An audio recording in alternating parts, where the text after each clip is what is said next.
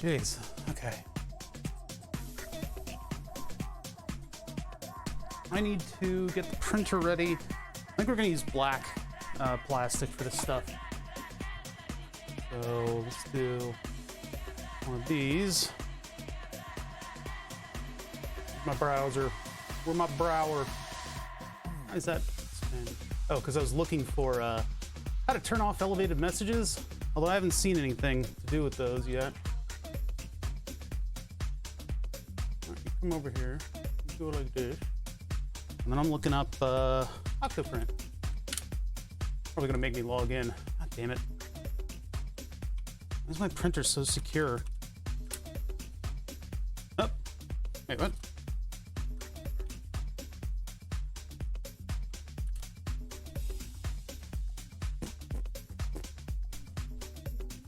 This is Lee Mages of PEX fame. He's a buddy of mine. Later. Ignore. Oh my god, go away. Paper. And then we're gonna restart the firmware. That means that this thing will come to life. You guys can't see the screen, that's the only thing. Now where is, let's see, stand cam properties, configure video, and then I need to pull the focus in a little bit. Pull it out a little bit, I mean. There it is. No low light. Well, it doesn't matter. We have one light source on this, so it's going to look very strong and shadowy. White balance needs to be 43. Better representation of what's actually there. Focus exposure. Where's our gain? No,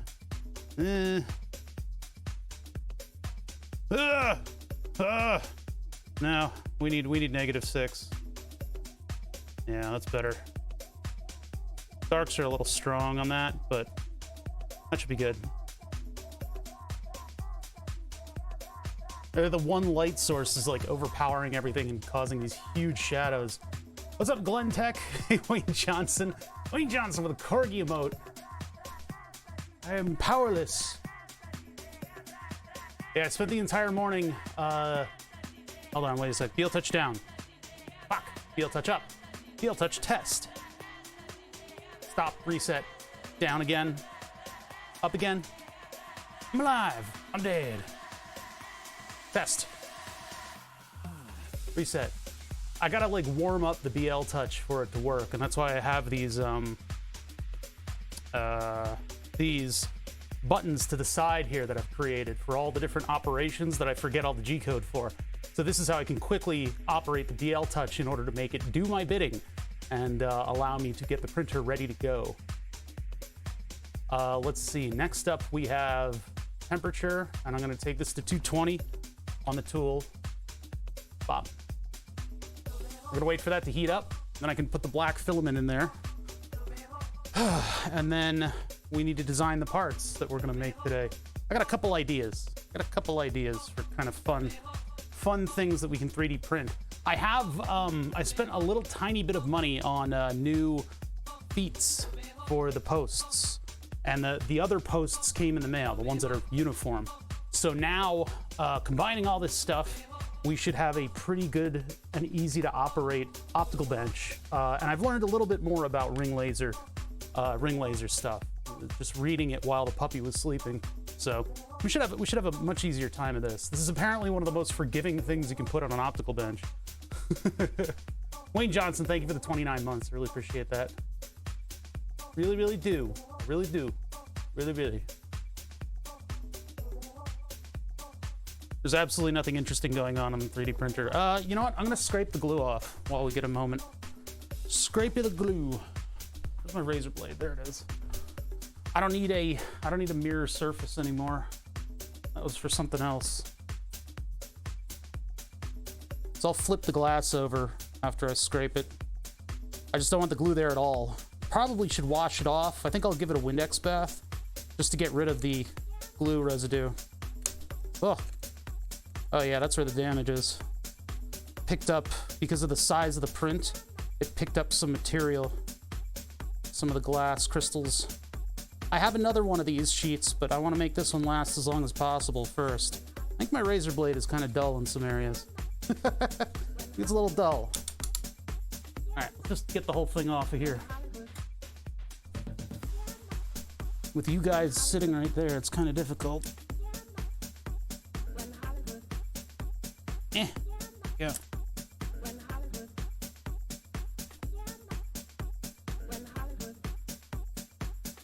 Music might be a little loud. What do you guys think?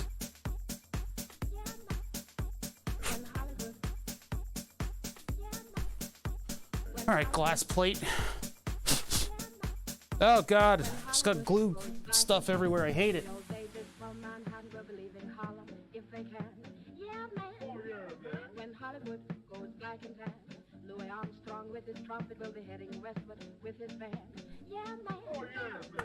First thing I want to do is scrape my optics.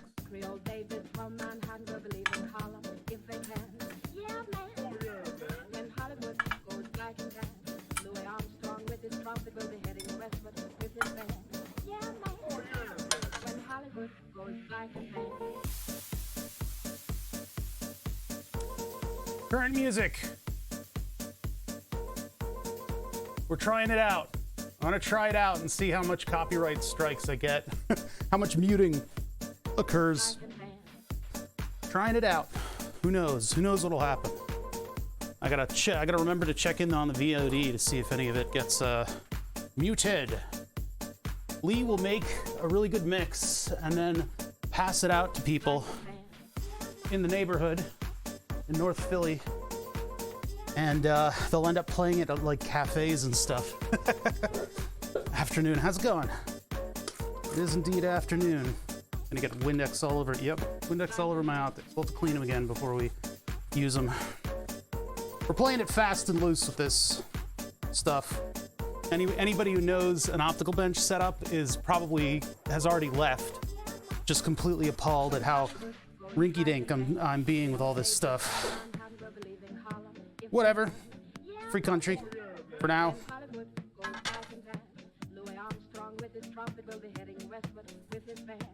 Mine's sugar. What are you talking about? You guys talk crazy. Talking crazy, trying to reach out to their streamer and say something that they'll respond to. I know the hustle. I live it. I live it every day. I'm out here trying to survive.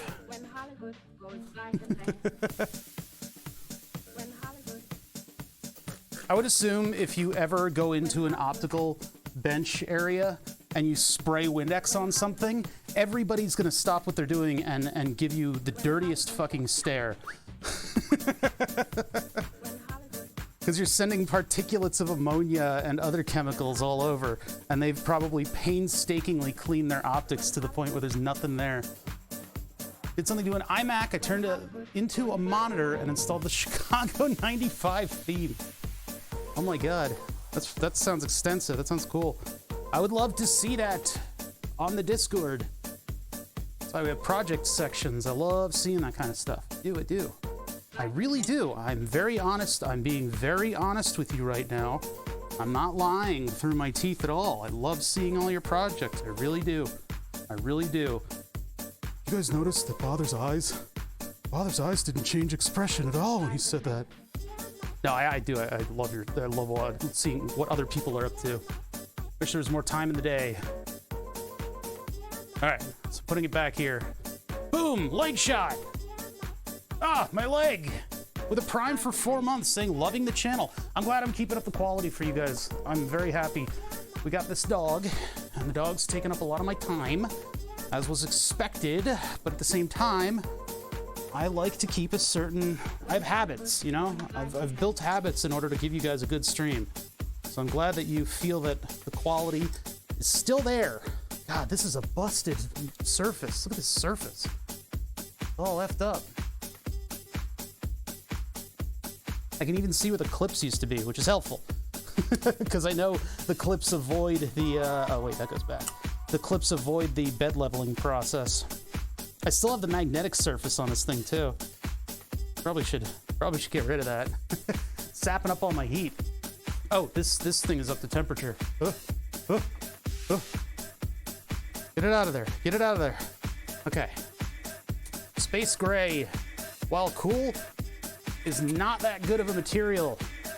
Creates these very rough prints that look like, I mean, the cool part about space gray is that the prints look like space age material because of the bubbling that occurs in it. And I don't really think running at a lower temperature would solve that. Oh yeah, here's the way I get the filament feed to get rid of the old materials, just by pressing in the filament while disengaging the roller drive. It's ghetto, but it works. It's ghetto, but it works. I could probably make a routine that would spit out the appropriate amount of material. Probably should do that. I should make a button that does this. But in order to make it feed, you have to do all the calibration stuff. And I don't do the calibration stuff. Ain't nobody got time for that. Can't automate everything. Gotta get hands-on. I can't see chat right now. I'm across the room. I'll catch up with you guys in a second. Need to put little TV screens all over the place that are gonna give me a... This song is kind of going on for a little bit, isn't it? Oh, it's this song. This is gonna get copyright. This is fucking streamer poison. I know this song. It's still gray. Why is there still gray? I feel like it's holding on to a thread. Why is there still gray? This is so much filament that I'm wasting. This is why they have cleaner filaments. I wonder if it's grabbing stuff from the nozzle. Let me get the nozzle clean. Remember, if I've ever heard the track via Space Cowboys, I know that it's a pop song, at least some kind of derivation of a pop song, and therefore possibly streamer poison, which will get my whole account deleted, and then Jeff Bezos is gonna teabag my house as he bans me from all of his platforms and life. One of his platforms is just simply existing, and he's able to ban me from that as a streamer. So he'll say, you know, Father, I'm really fucking disappointed in you for using that music. because it makes my platform look like a fucking joke. And then he teabags my account and it explodes. And I just simply cease to be. He has that power. He has that power. Billionaires get that power. Elon Musk could do it to me too. But he just simply doesn't care. He's too busy having really shitty takes on Twitter in order to distract people from his stock. Why is it still gray? This is not funny anymore. Stop being gray. Stop it. I think there's a little, like a little bit on the nozzle, and it's like stretching it out. Oh my god, it's like half and half at this point. What is going on here? Apparently space gray is the hardest thing to purge from your nozzle possible. I'm like tempted to just print something in order to just see. So, no matter if you're playing real loud, It looks, no, it still doesn't look, it's not black. Like, there's a little bit of a, like a weirdness to it, a little bit of a translucency. I know the other filament wasn't translucent, but yeah, there's just a little tiny bit of gray on it. Where is it coming from? Maybe I should just let it leak down for a minute. Or pump up the temperature. I don't know how, it shouldn't be able to hold on to this much plastic.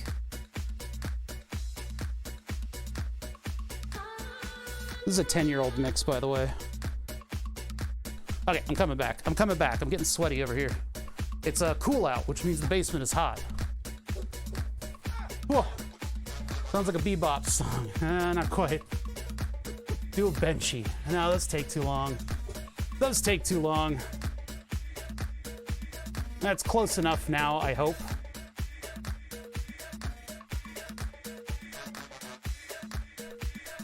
I think I remember this mix. This is an old one. Okay. Let me turn off the nozzle.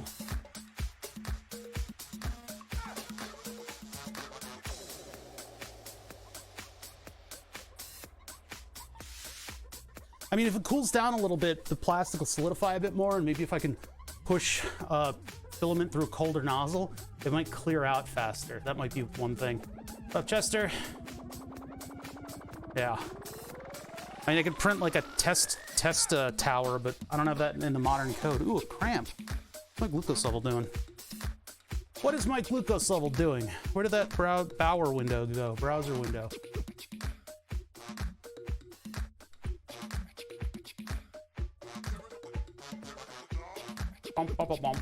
No, it is not. Why am I getting muscle cramps then? Muscle cramps are usually a result of suddenly either going high or low. I forget which one it is. Suddenly going low will cause me to get a lot of muscle cramps. I've been getting them a lot more on this system, this directed looping, the feedback loop system. I keep getting dog hair in my mouth. I'm on 100% clean clothes. I had a 100% clear rate with clothing this morning. I was able to get the last outfit into the washer dryer as I took my morning shower. I'm proud of that. Oh, there goes the windex. All right, whatever. Burp, burp, burp, burp. How's everybody doing in chat? I've barely been able to get control of my life. I'm getting there. I'm trying my best. Low electrolytes. I've had plenty of salt. I had spaghetti for lunch, leftover spaghetti with a very watery sauce, and it turns out the watery sauce is like perfect for pizza. It has that taste. So it's basically like pizza spaghetti, which are not that different from one another, to be honest. We're gonna get spaghetti, or we're gonna get spaghetti ingredients and make a pizza. We're gonna get pizza ingredients and make a pizza with this sauce because it's like pretty goddamn good. It's pretty good for a fucking pizza. I'm excited about that. Oh, and I need to clean off the bed surface. With diabetes, diabetics tend to get muscle cramps more, and the reason for that, I forget. Get more muscle cramps due to what is it? Lactic acid buildup, having something to do with glucose levels, as does everything with type 1 diabetes rather. I can't speak for type 2 because I'm not type 2 diabetic. I don't know all the ins and outs. I know the basics. We give this a nice slow scrub. A nice sensual slow scrub. We're gonna make some simple stuff and then print it. And then see how we've ruined the entire practice of optical experimentation. Probably could have 3D printed the entire setup. That might have been a little bit more interesting. I'm not brave enough for that. Plus, we emptied out the storage space and it had my old optical bench in it. So I'm like, you know, I'm gonna do these projects. I'm gonna do an optical project. I like me some optics. They're fun. A lot of fun to play with. Burp, burp, burp, burp. It's like circus music. I love it. I love this.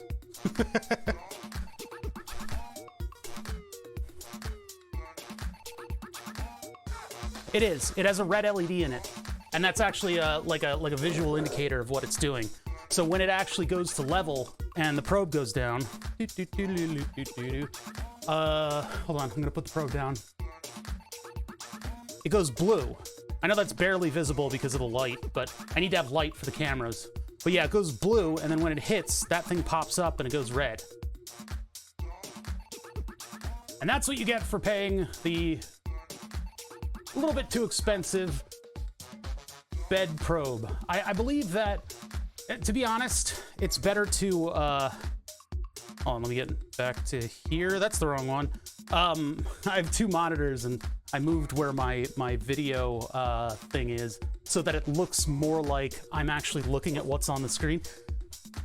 Anyway, what I was saying before about bed leveling, the capacitive sensing bed level, probably a lot better. I have an AC bed. I don't know if that works with the capacitive sensors. I'm not sure. I have a capacitive sensor and I should probably try it out on the thing because there's no moving parts, which is kind of important when you want your printer to just work.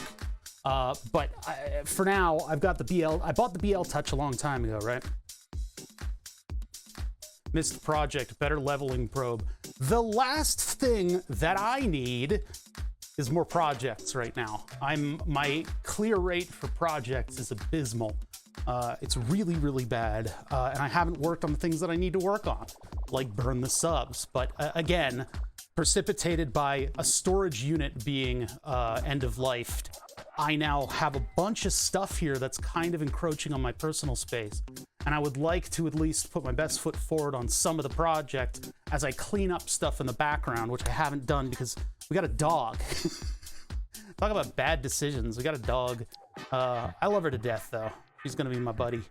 But there's a lot of time sinks in that, and I have lately, as of late, I have been overwhelmed by the amount of stuff that needs to get done around here. The garbage is piling up. Everything's getting dirtier and dirtier down here. And by garbage, I mean the stuff from projects of yore. And so it's just been kind of like, I've been sitting here just completely overwhelmed. Like, what do I need to do? And then of course the center of my brain that needs those little tiny hits of dopamine ends up distracting me away from what I need to get done. So at some point I'm gonna snap, I'm gonna lose it, and I'm gonna clean up a lot of stuff down here. I'm gonna throw away a lot of things. Things will just go away. As much as it benefits being a pack rat, what I'm looking around at right now is a whole bunch of garbage, you know?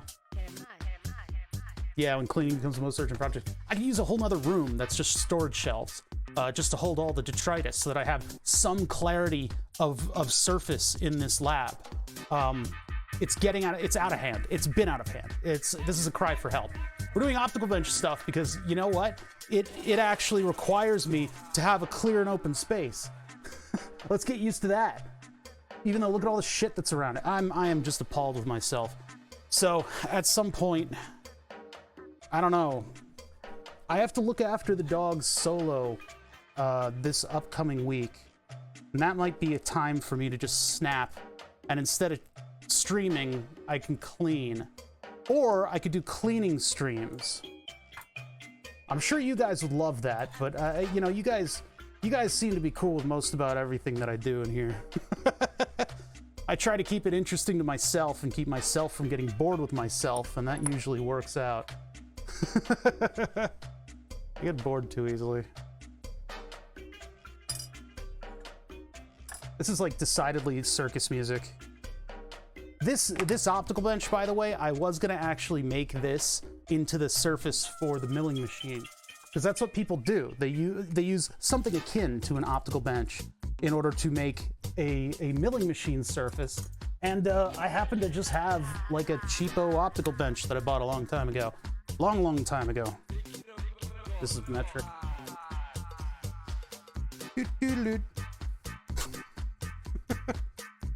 I know, all the hidden gems. But then you guys will have like this knowledge of the projects that I'm working on.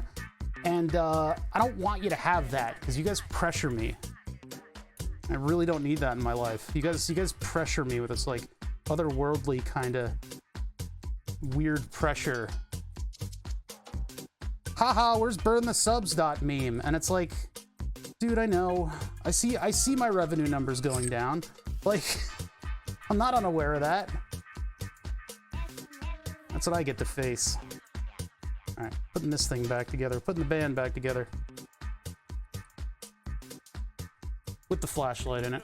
I'm not using the clamp for the laser anymore, and I want the ability to swap to one of the other lasers too, so we need to figure that one out. I don't know how that's gonna work. Those other lasers don't have any means by which to level them, which is something I may or may not have to worry about. I don't know.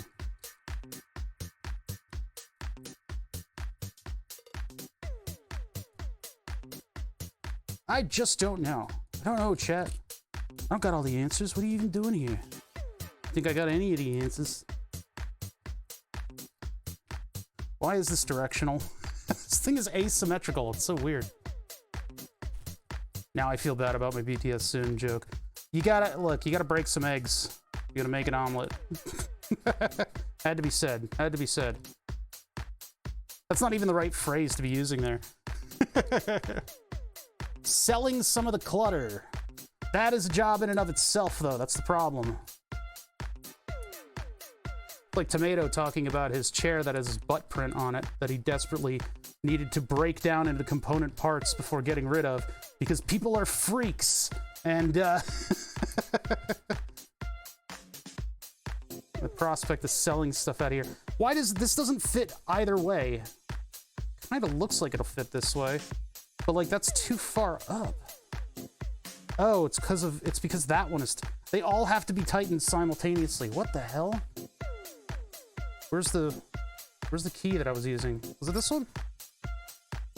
Would take Tomato's butt print chair. Only if you make a plaster Paris mold and 3D scan it for the rest of us. Yeah, don't count your omelets before you break a couple chickens. Exactly. That's what I was thinking. Exactly what I was thinking. Yeah, and I look, I know you guys are joking around, but it's like this background pressure, and I know a lot of streamers are crazy people. They are just like bona fide crazy people, and they put pressures on themselves that shouldn't exist. Any reasonable person. Where did the bolt go? What? Did I go into a fugue state? Where did my frickin'? It was right. I had it. Chad, I had it. It was there. It is. Okay, it rolled under. Selling cast iron joiner planer. What the hell is that? I don't even know what that is. I mean, I needed a planer for burn the subs, but I just have a orbital sander that I'm gonna spend some quality time with in order to prep the board when the time comes in 2027 or whenever the fuck I get back to that fucking thing. Okay, so all three, this is a weird design. I don't like this design at all. It's like all three of these need to be tightened at the same time or else the thing doesn't fit together. Yes, I can read. Typing it a second time does not help me read it better.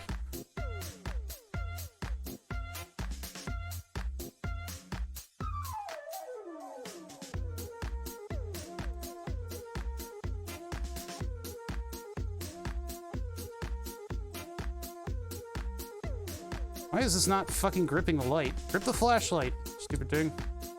I don't think the flashlight is made for this, which is why it's all crazy.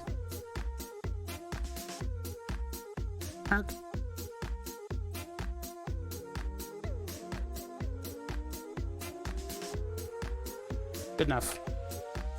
This is for the bug assault, and we used it in order to hold on to a different laser that I bought a long time ago that has an X and a Y adjust on it.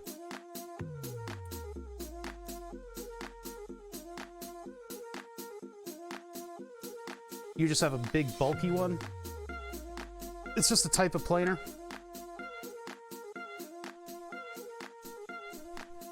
I'm sweaty already. Oh my god. It's it's actually like cool out, which means it takes a while for the ground table to catch up, and so inversely temperatured is the basement. It's like 74 degrees down here, and I'm dying. I'm just not made for anything above 72.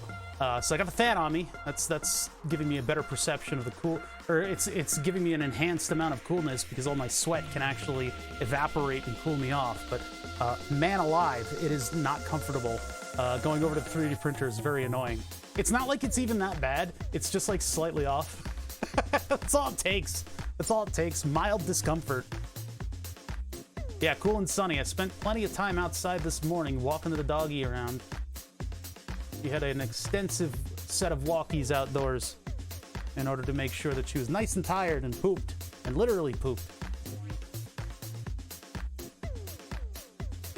The humidity, I have a sensor and it's 54%, which is pretty dry.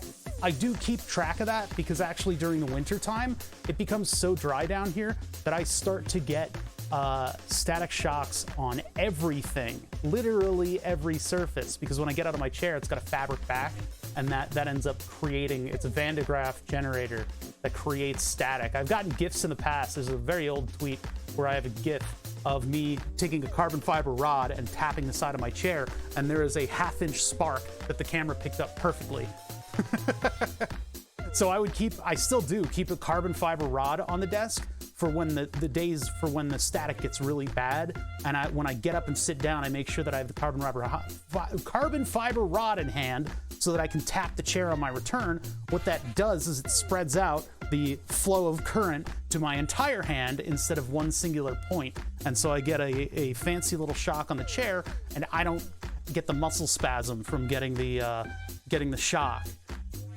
It works for a while, but what I've ended up doing is getting an ultrasonic mister down here. And I guess I'm gonna have to buy another one for next season, for this season. They're like $30. The one I had was okay, but it was kind of gross. So, Lee Majors. I have absolutely no idea if this entire thing is gonna get muted. You're weird. You're weird. I don't like the shocks at all.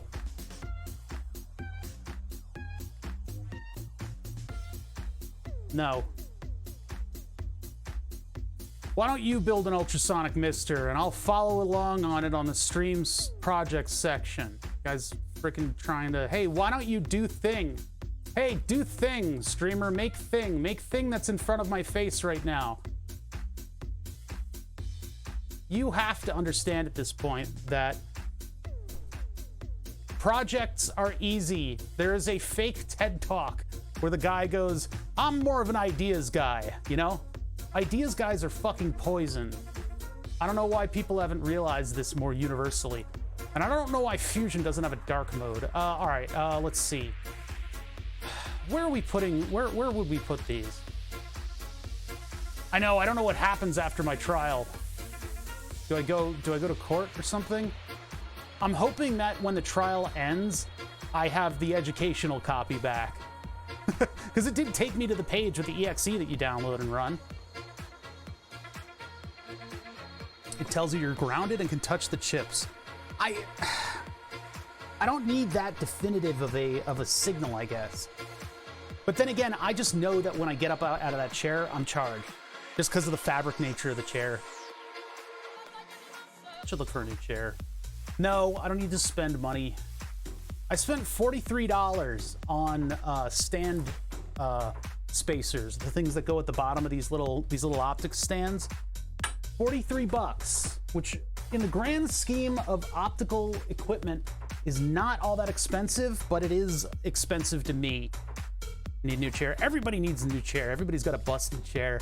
It's like one of the most important things that you can have in your setups. Everybody's got these thousands of dollars that they pour into their computer setups and their keyboard. My keyboard needs to feel just right. I cannot type unless my keyboard has cherry MX greens with special springs from Indonesia that have been blessed by a shaman.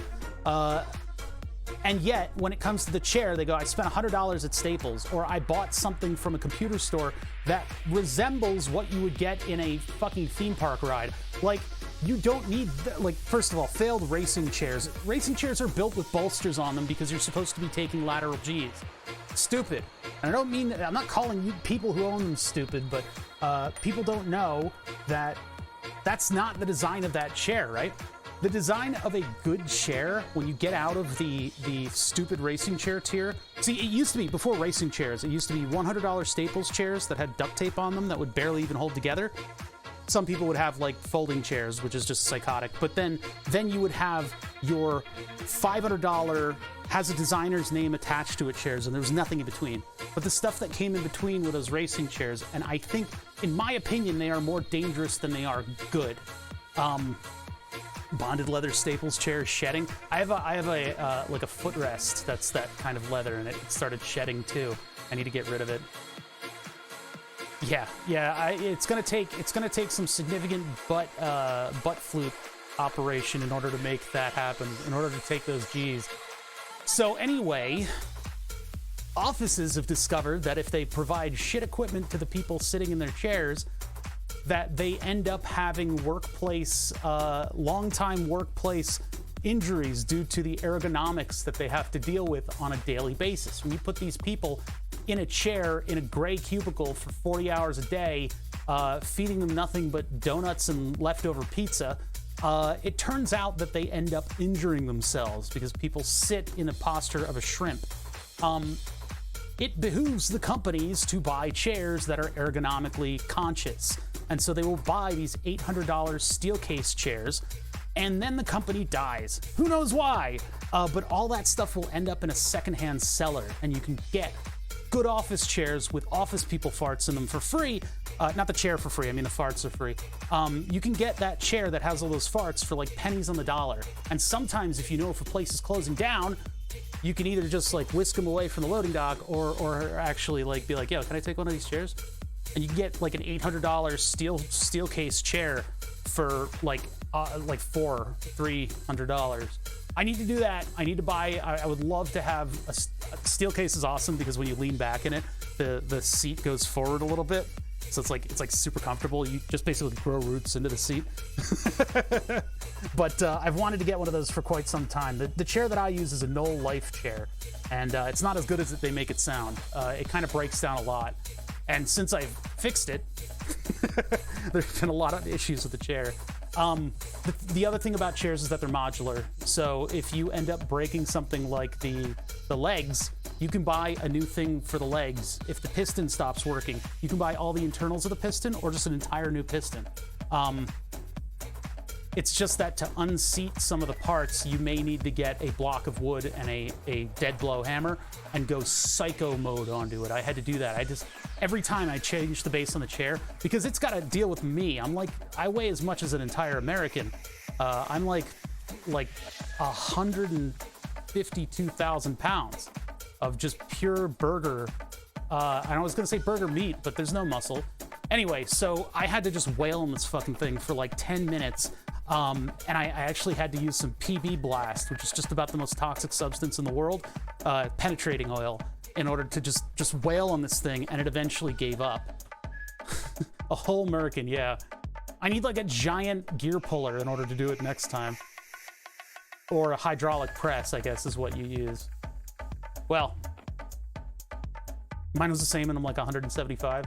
Can I like donate some fat to you? Because I could lose quite a bit at this point.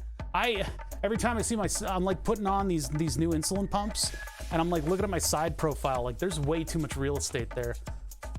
I haven't noticed over the course of a couple of years, because every single angle that I look at myself on is like, it's like the fat person Instagram angle. You guys are at an upward angle looking down at just my top half, or just, from my tits to my top of my head, and that hides the fact that my side profile is embarrassing right now. So I've stopped eating food maybe, as just like a whole, that's my new thing, is I've just kind of like stopped eating food. More space for tattoos. I don't like being spherical. I'm all stomach muscle. I probably have quite a bit of muscle underneath this frame because I've had to lift 250, 75, let's be honest, pounds all over the place. I've started, you know, since we got dog, we're moving around a bit more, so. It's a speed bump. Ladies see it and they slow down. Blue meanie. Wow. You're going back to the 70s. That's going before my time, man. Double whammy. Like, oh boy. If I'm thinking it's that reference, I could just be getting confused. I'm probably just confused. I've been alive for too long, chat. There's too many references in my brain.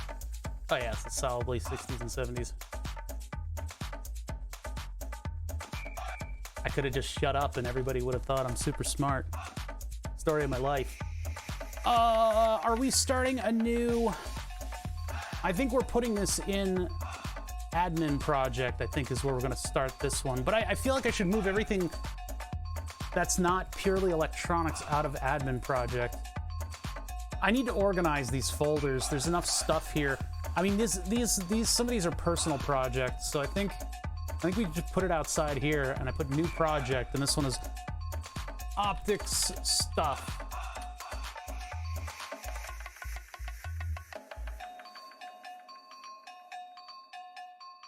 Wait, why did that have... What does that logo mean? What does that mean? What does that one mean? Okay. We have a bit of cowbell on this track. Save this as laser mount. Actually, laser diode mount. Hello? Who did you just like bow bore? Oh my god, that's a lot of chicken emotes. Rename. Laser diode bench. This is too many descriptors.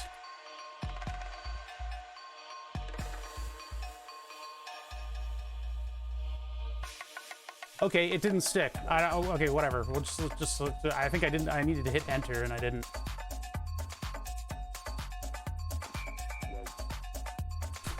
This is like the preset on a Casio keyboard. What is this?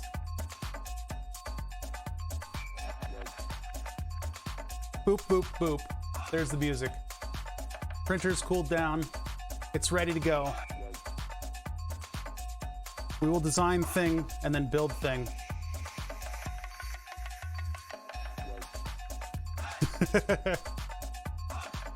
Yeah, I mean, and those are approaching Party Parrot, although, god damn it, Twitch.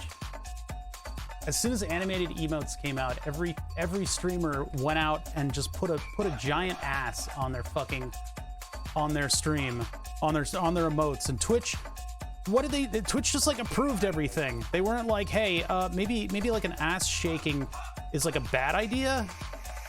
I don't know.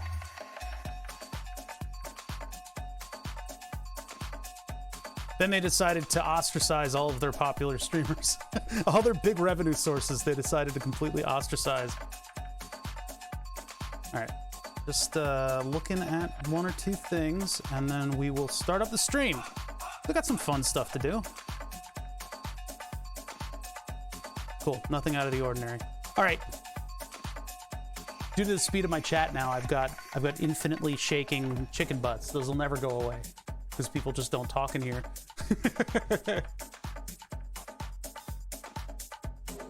All right. So, Lee Majors, we're trying it out. We're trying it out. Gonna see what gets muted in this thing. This 10-year-old mix. Oh my God, he's using 10-year-old music on his stream. Absolutely illegal. You ever think of switching from Twitch? I mean, we've built a really good audience on Twitch. It would be very convenient to have all the VODs published on YouTube and like permanently there. In terms of like agreements, I know people have said that Twitch opened it up so that people could stream like like on YouTube and Twitch at the same time. I don't think that's the case. I'd have to really go over the language of the contract first, because I think what they've enabled is you to post a short form streaming type content on another platform, like, you know, like post to TikTok that happens to be like a clip of what you did on stream. I think that's what they opened it up to, not simultaneous YouTube and Twitch streaming. I think they've retained that level of exclusivity, which means that I've signed away everything already, and I don't know how I would get out of that contract.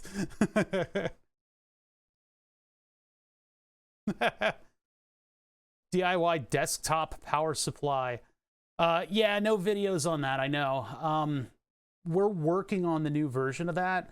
I mean, I need to sit down and set up all my editing tools on my main computer. That's what I need to do. And then build a habit of editing, but I don't know when I'm going to find the frickin' time because of the, you know, dog. New dog, who dis? I just don't know. I stream typically 3 days a week. That leaves a lot of the week open, but I also spend a lot of time during that open time working on the complex projects that you guys see in order to keep the ball rolling. I have been out of sorts as of late because we got a dog, and I've been responsible for a lot of the care of the dog. I have the dog solo next week. That's going to change things too. I hope that's not going to interrupt streams. I don't think it will. I'm going to have to take the dog down here, and I didn't have her down here very much as a young puppy.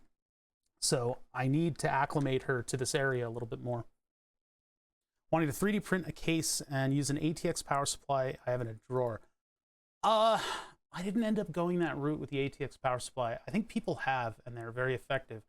But in my opinion, on the operation of like stepper motors, in order to, you know, the things that make up a 3D printer, those stepper motors, love power. They love voltage. These industrial motors love voltage. They love operating at high voltages. I don't know exactly why. Dog can be stream mascot. Well, I am under obligation to make an emote for her. Anyway, stepper motors love higher voltages. Heaters love to have a lot of power delivery to them. So I actually used a 24 volt power supply. I think it was a combo 24 volt, 5 volt. Might have just been a 24, and I have a 12 volt regulator that pumps down the current so that the fans can run on 12. But more power, better motor operation is that's sort of the principle that I was operating on. Now, an ATX power supply, I think you can get away with. I think you can do that and get really good operation out of your printer with that. But I haven't done anything on that. I haven't done anything. And the enclosure that we used for the 3D printer, oh, my neck just made the hugest cracking noise. Oh my God, what the fuck? It's still attached. The case that we used for my printer, that is from Alibaba. I bought it because it's part of the whole sphere of DIY audio equipment that people put together. These audiophiles will put together their own DIY audio equipment. And originally, what I wanted to do is take the headphone amplifier and DAC that I had and put them in the same box so that I had one box to carry around with me. And then I just gave up and plugged my headphones into the back of the computer during LAN parties. There's no point in making one singular box for all that stuff. That was for shit audio stuff. But the power supply for those things is like all over the place. Like one of them takes 9 volt DC. You're like, huh? And then the other one takes like, it was like 15 volts AC or something like that. And it's like, huh? It was like a combo of a couple different voltages that it's just like impossible to produce. So whatever. ATXs have a lot of different powers on them, and you can get a lot of wattage out of them very, very easily, right? And then you can also turn it on and off remotely with the power button lead, which is good. And then you also have the quiescent 5 volts that stays on in order to keep the USB slots alive that you could use to power the electronics that turn it on and off using the power button lead. So ATX is it's a very versatile kind of power supply to put into a project like that, like a 3D printer. Now, actually what I'm running is one high amperage 24 volts and then stepping everything down. 3, 5, 12. good choice. Thinking more. The thing about the electronics that run 3D printers is they just want like 12 to 24 volts in. They'll make their own power for everything else, and they'll supply their own power to other things in order to power them. So you don't need to jump around a lot. You can just feed it one big powerful lead and it'll make do. So speaking of printers and stuff, as my glucose level climbs into the stratosphere, we are still working on the ring laser gyroscope because this is personal. This is something that I've wanted to do for a long time. I've wanted to prove out one of the fundamental, I don't know, what do you call it? Not principle, because I don't care about the principles involved. I just care about the results. I've wanted to prove out that, like, for myself, that the Earth is spinning, right? Yeah, sorry, it's personnel, kid. I've wanted to prove for my dumbass self that the Earth is actually spinning, right? We're on a little marble that's been flicked off, a little booger that's been flicked off into space at amazing speeds. One of the ways to do that is by using a laser beam, which will, I guess, decouple you from certain physical properties. I don't know how to describe it. The easiest way to describe it is that if the setup with the laser beam is spinning, it'll perceive some of the mirrors as being closer than the others. And you do that through interferometry, which is something that they used to do way back in the day. Scientists are crazy. They would set up things where they were bouncing light back and forth and making it do all this crazy stuff, only to hit a beam splitter back and make an interference pattern. And they're like, ooh, look at this interference pattern. Then they do a lot of math, I guess, until they were blue in the face, and they were able to prove out different fundamental theories of the universe. And in fact, this principle started as a way to observe ether. They thought that because everything exists in this weird nebulous ether, that as photons move through ether, they would have some kind of like a wake behind them. It's not what happens. It's not how anything works, but they thought at the time, and with the tools that they had, they would take white light and bounce it back and forth, and using this specific kind of bouncing, they were able to get a nice clear picture. I forget what that led to, but I've read a lot of this stuff. What that eventually led to, though, is the Sarnac. It's a French word, man. I don't know how to say it. But this effect is important because what happens is if you split a laser beam so that it goes two directions, and then those laser beams bounce off of the same path to come back to the same observation point, you will get an interference pattern that is very sturdy. As long as those laser beams, they can go along a weird path, just as long as they both go on the same path. When they get back to the observer, the phases of the two waves will vary if you twist the setup. So if you get them in phase with one another, and they're amplifying one another, and you start twisting that setup, because of the nature of the direction of light, as it twists, I suppose, those two laser beams going along the same path, one will have a longer path, because in the time that it travels from mirror to mirror, the mirrors are moving, I guess. And so you get a changing of the interference pattern because the two coherent beams of light are out of phase with one another. It's same thing with like audio waves and counting beats. When you count beats, and I don't mean like percussion. I mean you have two strings that are resonating at the same frequency. You're able to hear, good musicians and maybe even bad musicians, because I can do it. You're able to hear it go less, it quiets down at a particular frequency, and those are beats. And that's when those two waves are getting out of phase. And so if you can tune out the beats, you can get very, very accurately within tune. And so the same thing happens with laser beams, and that's why we get this weird wavy interference pattern on things and light. That's why we get these interference patterns, which are like bands that you can just observe. And so if you put that onto an electric photodiode or whatever, I haven't figured that part out yet. You can put it on an oscilloscope and you can see and characterize the spinning. And this is a way that inertial navigation systems, part of a way that inertial navigation systems work. Inertial gyro, like the really sensitive gyros, the ones that we spend, hundreds of millions of dollars on in order to just fucking throw it out into the ocean and have it explode. That's what these things work on, these ring laser gyroscopes. I don't know if they're current modern technology, but man, they were pretty crazy stuff. Is there a minimum distance for the path for this project to be realizable? Well, ring laser gyroscopes are about this big, and we're working with a slightly larger area. Depending on the amount, and this is the cool part, it actually, the sensitivity of the optics, the sensitivity of the system depends on how much area you've enclosed with the laser beam. It does, PP hat. Yeah, that's what I'm saying. The area that you've enclosed in with the beam, I don't, because you want it to twist, and the twisting compounds, right?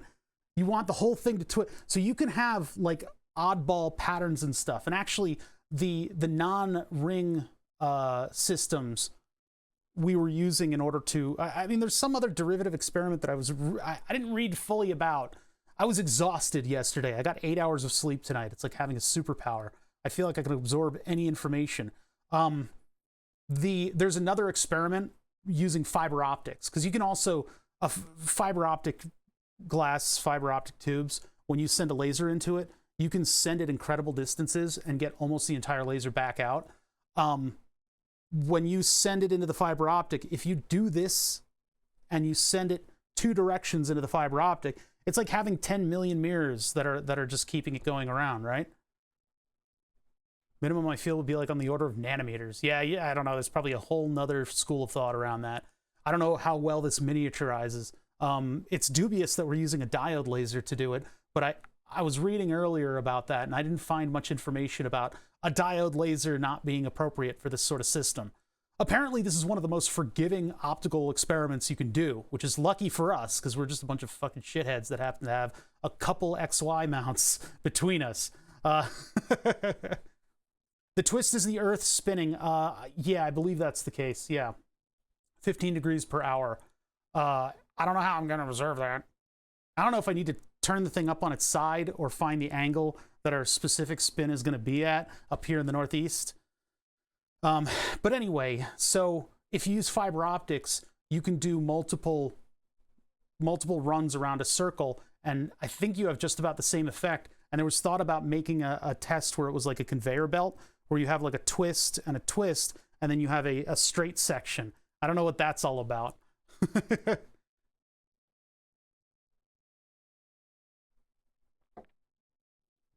Yeah, ATX power supplies are nice to make desktop power supplies. If your projects are like digital, that's a really good thing. So anyway, the Sagnac effect. I don't know how to fucking. I wish I thought I was gonna try to listen to the name at one point and be able to relay it to you guys and sound like I'm smart, like I didn't just fucking cram before a quiz. Reading a ton of fiber recently. I bought some fiber networking equipment. Very little of what I read is applicable here. Yeah, I have a little bit of fiber networking equipment, but we're not going to do. I'm not going to involve. I don't want to involve fiber optics. Fiber optics are expensive. They're really expensive. In fact, I can't do anything else.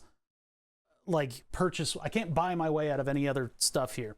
We had some nice eBay auctions that netted us some cool stuff, but I think we're now in a position where it's time to just work on this stuff, right? Now I have a lot of this weirdo optical stuff, and I have a lot of different stuff that we can utilize. One of them is, of course, a now very, very expensive helium neon laser. I did not know these things were so expensive until we looked up the prices on them. Holy shit. This is a plate that mounts a helium neon laser on an optical bench. The problem being that the helium neon laser takes up most of this bench. So all that beautiful optical clarity that we get out of the fluorescent tube laser, I don't think is incredibly useful to us here. I really don't. So, wait, is this curved? This thing is curved? That could actually benefit us. Well, maybe not. These optics are so dirty. I don't know where they came from an eBay auction. Anyway, my thoughts on this, and you can see that I've broken everything down. I actually received the second eBay auction that I went for, which is a bunch of posts that are now uniform, which satisfies me greatly. The other thing that I've done is I've gone on Thor Labs' website and I purchased some of those stands that I was talking about. So instead of these square jobbies, which don't offer us a lot of adjustability, they kind of have to fit in a particular way on your optical bench, and then you can kind of sneak them back and forth like that. That doesn't really help us. We need like 45-degree angles because we've got bouncing light all over the place. So if I want to alter the distance that the mirror is, I have to move it forwards and backwards like that. These don't really help me do that. You can use them in a lot of creative ways, and they are nice, but nope. So $45 later, I have a bunch of the mounts that are literally going to arrive maybe late at night today that are like this. And then I have one much longer one in case we need to put the laser back into the position that it was before. I would like to 3D... There's a dust bunny. Get out of here. Freaking rabbits. I would like... Oh, yeah. I also found this. This was going to be for an exercise project, and considering what I was ranting about earlier, obviously that exercise project hasn't happened. I was going to hook up my bike on the fluid trainer and make it into a controller. And as such, I wanted to be able to twist the entire front fork. And so I bought a cheapo bearing turntable. Had this sitting in the wings for a long time. So this can allow us to actually twist this. We won't get a good rate, but yeah, it's a Lazy Susan is the other name for it. You can buy them as Lazy Susans, but they're not meant to take a much load. This thing can take, you know, my weight plus. So without the legs on this optical bench, it'll hit up against this and I can twist it. Problem is I can't get 180 degrees of twist on this thing. I might be able to put it on the stool over there, but in that case, how is our the stuff that's observing the target isn't going to twist? Or the cables are going to get all twisted up. I don't know how we do that. I mean, maybe we can just have it for testing and I could just go back and forth, and that'll look okay. So that's what I've been thinking of for this. We can knock all this stuff out pretty easily. I need those parts to come in the mail so we can get all of our optical mounts, you know, moving and sliding and stuff. I want to have the maximum area captured under this thing. And if I do 3 mirrors, I have to figure out what the optics are through this splitter. This isn't quite like the actual ring laser gyroscope. On top of that, I don't have another one of these. These are really expensive. These are like $100 mounts. Now, the price I paid on eBay was much less. I could use another one of these because one of the optics that they like to have in these systems is basically the laser beam goes in one side, it hits up against a mirror, bounces back out. And they use that in order to take one of the beams and turn it around and then put it back onto the target so that in some way, shape, or form, it looks like it gets a better interference pattern is what I'm trying to say. I don't know if we need to do that, though. This is a very forgiving setup, so we might be able to just get away with doing the basics and getting a really good result. What am I doing? Face cam. There we go. Hi. So what I want to do today, since optics stuff is very expensive and I've spent way too much money on this stupid little project, I would like, and hopefully this stuff comes in handy later on. I think it will. I think we'll be able to do some cool stuff with this in the future. I just need to do a lot of research in order to figure out what kind of other projects we can do with a diode laser and an optical bench. There's a lot of cool stuff that you could do. Holograms, yeah, but you're not going to make a good hologram. And I don't have like a little miniature of a wizard to put in the field of view. Like, because if you make a hologram, it has to be like a dragon or a wizard, right? That's what I understand about holograms. So that I don't have, and you need incredible amounts of stability in order to create a fiber optic image. A fiber optic image is a way to use coherent light in order to store far more information in film than should be possible. It's weird. It's weird the way it works, and I don't fully understand it, but in etching the medium, you're storing a whole lot of information on every single point of that thing, to the degree where you can look at it at different angles, and the way light is refracting against it, you can see the different angles of the object that has been placed, I think, behind all of it. So You have no, that wasn't the hologram you're thinking about. That was something or other's ghost. Stars, ghost, optical illusion, Pepper's ghost. That's what that was. Actually, I don't know if it was Pepper's ghost or something more complicated than that. It might have been just a projection on water droplets. I forget which one that was. Anyway, yeah. I think what we need to do is supplement the incredible expense for some optical equipment with 3D printing. And I've got a couple things that I want to try, and these should be quick prints that we can do on the stream. We'll have a little bit of break time in between this stuff. And then if I don't think my mounts are going to get here anytime soon, but I'll check a little bit further into the afternoon to see whether or not they get here. Now, some of the stuff that I got sent, because I bought this eBay auction, was just a smorgasbord of stuff.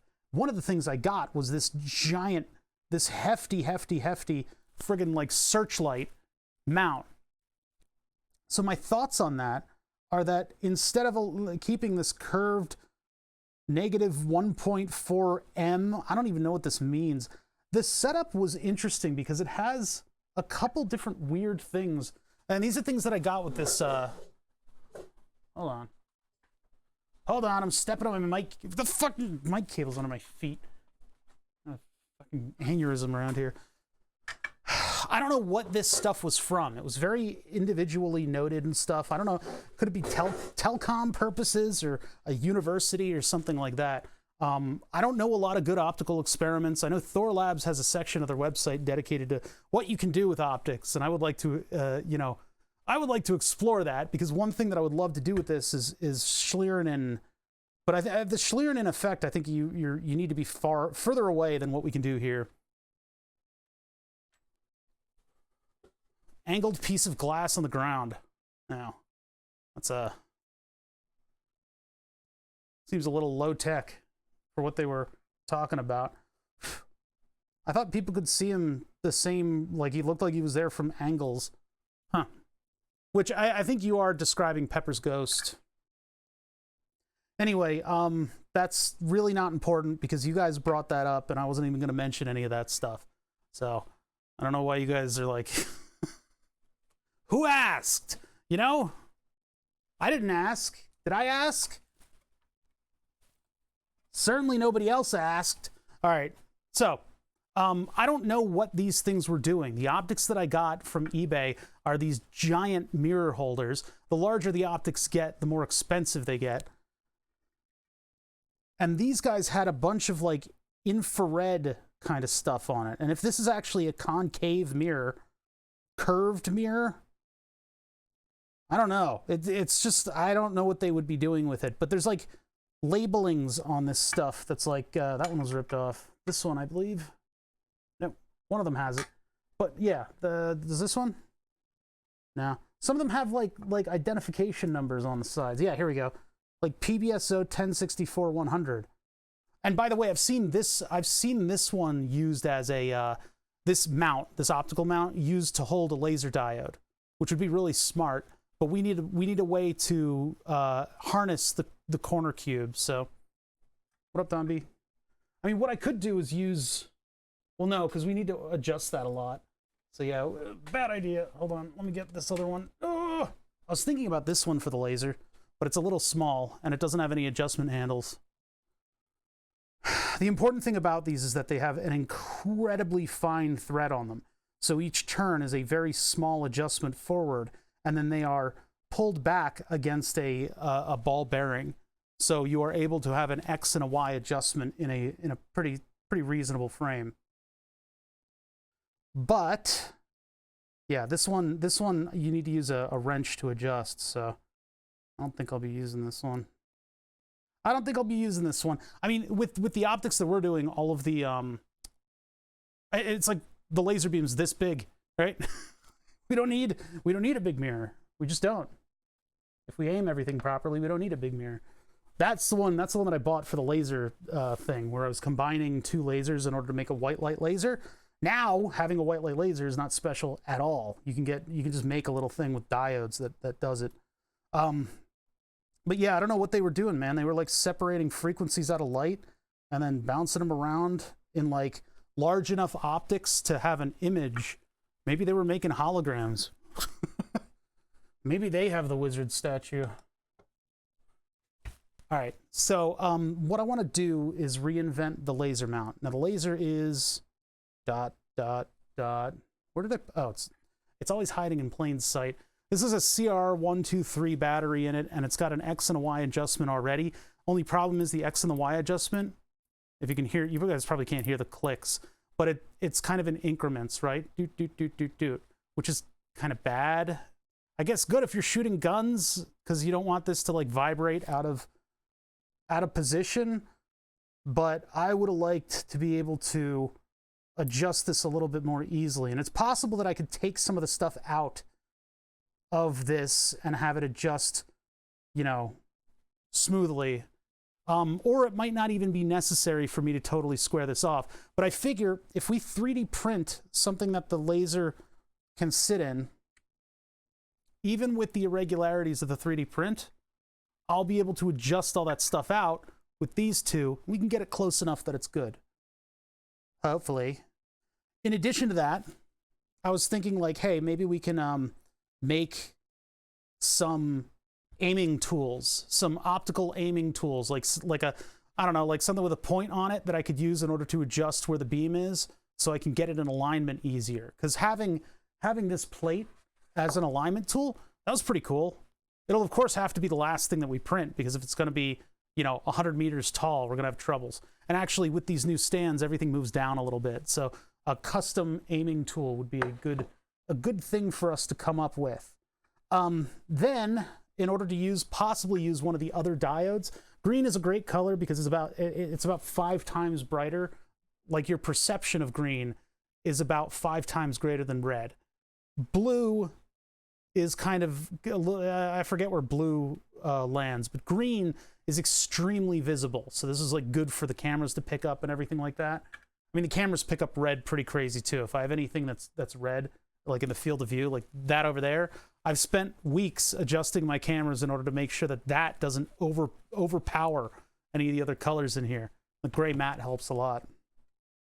But what I was thinking is that this giant friggin' searchlight optic that I have, cool as it is, it can do this.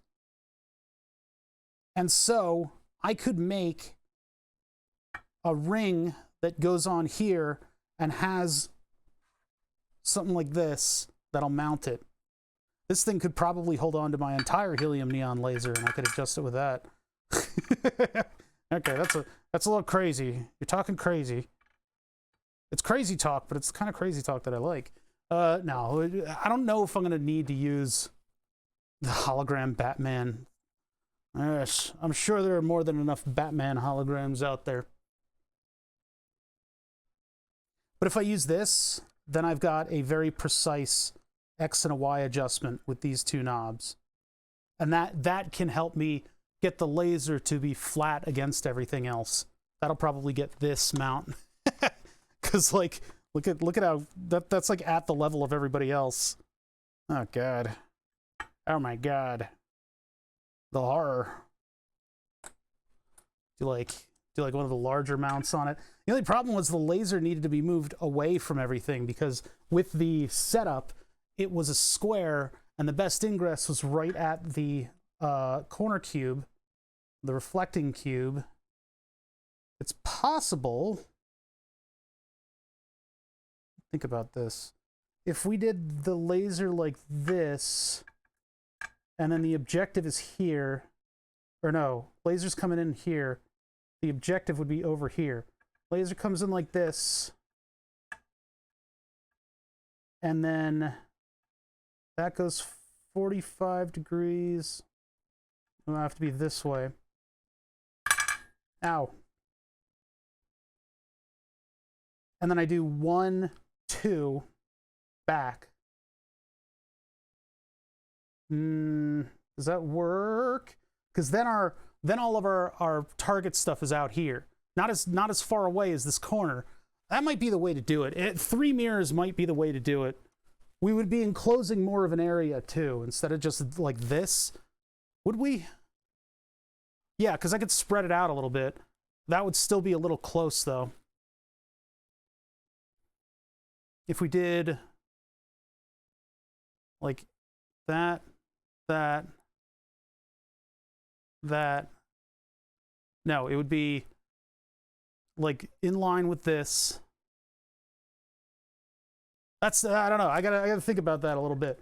If we do a triangle, I might be able to get a better setup. And we might be able to utilize more of my weirdly shaped optical bench. Get this stuff out of the way because it's bugging me. So yeah, that would be, well, anyway, 2 laser mounts is what I would like to get. This will mount directly to a post, right? Because it's got all the adjustments internal to it.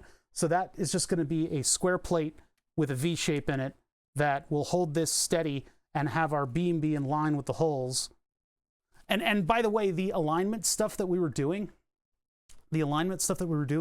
last stream, I don't think we needed to be as precise as we were being. I would like to keep that level of precision and higher, but this is a fairly forgiving, the measuring from mirror to mirror was not necessary.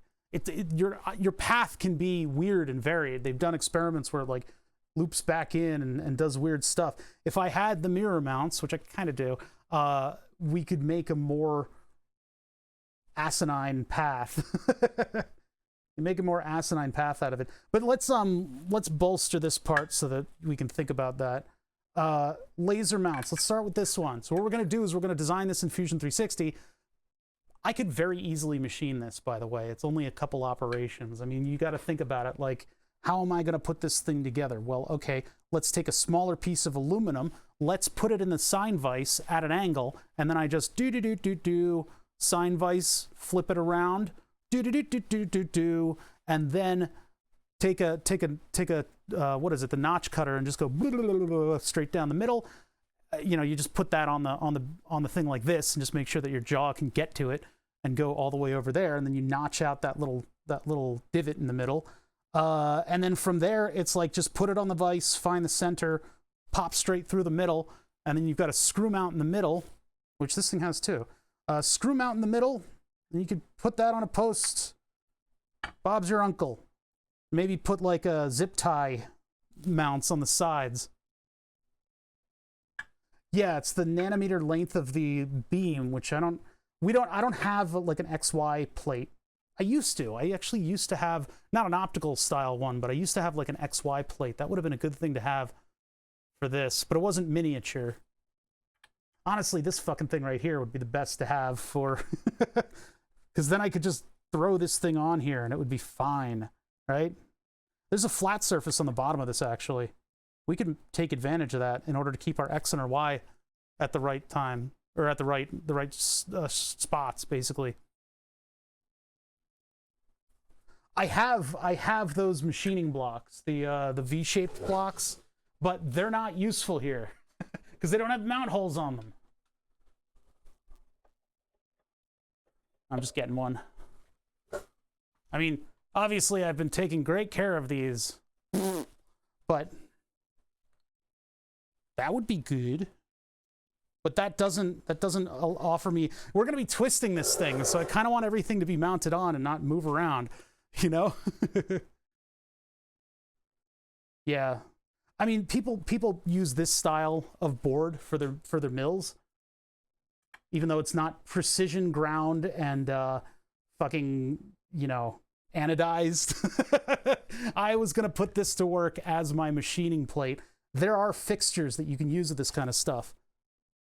Actually, Thor Labs sells a lot of that too. But not for machining. They're you know, the machining fixtures would be pretty useful. If this thing had like a threaded hole in the bottom, I could probably utilize it, but I don't think that's going to be the case. Okay, so let's get to Fusion. Fusion 360, because the sooner we can make this solid, the sooner we can get our first print of it done. And this is going to be fairly simple. So, sizes. I mean, it's going to be the size. This block right here is basically our prototype. We'll just make a much softer chamfer on it. Oh yeah, calipers. Oh, they're right here. Good. I thought I left them on another desk. Bring this in closer too so you guys can see what we're talking about.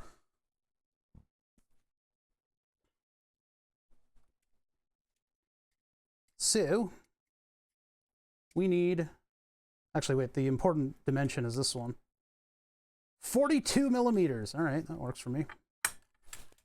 Now, this is going to be a block with a hole in the center, because I'm not going to use 2 posts on this. What do you think I'm made out of money? So 42, actually 42 is the other length. We'll do this sideways. So this is going to be 32 by 42, 31 and a half. What are these people smoking? I think 32, 42 is fine. So we'll do 32, 42. You know, that doesn't really strike me as, actually, it's the other way around.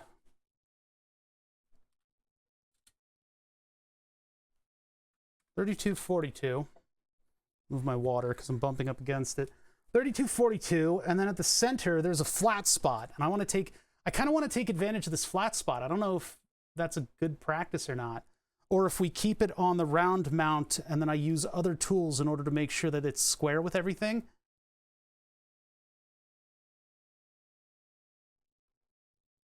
I don't know if I should take advantage of the flat spot on this thing in order to make sure that it's straight up and down. I don't know because if there's one like little piece of detritus in this thing, well, let's just put it in there. It's 21 millimeter. It's 21 by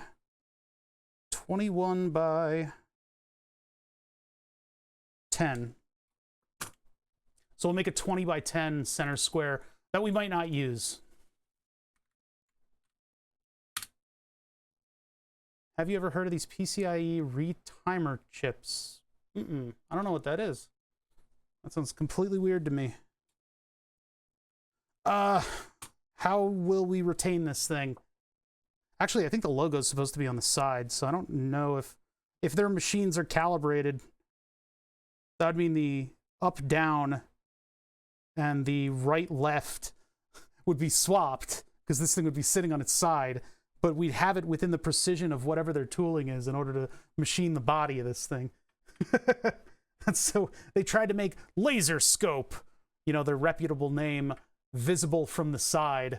Not to mention the fact that this thing might not be adjustable enough. I don't know. I mean, we've got this other one to work with. We'll be more precise when we get there. I think maybe we should leave the flat spot out of this. So I'm going to get rid of the 10 by 20 for now. I can always remeasure that. Oh, God. Center squares are really kind of a bitch to deal with in Fusion 360. There we go. And there goes my educational license. Okay, 32 by 32. What other features do we need on this? We need a center hole, but I don't need to worry about that yet. That'll be what we do later. First, we need to make the V trough, and this is an extremely simple thing. Oh, we need the little divot in the middle. I guess just like a 2 millimeter divot. I'm gonna measure this one. Yeah, it's a 2 millimeter divot. Of course, it's a 2 millimeter divot. Can the 3D printer create something to help us clean the beam up of our diode? I think it can. I'm gonna hold on. Let's ADHD for a second here. Save diode ring diode circular cap.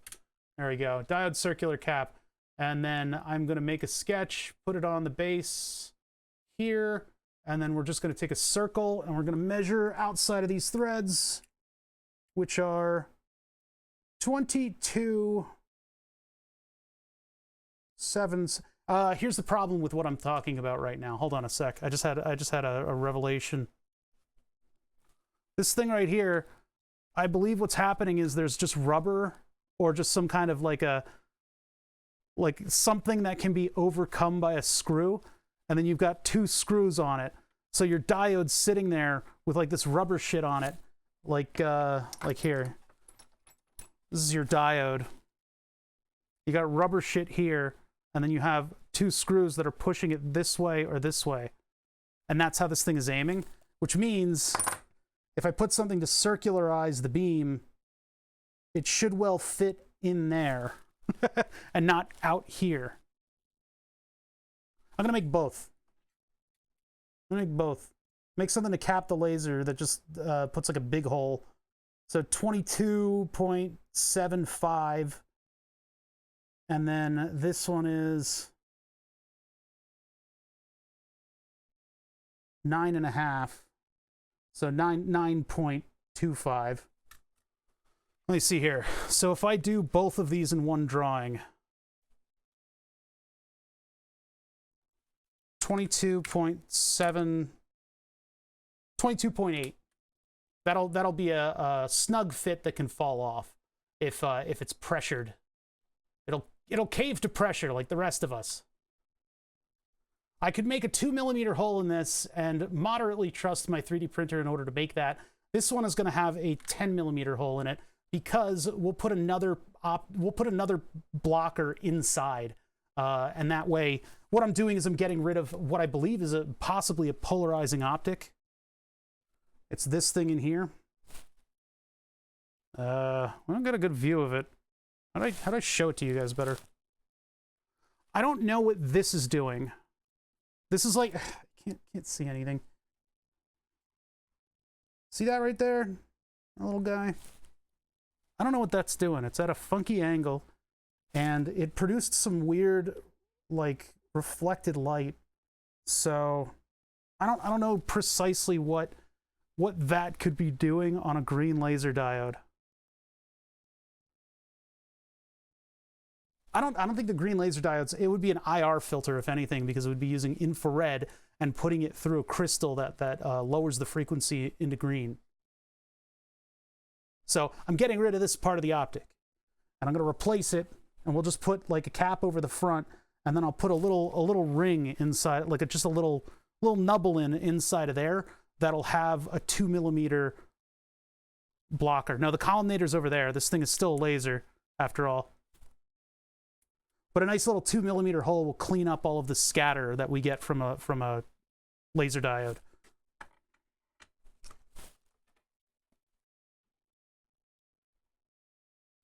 This thing is constantly warm. I guess it's because I'm handling it. These are like as simple as they get. These little things that I'm creating. I could make like a knurled edge on the outside to help me screw it in, but I don't need it to look fancy, so. Cheaper green lasers or UV lasers shifted to green. Oh, there's the other direction.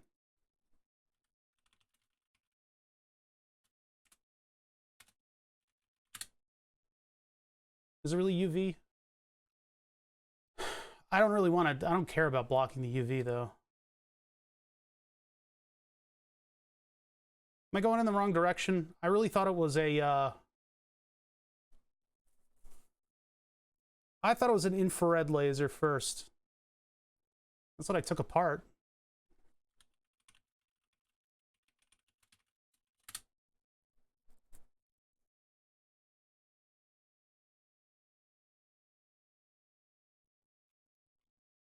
Oh yeah, my eyes feel great.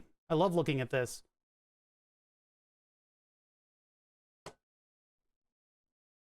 Pump laser, pump focusing, 808, 1054. So it's a near infrared. It's 808 nanometers, but that's in the pumped type. I don't know if the technology has changed. A bottle top. Yes, I can do a bottle top and put a hole in it, but I'm trusting my 3D printer more than my own machining ability. And that's sort of been the path of this stream for a long, long time. You guys pumping? You guys pump?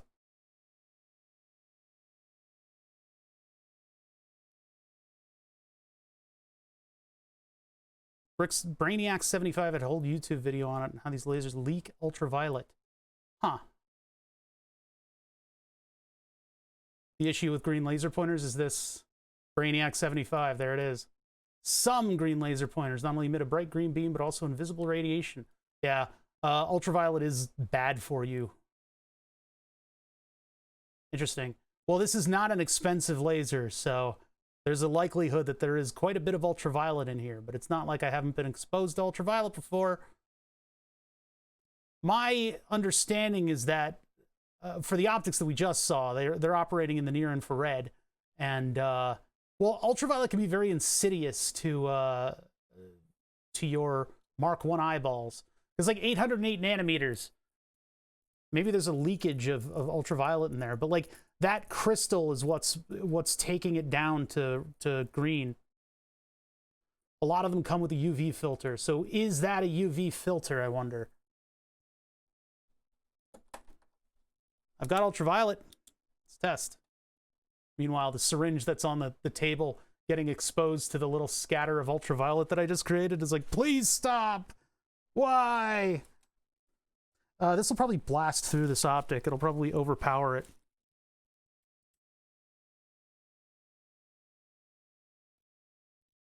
I'm unconvinced.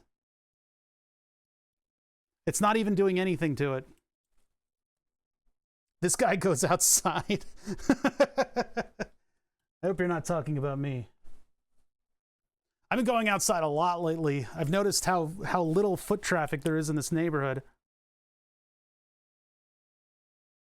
I felt that on my eye. Now an LED is not pure ultraviolet. This is like a ton of terrible frequencies that are coming out of this thing.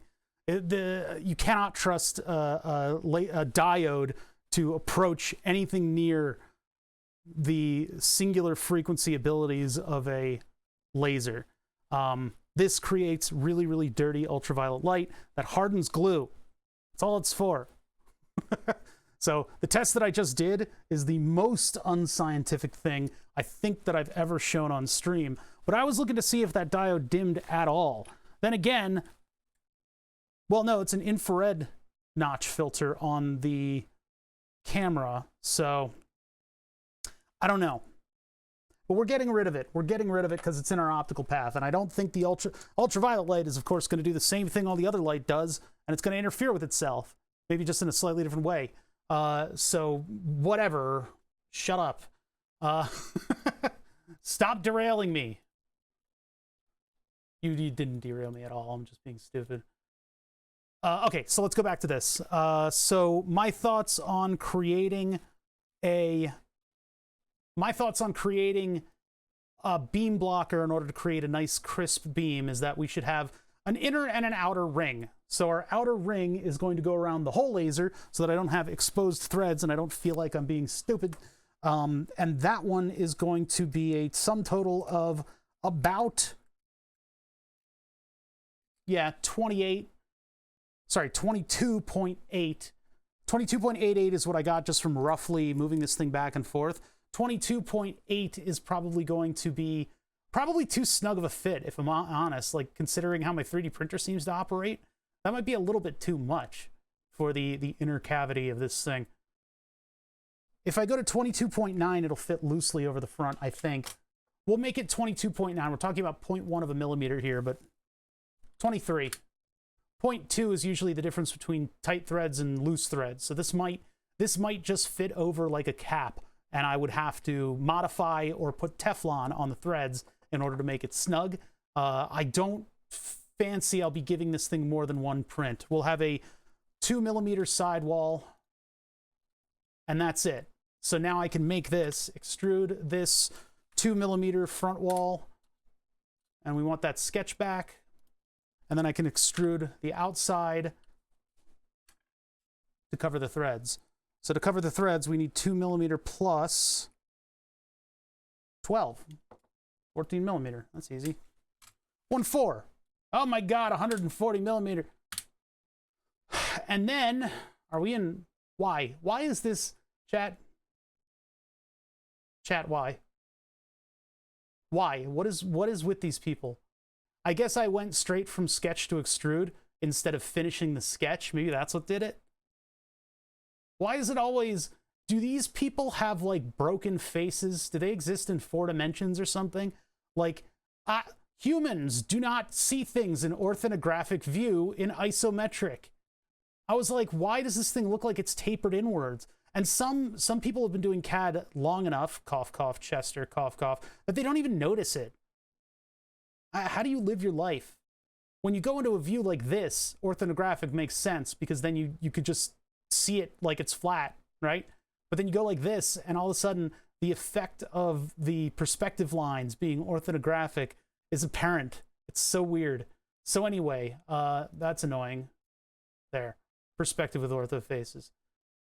I'm a little too weird about appearances. So let's open up the appearance menu. Ba -ba -ba -ba -ba -ba -ba. Ding. Okay, my appearances. I don't think I added it to the favorites. Let's see with your mind. Uh-huh. Plastic.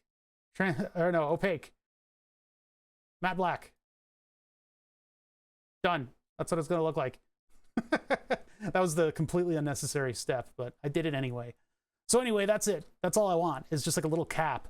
So I'm going to take that, and we're going to go to the desktop. Hold on. First of all, bodies. Big cappy. Let's do diode. Diode, big cappy. Save as mesh. I want to get a 3D printer print started. So diode, big cappy. All right. Now we need to make a little cappy. Perspective looks scuffed. You're irredeemable. Okay. So now we need to make the small one, and I could start a new. I'll just start a new sketch. Boop. On the base. This outer ring. Well, actually, we want the inner ring first, I guess. Inner ring. So I'm getting 9.55. I don't need this thing to hold on incredibly strongly, and I don't need it to be optically completely straight. It just needs to clean up our beam a little bit, right? So I'm going to make 9.40. This says 9.46. I'm going to make 9.40. That'll barely fit in, but it won't get stuck, I hope. It'll probably get stuck on the threads, though. 9.4. 9.4. It should probably be less than that, to be honest. I should really avoid the limits, because I don't want those threads to break in. Yeah, 9.3. 9.3. And then our outer wall is going to be just a little bit larger than that. What is that dimension? 10. Could be 10.5, but I'm going to make it 10 because I don't want it to... There's some, like, of the celastic material that's kind of come over the edge here.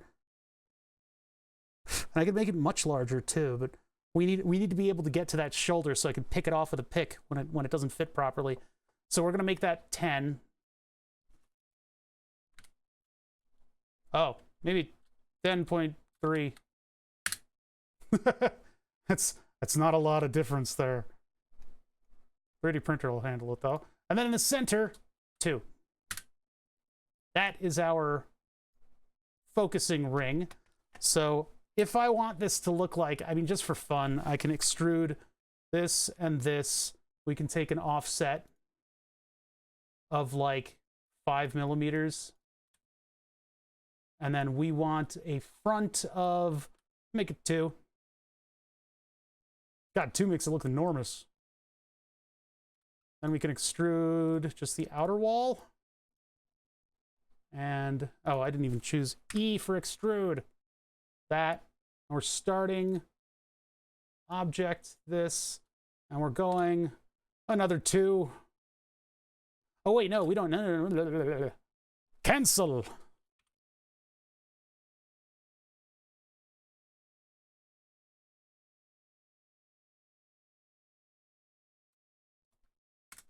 Two millimeters.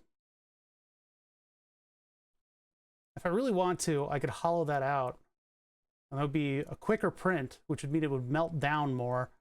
Now, these are so small that they're going to be kind of difficult to print. When I do little spacers like this, they end up being kind of difficult. But I don't need all that mechanical stability for the sidewall, and I don't need the laser beam to go through a pipe. It should still be able to do that, depending on how centered the beam is. If our beam's in a weird spot, we're going to have trouble. Yeah, let me hollow it out a little bit. So what I'll do is I'll take the sketch and I'll take a radius on this and I'll make it -3. Oh, -2. Wow. This is going to be an awkward print. It's going to be an awkward print. I don't want those sidewalls to be maybe 1.3. -1.3. Small parts are very frustrating with 3D printers. Well, with the material that I've chosen to use. So now if I extrude this from here, and then this would be 4. No, not 2 there. Extrude this, start, object, there, -2. I don't know. It feels better, but it's probably not. It probably doesn't matter considering how small this thing is. We're gonna have a lot of trouble printing it. And because I'm stupid and I'm a friggin' content creator, I'm gonna go to the appearance menu and make this look like black plastic. Done. Keep in mind, by the way, that the black plastic that I have this stuff render as, not the same. Not the same as what actually prints in PETG. I just do this so that the 3D model is like resembling where it goes and its purpose and all that stuff. Draft on the inner walls to help it slide on. I don't think we're going to need to do that. I don't think we're going to need to do that. Our biggest problem here is meltdown. Meltdown from the heat of the 3D printer. Diode Lil Cappy. Saves mesh. Okay. I'm going to have to print like 6 of these in order to get them to print properly. Just because I need the print head to travel more. No, these aren't NPT fucking pipe fittings. I don't need to taper shit. You guys are obsessed. Should I make that larger than 10? It doesn't, I mean, that's just there for appearance, but, and maybe to keep dust out. Not really, though. Whatever, it doesn't matter. Whatever, it doesn't matter. It's just I'm going to get frustrated when I have to pick this thing out of the center of the laser, and this thing is on there. Coderushed, party of 4. We only have a table by the bathroom, and I don't know, it's pretty bad over there. But if you guys want to get seats, I mean, you know, that's what there is. There's like a 20-minute wait, though. And all of our eggs, we don't have eggs. We don't have any eggs today. Just anything that has eggs in it, we just don't have. I can use PTFE pipe tape to keep the light from leaking out. What? You guys are overthinking this. You guys are overthinking this. The reason that we're doing this inner cap, the outer cap is literally just there to look cool, right? It's just so I don't have to look at threads or handle threads when I'm dealing with this thing. And then the inner cap is there to block the laser light. And we're doing it first because it's going to take a total of 30 minutes to print this. So don't overthink this, guys. Okay. All right. I've got all that stuff. I need to go to the desktop. And I need to open up Super Slicer. Super Slicer EXE. I don't know how modern my... Oh, we're not going to... I'll update later. Not going to update on stream. Infill 18. That sounds right. PETG, blah, blah, blah, blah. What are my settings? 260, 260, 90, 90. That sounds right. PET. Shrinkage. It's actually 103 for PETG, but I'm not going to put that in. 3% is not going to have much of an effect on these parts. So 3D view. And temp prints. Diode Lil Cappy. Big Cappy. It's kind of the audacity of this fucking program to put stuff like that. It's like I feel like I need to offset my sketches on the bed so I don't get yelled at by the software. All right, so here's the thing. PETG is an extraordinary material. It prints hot. I love it. It's soda bottle plastic. That bracket back there is PETG, and so is the filament that you see. This stuff prints hot. It is extraordinarily strong as a result because the layers of the plastic get a little bit of time to be nice and hot together, and they kind of coalesce. It does not seal water. It's not quite hot enough for us to get a water seal on. But printing stuff, I mean, they say you're going to have sterile prints. I don't have the settings to do sterile prints. My nozzle temp, just taking my numbers is not a good idea because for some reason, every problem that I've ever had with the printer has been a series of comments on Discord of everyone telling me to lower the temperature. Lower the temperature of the bed. Lower the temperature of the filament. You're printing way too hot. You're printing way too hot. This problem shouldn't happen if you print cooler. And then I turn the temperature up, and it solves my problem. Now, PETG, because of its stickiness, takes a lot of fiddling with in order to get support to work properly. And I've done a lot of fiddling with support. The stuff that I'm printing for functional engineering kind of style prints like I'm doing here, I try to keep absolutely no support material on at all. If you want to glue it to itself, I don't even have the right chemicals to glue it to itself. You probably need a little bit more of a virulent epoxy. Super glue melts it. It will melt it and alter the shape of your material. So I print at 260 degrees Celsius, according to what my printer tells me the temperature is, which could be wrong because of the placement of the temperature sensors. My temperature sensors aren't necessarily great at measuring. In addition to that, 90 degrees Celsius on the bed. And my bed is glass. It's a glass bed. Glass with a little bit of a material on it, because PETG, when you print on glass, it is incredibly sticky. PETG on glass will pull up grains of the glass. Cool thing about this material, though, is if you're printing on glass, and you're a small enough print, then it's not going to pull up glass with it. You can print, and then you can listen for all the crackling. And when the crackling's done, you can kind of pop your print off, or you can wait. And if you wait long enough, it'll just be sitting loose on the bed, because the shrinkage rate of the glass and the plastic is slightly different. Every time with the super glue comment, you got to let it go. You got to let the mistake go. Just let it go. Celia was using glue as a release material or a contact material, but was accidentally using super glue. So the super glue made a pretty permanent bond between the two materials. If you're using glass and you want to avoid a thing pulling up glass with it, glue stick. Glue stick is not a sticking material with this type of plastic. Glue stick would be a release agent. And then spraying with windex, if you're printing directly on the glass, the windex, the soaps, and the I guess it's not ammonia anymore. It's a different formulation. But that stuff works as kind of like a penetrating oil and gets between your two materials to pop them off from one another.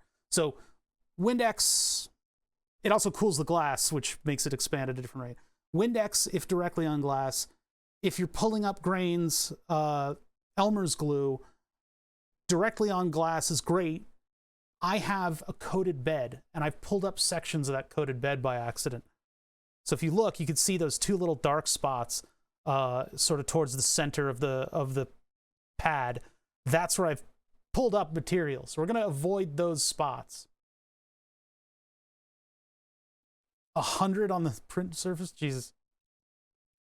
Well, I don't know. Mold release sounds like a way to part an idiot with their money, right? Because we have all these alternative solutions. Add instances or set number 6. I'm going to do 6 of each. Now maybe we'll do 6 total. We'll do 3 and 3. Well, it was like what I was hearing with keyboards and having special keyboard formulations of greases. Like that, you got to think from an industrial standpoint, like they are just trying to part you with your money. Nobody's going, and nobody can afford to go to some kind of an industrial operation and say, hey, I need a very specific formula and I can move enough volume that keyboard fanatics are going to end up buying a bunch of it. Now, grease in the keyboards, I'm not arguing that. That's fine. That's a thing, you know?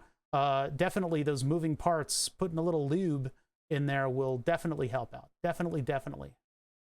But in terms of buying snake oil, find a grease that's compatible with plastic and is viscous enough to not leave, and then I think you're fine. I don't think you need fancy stuff. Like a white lithium grease on a Q-tip or something. Yeah, I know I can import my own picture of the print surface, and I guess that would be kind of useful, but that's fine. We can just guesstimate it based on the front corner. That should be moderately spread out. I'm hoping I don't get a lot of melting there. These contacts are large, but then the coating on the print surface is a bit of a release agent, I think. So, all right, let's try it. And this has all of my speedy settings in it, right? Yeah, 30 minutes in normal mode. All right, so now I send to printer and start printing after upload. And now this thing comes to life. We let nature take its course.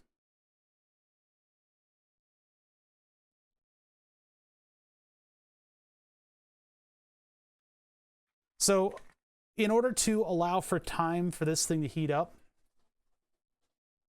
yeah, exactly. It's like scrapes grease from a failed motor. Mine's got sand in it, which improves the properties. I feel like it is snake oil. Those greases for mechanical keyboards, because you just need something there. Something that's not going to eat the plastic. So I don't know if red grease works for that. You know, like motor grease probably doesn't work all that well because there's some nasty hydrocarbon shit going on in it. A molybdenum disulfide grease might do. I think that might be the bad grease to use. Something rated for like plastics. I don't know what. Not smart enough to know. White lithium grease is probably fine. Dielectric grease for electronics would probably do exactly the same thing as all that fancy crap. They probably just put food coloring in it. You just want it to stick to the interface. All right, so while that thing's printing, we can move on to the actual thing that I wanted to build. So just save that. We'll have to adjust that once the print's done. And over here, we got the mount that we've been working on. So I want a 2mm trough from the center. Boop. 2. No. Well, now that's locked in, so I fucked up the whole thing. Easier way to do a 2mm trough? Nah. Let's do this. Take it out to here.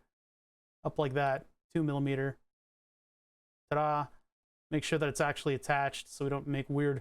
Sometimes it'll assume that you don't want it attached or something. Okay, so there's what's going to be the V. Finish sketch. So we start with block. Boop, boop, boop. And let's make that height, I don't know. What height do we want this thing to be at? I mean, it's going to have a gradual slope to it. I think maybe... Yeah, 12mm should be... That's a bit overkill, but... 12mm block. What's next? Next, I need to make the slopes. So if I do a side sketch, I could do that. But how would we do that? How do we do the slope here? I mean, the intersection of like another box. But I mean, the slope is so gradual on the helium neon laser tube. Such a gradual, easy slope. I mean, I could take this up through the object and then chamfer the two sides, and we would just have whatever, whatever angle presents, because it doesn't matter, because it's supposed to just center it here. I guess that's all I'll do. It feels kind of cheap to do it like that. I feel like there's a different way. Maybe not. Maybe not. Maybe this is the best way to do it. I don't agree. Okay, so let's take our sketch. Take a sketch, extrude this, offset 12mm, so we'll offset it 6. Hello? Offset 6. And distance will be just to the top of the object. I feel like I should have made this 3 steps. Or 2 steps. Hold on. Yeah, I think more steps might be better for us here.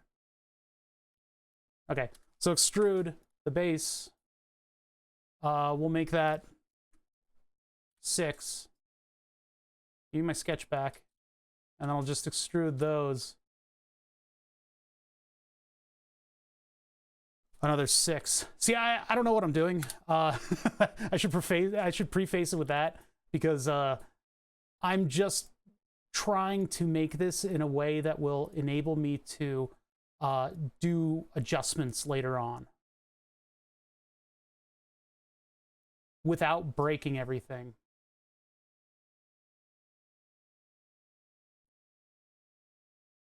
How is it going to attach to this? That's the next question that we need to answer. I was kind of thinking zip ties. Not mechanically the most stable thing in the world, but if I need to, I mean, I guess I could leave room out here for something that's going to be like a bar over the top that holds down the laser. Or I could do like a trough on the two sides. I could literally just flatten. Well, the post is going to be in the middle, so I could do cut-ins for the zip ties on the sides and then have a zip tie here and a zip tie there. Zip tie everywhere. Old MacDonald had zip ties. Oh, God, no. Let's see. I think zip ties. Yeah, I'm thinking zip ties. It's just ghetto. Because, I mean, like, I could print a piece of plastic that's going to make something like the helium neon laser diode mount. And that would be in the middle. But none of this is precision machined, so I think just tying it together is just fine for this project. Agree, disagree, agree to disagree. It might twist too easily like that. Really can't do much about that, though. Zip ties will just have to be tight. Yeah, 10 by 5 with a little trough in the middle so that we don't have a line going down the center and the circular profile can hit up against that. All right. Sketch on surface. Keeping it in a separate sketch just so that it's, I don't know. Anyway, this sketch is on this surface, so the center should be here too. And so on that center is where the post mounts. Now the post is in English, so I'm going to take some metric sizes. I believe it's in English. It's one of these bolts, I believe. Let me check. Problem is going to be finding a fastener for it. I have one here. I guess I could use it. Where did this one go to? It went to something else. I don't know why. Fucking optics, man. I don't know why it's such a mishmash of metric and standard.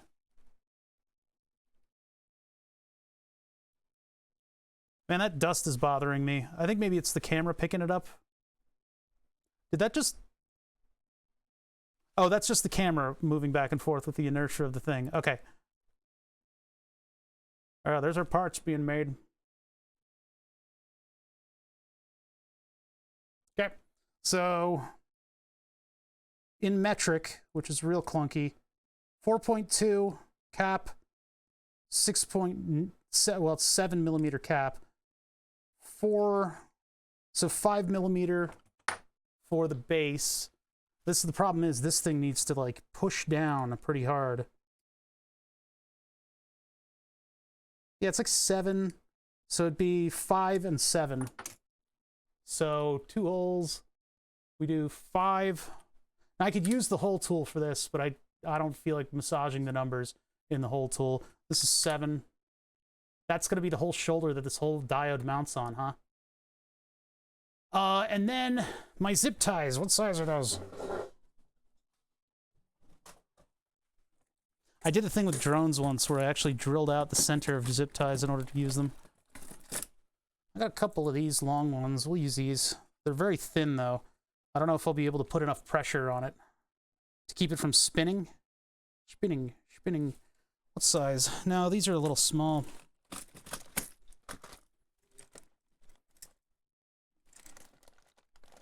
I feel like I'm running out of zip ties. I don't want to make this too complicated, though. Can't have too much complexity on this thing. It's got to look good, too, so I don't know about using the translucent zip ties. Do I have other zip ties? I think I do. I kind of shoved them in the corner of this bin here that I'm rooting through. I thought I had more thick ones. Huh. Well, these 2 of these are slightly thicker. Ah! Almost blew up one of my surface mount things. All right. Zip ties. So, if this is that size... Yeah, they're going to be on the knurled section no matter what. They might be straddling the knurled section, though. Might have been good if I had come up with a mount for the outsides of them. No, we got to stay within the knurled section, so these have to be at a maximum of 32 on the outside. So I'm going to make a box. Believe it or not, I'm going to do this with boxes. So there, and then the other one is 32, so it's square. Right, like that. And then the inner one needs to be inside of could be 6. Nah, let's do 5.5. So 32 minus 31, 30, 29, 28, 27, 6, 25.5. Let's make it just 25. So 2.5. And then what do I want from there? I want like a 2mm cut in. How big is the outside compared to what is our overall radius? Well, our overall radius is 25.5. So if I made them start at 25, oh, no, hold on. Another center square. So that would be 25.7. That's a made-up number. 26. That's a big cut-in. Now, we needed 28. That's still a big cut for me to put on the side of this thing. 30. That'll be a 2mm cut-in.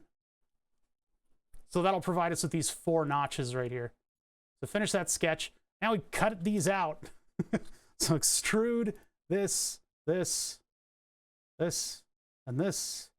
And we're gonna go, well, I don't really need to tell it specifically. I can just go like that. That's fine. Those are cut-ins for the zip ties. Zip ties are they're a little bit permanent for the amount of zip ties that I have, but whatever. All right, screw, go like that. And then the cap head, I would like to go, how big is the cap head? Cap head is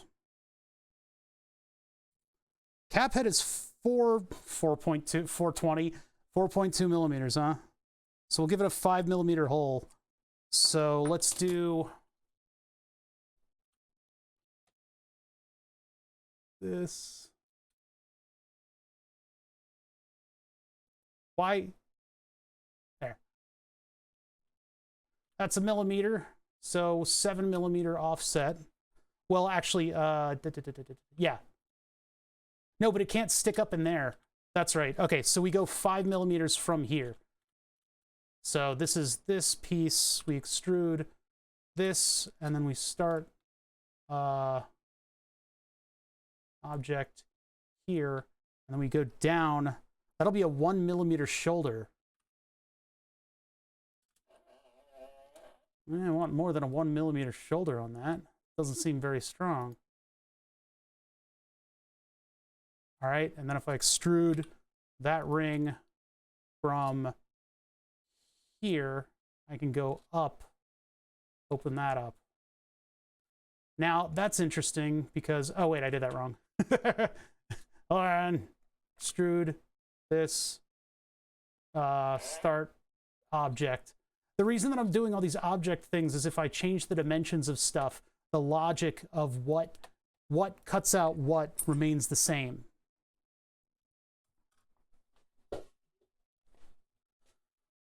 So, okay, that's not enough material, because if I bump into the laser pointer, 1mm of a shoulder there is not going to be adequate. Now I could do a 0.5 millimeter. Yeah, I bet I could do a 0.5 millimeter. What's this one having trouble with? Oh, but I could do 0.5 millimeter. So this one would offset. Oh, that one just goes forever? Wait a minute. Oh yeah, that's the hole. This one is the shoulder. So that one goes 5. Maybe I could go 4.5. That means the screw's going to stick up into that chasm a little bit. It's going to stick up into our area here, and it might actually hit the laser pointer.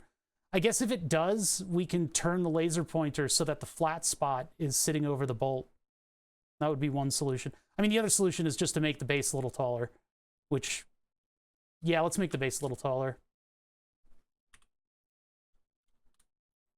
There. Done. Not worth thinking about any more than that. All right, as far as like a basic thing, this is great. I'm not going to chamfer any of the edges or anything.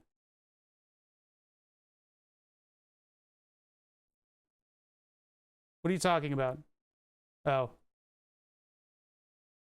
My brain won't allow 25 not to be 25.4. You're nope. Nope, you don't get that here. Matte black plastic. Bam. I don't actually have matte black plastic in the printer, but whatever. So that's going to be our laser holder. If I have to in the future, I can do something other than zip ties. I don't know how that would work. Maybe I can make like a bracket that clips on the outside and holds the laser, but you need to have like a screw in there in order to make sure that it holds it steady. But this is just the basic, like a basic thing that I can just whip out of the printer, and then we can get that running on the optical bench. Green holder one. Okay, where are we with our print? Not very far. I'm gonna take a quick bathroom break aside. So overlays, BRB, and then I'll put back on Lee Majors, and we'll see whether or not that runs into a copyright strike. Majors. Where is he? There's his window. Just start thinking about instead. Yeah, this is the whole thing about iterative design, huh? Iterative design, it's wonderful. You can just throw whatever numbers you want at it, and as long as your drawing has a certain logic about it, you know what you can adjust without blowing everything up into the stratosphere, right? That's my theory anyway. I'll be right back.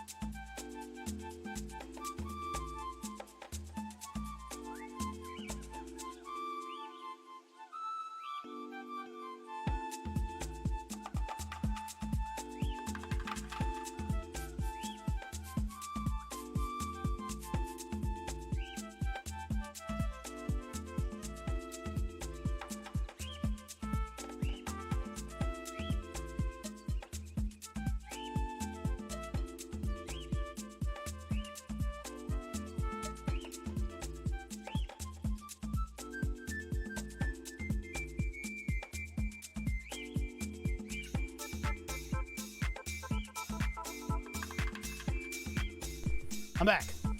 I'm alive.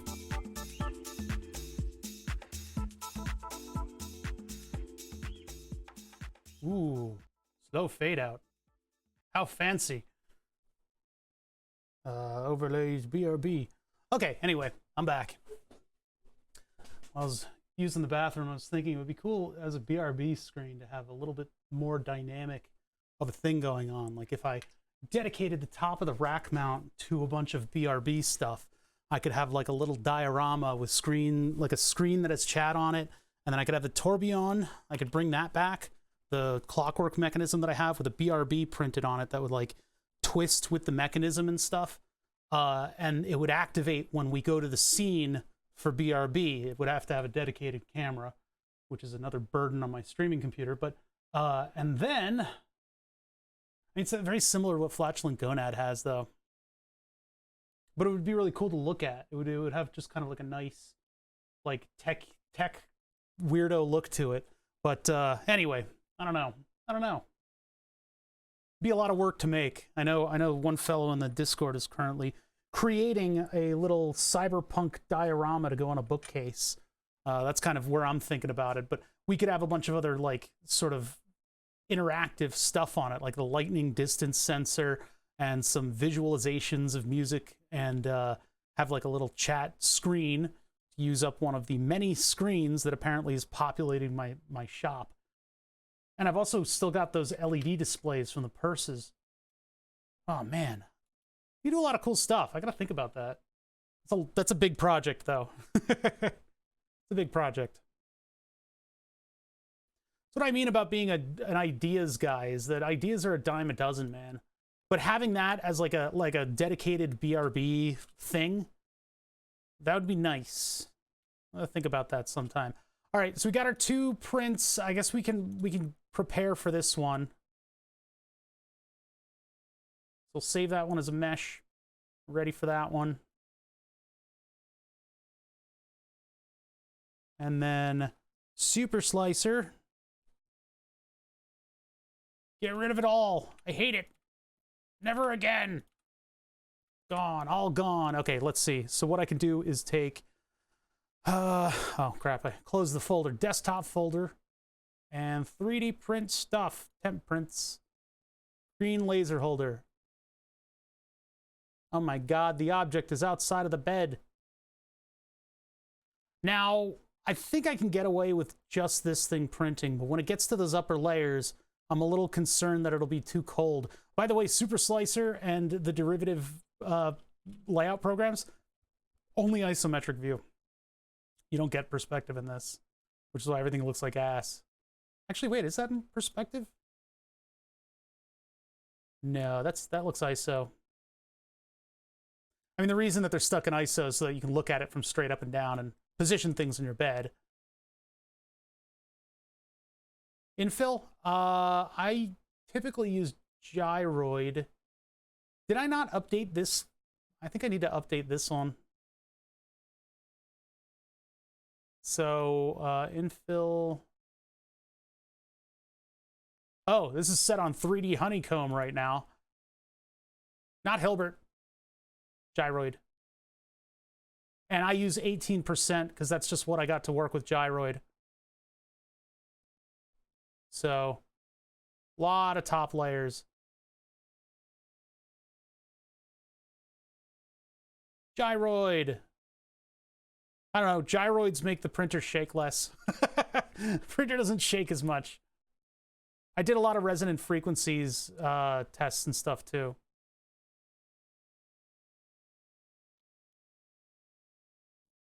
That's also a 30-minute print, so we got a time cut out for us today. I mean, if I just put this up, I know people enjoy just watching the printer do its thing.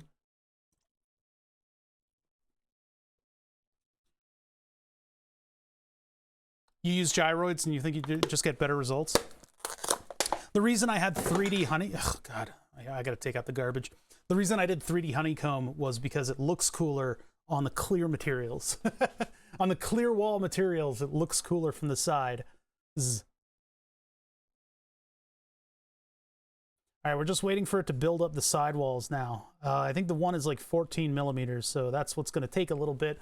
Now, the estimated times are always inflated from what they are, from what's reported by the slicer, unfortunately. And I've got a good estimator in Octoprint. I'm just trying to find the window where I put Octoprint.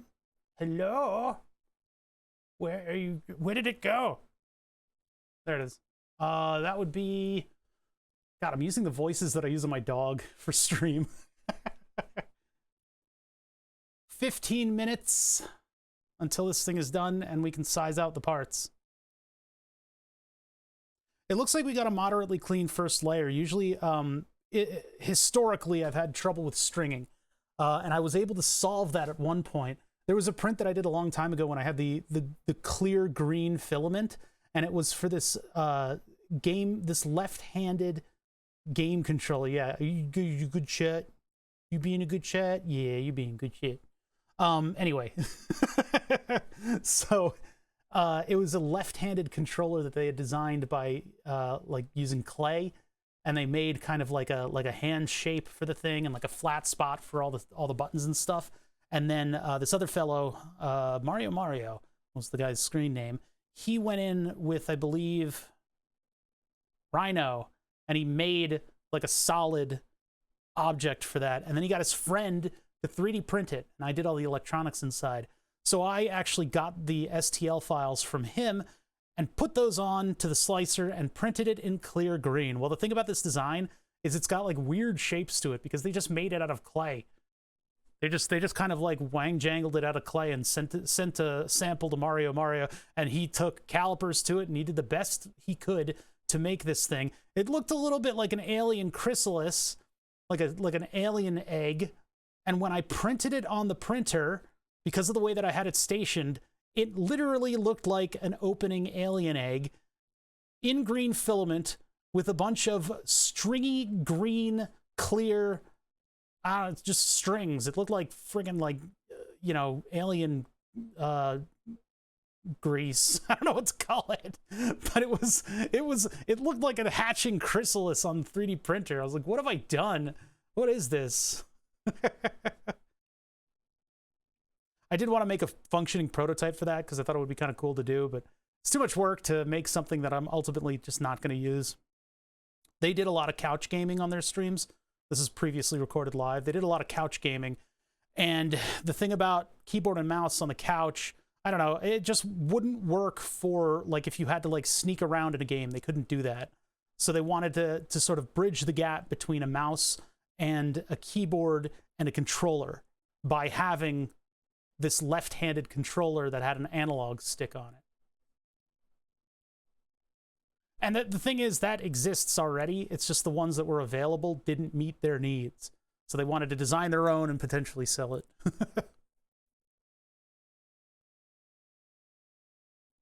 They couldn't find anybody to manufacture it, of course. I don't think any manufacturer would go into a meeting and take a look at something like that and go, yeah, that'll sell. But you can find them. You can find them all over the place. Left-handed controllers. One keyboard tried to have analog buttons on it so that you could only slightly press W and walk forward. And then games like Star Citizen and that one, what was it? The one Splinter Cell had you use the scroll wheel to determine your walking speed. There's kind of like a, I don't know, it's like a missing thing. Like the mouse is a wonderful piece of control input for games and things like that because you can use your fingertips and you can use your entire arm in order to get precision and broad positioning on it. Keyboard, not so great. All of its buttons, it's 1 or a 0. You guys are talking about simulations in chat. Oh my god. I do not want to get into finite element analysis. I've been told if I should run if ever presented with it. Luckily, that hasn't happened because I'm not a mechanical engineer.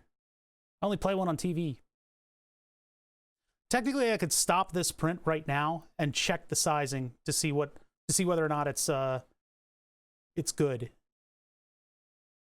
I think I'm gonna let it finish because we only have like 5 minutes left in it, I think. What does it say over here? 11 minutes. All right, I was close.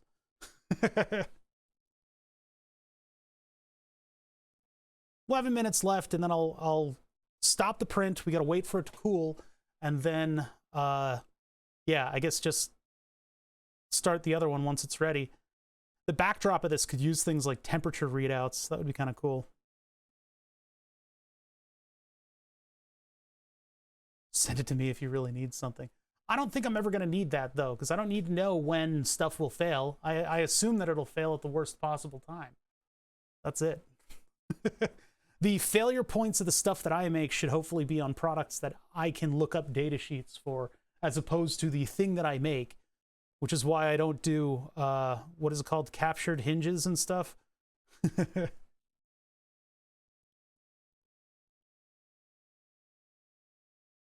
My God, hurry up. Should put like the, I mean, I could just do like a browser window and then put the Octoprint stats up on it.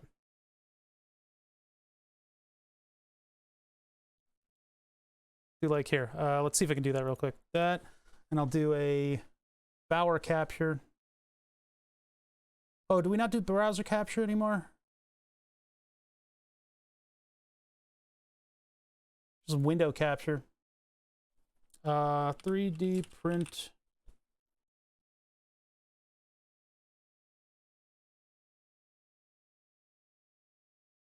And then I use Alt.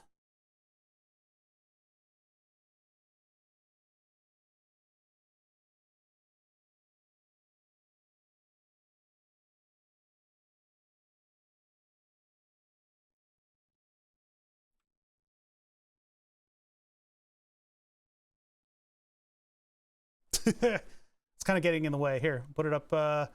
Where's it like an empty? Yeah, there's nothing going on over here. There we go. I gotta make sure that's below Streamlabs. No, this is max speed. I know this. I know this is max speed. I've done tests. I might be able to eke a little bit of speed out of this thing, but I don't think it's worth it. This ain't no Voron. If Fatanon had his way, I would be upgrading to a Voron right now. And I probably should think about that, to have the speediest prints absolutely available to me so that we don't have to sit here and wait for an 8-minute timer to expire. But I don't know. It's a lot of work. It's a lot. All these projects are a lot of work, and I'm ADHD jumping from thing to thing. I'm trying to fight that as much as possible. I can't spend money on stuff anymore, and I need to finish projects. We need to get Burn the Subs working again. That was part of the revenue stream around here. It was a big incentive for people to actually like invest in the channel. You give Twitch just a little bit of incentive and they'll jump on it, man. Is that a big dent in my wall control mount?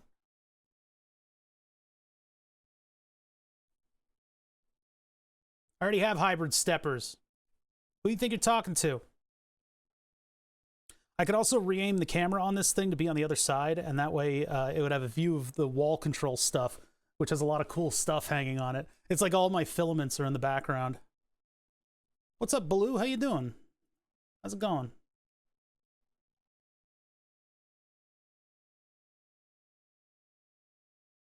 Oh, servo steppers? Well, that would be nice, but I'm not made out of money.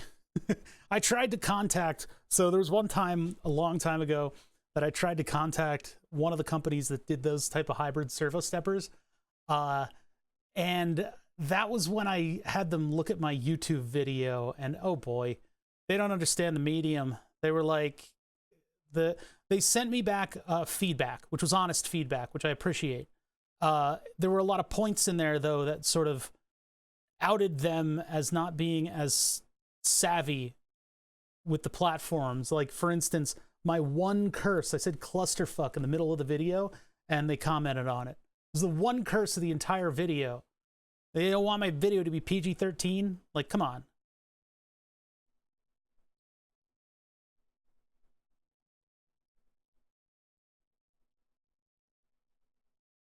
So, anyway, they did not think I was worthy. They were like, maybe the content could be a little bit more educational. I was like, man, it took a lot for me to edit that video, and I kind of fell out of the habit, so. Circles. Circles. Circles. Circles. Circles. On to the next one. Circles. Circles. Circles. Circles. Circles. On to the next one. Circles. Circles. Reminds me how I still see photocopies of printed PDFs. I used to, in the school computer lab in high school and before high school, I would print out the data sheets of stuff and keep them in a binder so that when I was in like study hall, or more appropriately, like any class, like a history class, I would be looking at the data sheets and like studying them and figuring out how I could use these chips. It was a massive waste of paper. I didn't just print like the important stuff. I would print the whole thing. Because I was like, library, lol, lol, lol, control P.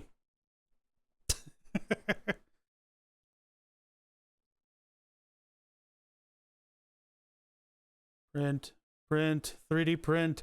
It looks like there's 2 inner walls, 2 outer walls, and a center to this.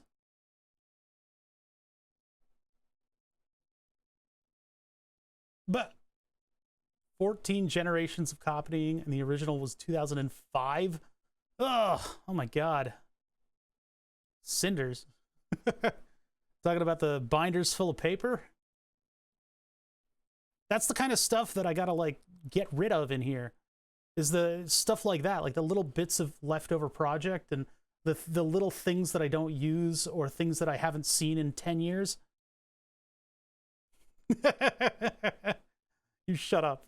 You don't meme that. I'm so powerful now. Do you even know what a 7400 series logic chip is? That's right, Mr. Football. I have a weight problem because I don't go outside.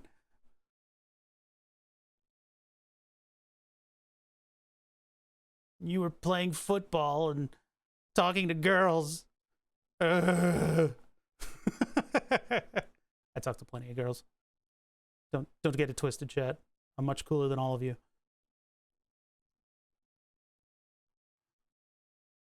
In here in a 70-degree day with a light breeze and sun for the first time in 4 days of rain. And I'm sitting in a basement yelling at my furniture, 3D printing stuff for my lasers. Okay? That's how cool I am. I don't know what I'm going to do about the dog. I think she's already kind of been trained to kind of not like it down here. I tried to take her downstairs and she immediately went to the staircase. So I don't know what's going to happen next week. I think I'm going to set up, we have 2 more panels for puppy jail. So I've got a big enough ring for the full dog. So I think what I'm going to do is in the morning, I'll tire her out so she's ready to take a nap, and then take her down here and see if she will nap down here. If that doesn't work, she might either go upstairs or go upstairs in the crate. But it kind of saddens me that the dog has been trained to love the one room of the house. You know, we can't trust her in any of the other areas because we don't patrol enough to know if she's peed anywhere, and she's too young. She's still a baby, you know, still a baby doggy. She's getting it. She really likes, you know, she is dog. She likes this house. She likes the people here. She is not aggressive or weird or anything like that. And there's a lot of neighbor support in terms of socializing the pup. But I just want her to be comfortable down here so she can at least just kind of like hang out while I'm working. I've been separated from my shop for too long, and it's been getting too messy down here. The walls are closing in on me, you know? You ever get that feeling? It's like anxiety. Weird. It's just a weird thing. I don't know. I'm weird. Never claimed to be normal. Another thing that we need to design is a way of aligning everything. So once we start this next print, I need to think about the tools that will help us with this system. And I guess we could also work on the circular diode holder. But it might be a little bit much. The circular diode holder, that's a little bit crazy. That's all I got, though. It's all I got. Yeah,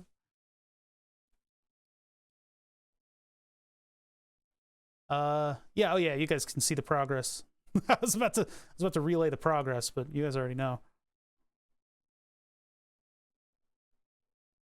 Now, wait for the giant booger that it leaves behind when it finishes.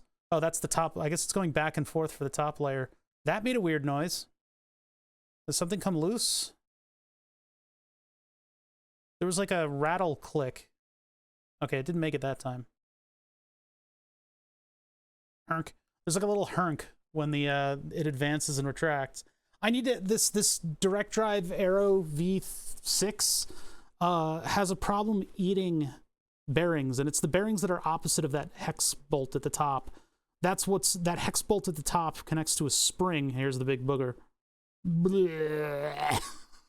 Oh my god, wipe your nose. Don't hit the camera, don't hit the camera. Okay, good. Didn't hit the camera. All right, we gotta wait for the bed to cool. So while we wait for the bed to cool, we gotta look at some of this other stuff. But what I was saying about the Titan AeroDrive V6, the head that I have on that printer, there is a spring tension on that bolt where if I release the bolt more, it'll tension the spring more, and it's a heavy spring because it's really got to grip that filament. The problem is the bearing that it's hitting up against, not rated for the heat and cool cycle to go up and down. So I've got some ideas from the 3D printing section of the Discord. I've got some ideas.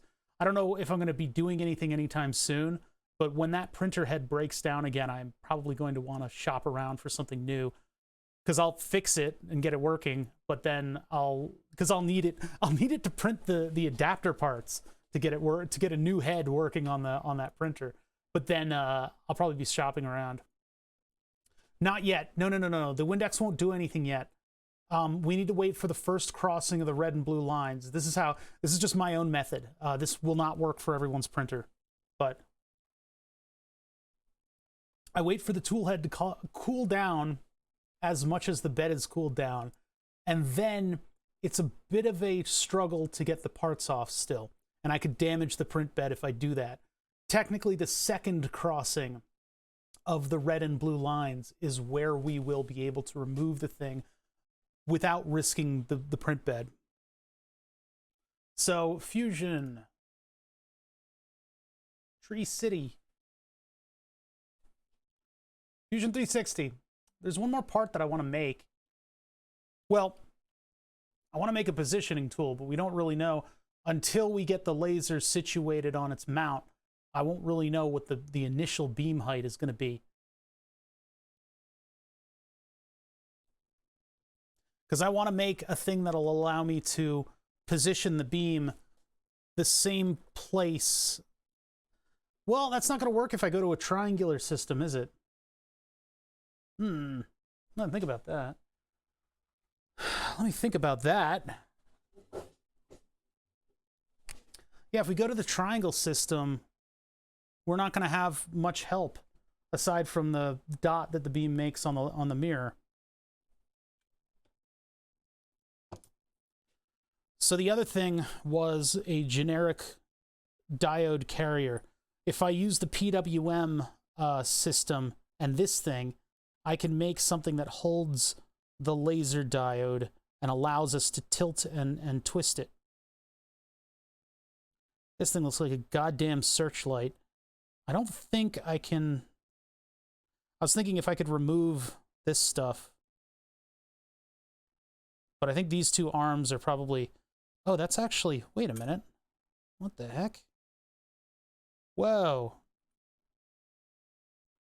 So this has a multi-size post on one end, and then this is just a pin. It's like a tapered pin in the other side. Okay. Well, probably put all kinds of stuff out of adjustment by messing with that. I didn't know that. This is a serious piece of optical equipment for tasks that we're not doing with it. Who makes this? Edmund, I believe? No. This had a name attached to it. Where was it? Oh, Mel's Griot. Yeah. Mel's Griot is a really... How does all this cost? Too much. The table I got out of the storage space. That, back in the day, in like the early 2000s, costed like $500. Now that price fluctuates depending on the cost of the raw... Ow! I have a puppy bite right on my knuckle. Depends on the cost of the aluminum plate, right? And then they grind that to precision, and then precision drill like a billion holes in it, so there's a lot of additive cost to that as well. The optics stuff that I owned already, don't remember. I would assume that this thing, the micrometer adjustable XY mirror mount, I mean, micrometers are not cheap, so that's pretty expensive. The other optical stuff, the new stuff that you've seen, about $100 for an eBay auction. The important part is that it's an eBay auction, so this stuff has been used before, so all the mirrors are dirty as shit. Doesn't matter. I'm getting it for pennies on the dollar. A Mel's Griot fucking like searchlight adjustment like this, I am going to assume is out of the affordability range. In fact, even just buying another one of these, which would be really, really useful to mount that laser to, I ain't doing that. It's way too expensive. Yeah, laser like stuff today. We're 3D printing stuff with wanton abandon because optical stuff is way too expensive for me to continue buying. I bought some of the posts for these that will allow us to adjust them more freely, and that was $45. So I'm done spending money. Done. Not spending money anymore. We need to, however, come up with a way to mount a diode laser to the table.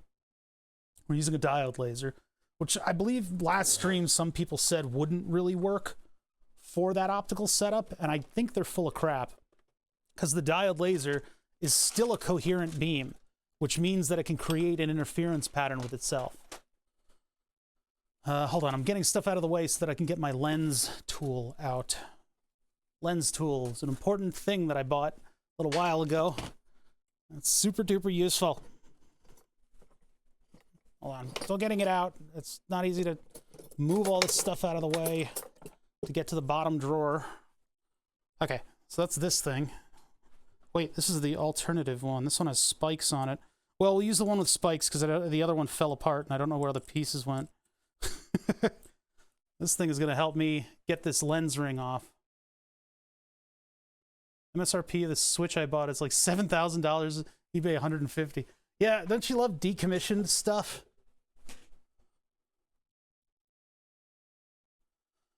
I guess I could do the double slit experiment, but like I don't have a double slit. I don't have that. And I could make one. I suppose I could make one.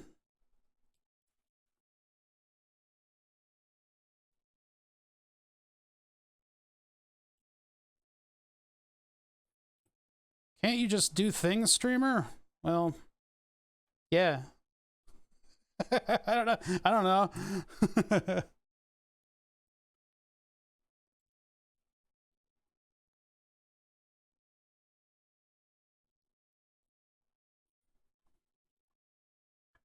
Ugh. Don't slip challenge. Impossible. Ah, why did it? I think it adjusted itself.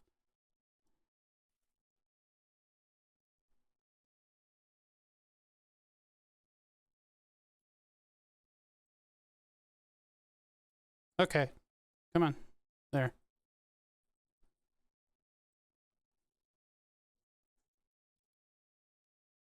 These damn things. I don't know why they used a ring on the back. I guess that's just what you do. It's just what you do.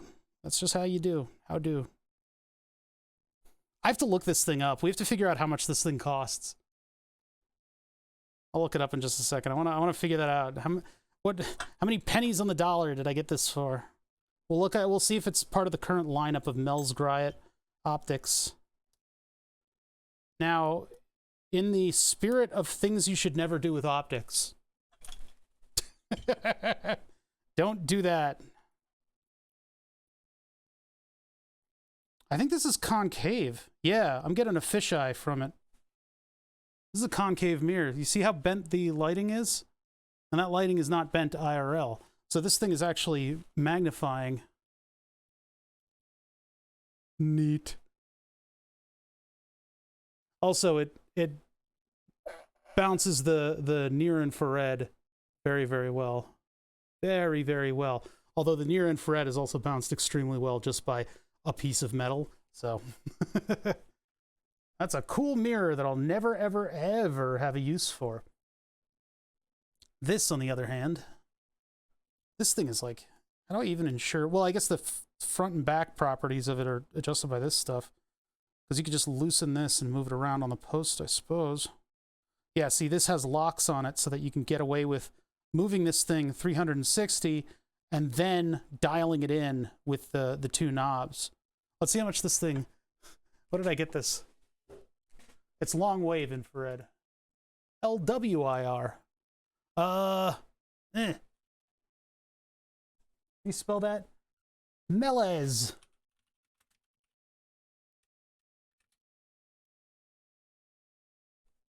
Oh, it's optics.org. Are you fucking kidding me?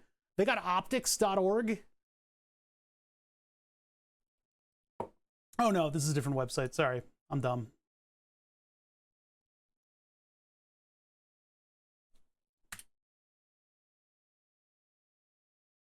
Health and Science.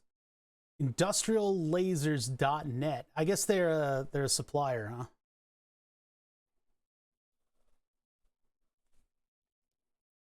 Car wash equipment. That's exactly what I was looking for. Lasers. What the fuck? Is this a place that I can't buy from? I mean, their website, they're not coming up here. Catalog PDF products. Beam delivery systems. Is this really? Leading supplier of photonics products, including. Yeah, it looks like they're just a supplier. So, products. This would be tables and breadboards. Oh no, optomechanical. Optomechanical, and then mounts. I don't think these guys are carrying Mel's Griot stuff anymore, or if they ever did. Translation is moving up and down to the XY. I was looking at those before. This is what we're doing, but I don't see our buddy on here. Jesus, look at that thing. That's cool.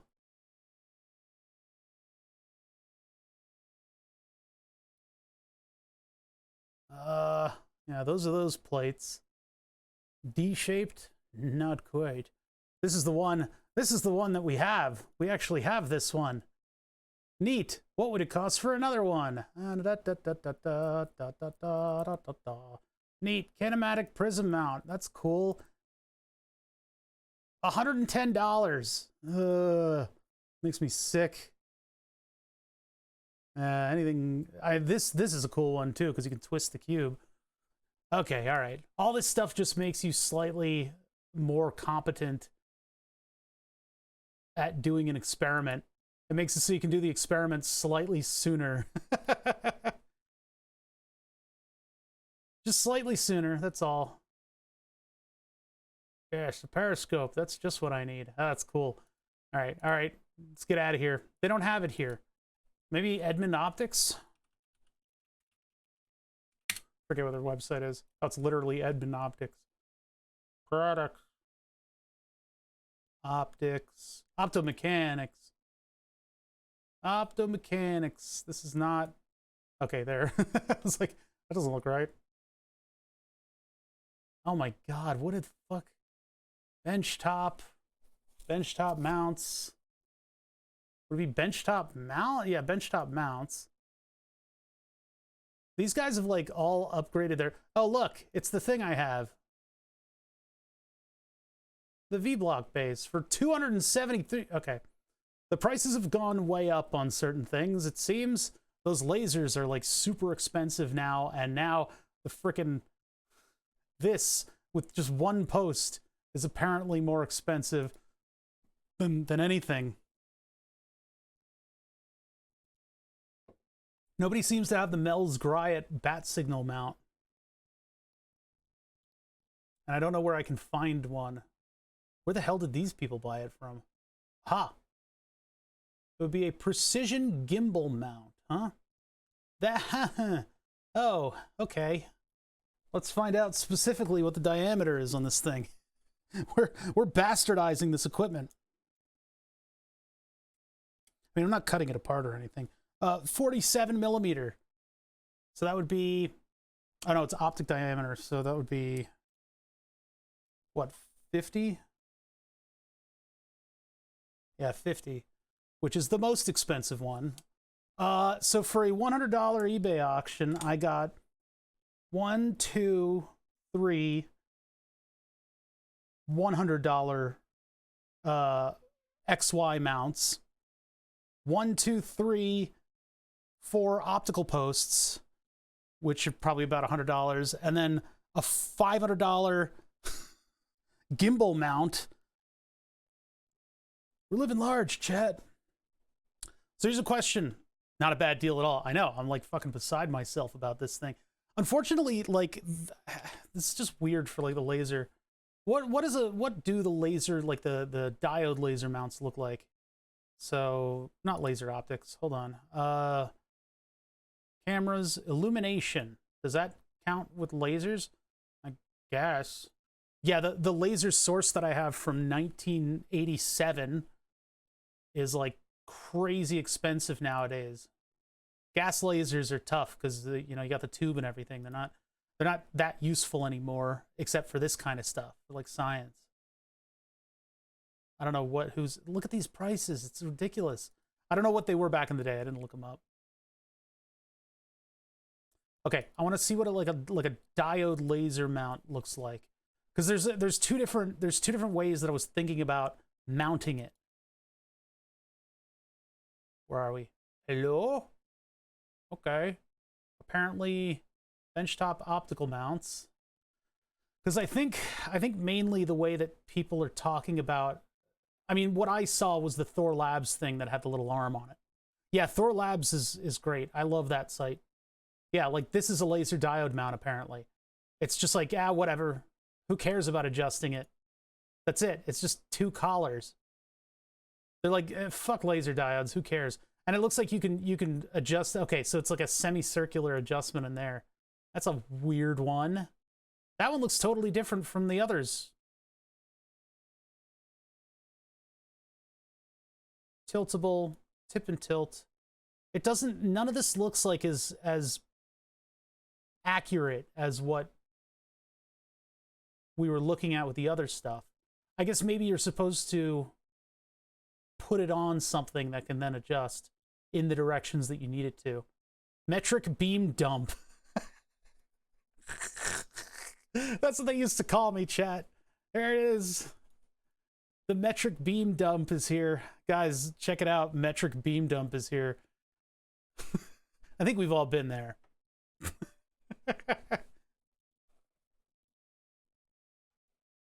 Yeah, I know, right? All this other equipment is like, yeah, we can adjust to like nanometers. You need to buy an $800 driver board in order to move this motor, but it'll move to within a half of a wavelength of light. And you're like, cool, what about the laser diodes? And they're like, we put a screw like to clamp it. What do you want? It's like, fuck it. You just do whatever, man. We don't care. Every other mount in here is like incredible. We've all dealt with a metric beam dump at some point. Oh man, I'm gonna have a metric beam dump. Yeah, it's kind of like these where it's just like, yeah, whatever. I mean, these are very finely threaded. Adjustable tilt too, so we don't know. $200 for that. Okay. We're gonna try not to have a baby about all the pricing here. I feel like a modified fiber optic mount is what I'm looking for. I know Thor Labs had better laser diode mounts, but I'm just looking at other methods. Yeah, mirror mount, mirror mount, mirror mount. These things is crazy. Just like from the perspective of someone who is a fan of mechanical design, these things are all just crazy. They're all built to like withstand like a bomb.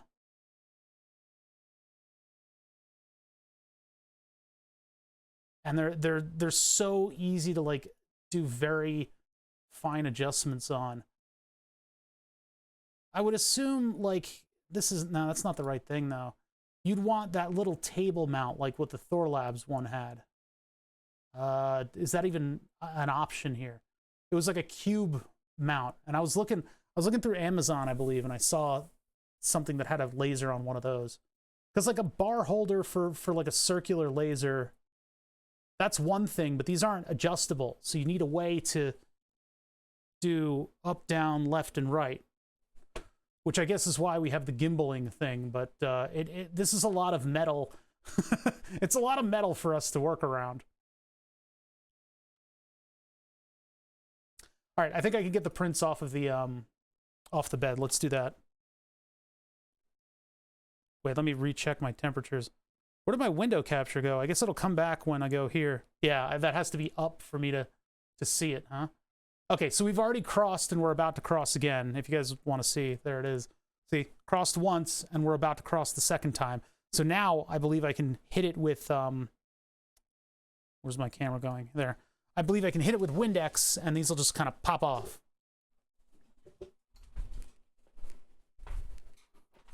Not to be an advocate of a company that doesn't sponsor me in any way, shape, or form, but oh well. Now, really, I should hear crackling, but I don't think I'm going to. Looks like it's still smoking too. And then it just casually pops off. That one was loose. Yeah, these are just like loose now. That one wasn't. And then I lost my paper towel. Hold on. I usually keep a little piece of paper towel over there in order to just give it a quick little brush, and then it's ready for the next one. So, quick little brush. Oh my god, this fucking pile of garbage over here. I'm gonna have a fucking anxiety attack from it. A big pile of garbage. I forgot to take out garbage this week.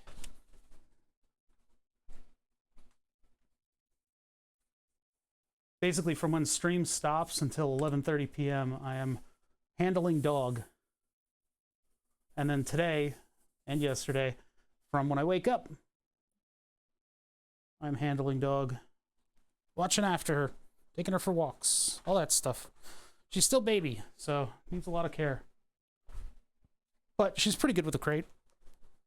I can't get away for any measurable amount of time, though. Okay, let's get this thing printed. So, over here, and with this thing, where do we have it on the bed? It's getting a little close to the section where there's a little bit of missing stuff. And I think that part of the bed isn't printing as well, but we'll give it a shot. So print that, send it to the printer, and then we'll check in on layer 1 in a minute. It needs to do all of its calibrating. So in the meantime, our very imprecise laser hole. All these prints look just about the same, so let's see if that casually fits to the front of my laser. If I had one... This thing blends in with the rest of the desk. Okay, it's over here. So yeah, that should snap in. Let's get you guys a little closer. A little closer from chat. I can't believe I fucking... Like, that doesn't lose its value. It's just maybe people aren't buying it. People don't need it. So I got a 5... Oh, that's a perfect... That was a perfect snap-in fit. Oh, that's exactly what I wanted. That, just with a little pressure from the thumb, you could feel it. The ridges of the 3D print were hitting the threads. I'll tell you guys something about knowing your own 3D printer. You know, if you know your own 3D printer, you know what kind of radii you're going to need for certain things. And in this case, we measured 20... Oh, God, I don't even remember. Wait, that's this one. Yeah, the radius is 11.5. I forget what we measured, but it wasn't 11.5. I did it. I gave it a much... Oh, sorry. A diameter of 9.3. We measured about 10. So in order to get the fitment that I wanted, it was a little bit of a kind of like a leap of faith head math number. I don't have it down to an exact science, but worked. The outer cap isn't necessary, but in case we need it. Oh. Oh, that's too tight. Too tight of a fit. Not too tight for screwing on, though. Quit screwing around. Get it? Oh, it's way too tight. Hold on, there might be stuff on the inside. Having a ream of the size of the hole would be good. Yeah, so the seam is over there. I mean, I am threading holes in this thing, which is kind of neat.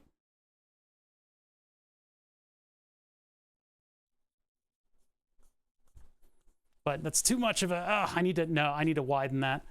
Ah, damn it. Ow. Fuck. Ugh, my hand. It's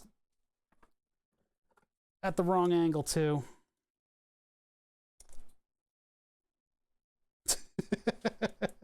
If I had left any features on the outside of this. There we go. Yeah, I need to widen that a little bit. I think I didn't give it as much of a margin as the other one. Anyway, we don't need it. I'll print it some other time. Or I could try to find like a ream or something that would go in that, but doesn't matter. The point is, our laser beam is much tighter now. So focus in on this. Oh, that should be the right focus. Why aren't we? Oh, there we go. Opposite button. So here it is with, from a distance, I suppose. That's with the 2mm thing, and I'm seeing a horizontal line on it still. So that might be something that I wanna fix. If that's, I hope that's not an interference pattern just from the 2mm ring that I gave it. I might want to take it down to 1mm. Where are my tweezers? They're all the way over here. So if I pop this thing off, that's what the beam looks like without it. Ah! Jesus Christ! What did you just do? What the hell was that? No, no, no. I believe you get to cancel the print now. Hate it when it does this. It just crashed into the bed, I believe, which means that I need to run a couple calibrations on it. Cancel the print. It didn't home properly. It does this every once in a while, and it may mean that the nozzle's way too close. Yeah, there it goes. Please stop. Please stop. Please stop. Jesus Christ. The y-axis wasn't able to move properly. Try to center it and then start the print over again. It's always violent when that happens, and I wish the TMC drivers were checked more often, but because I'm using bump stops, if something weird like that happens, it can not detect it, and then everything goes to shit. Clean all this off. Yeah, it's scraped the bed surface in the back there. I don't have any 100% bed prints that I need to do, though. So it just further, it gives more character to my to my print bed material. What's up, Krillin? Chat's very quiet right now. I think I'm on in the background of everyone. All right, so let's start this up again. Yeah, just print, and then it'll home itself.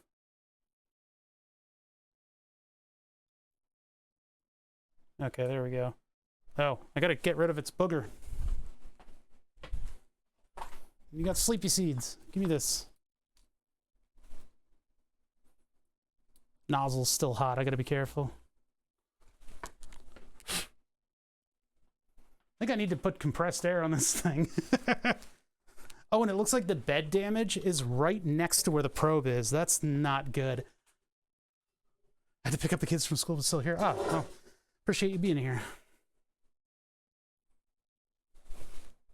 Oh, wanted to pop in, say hi, and then go back to lurk. Well, I appreciate it. Hey, you guys are awesome. 3D printer misery builds character. Yeah, pretty much. All right, so now it's tilt adjustment, which is what fails always when the head crashes. The design of the CR10S, there are... Oh, that is right. That might be a problem. No, wait, no, that's right in front of the mark. Okay.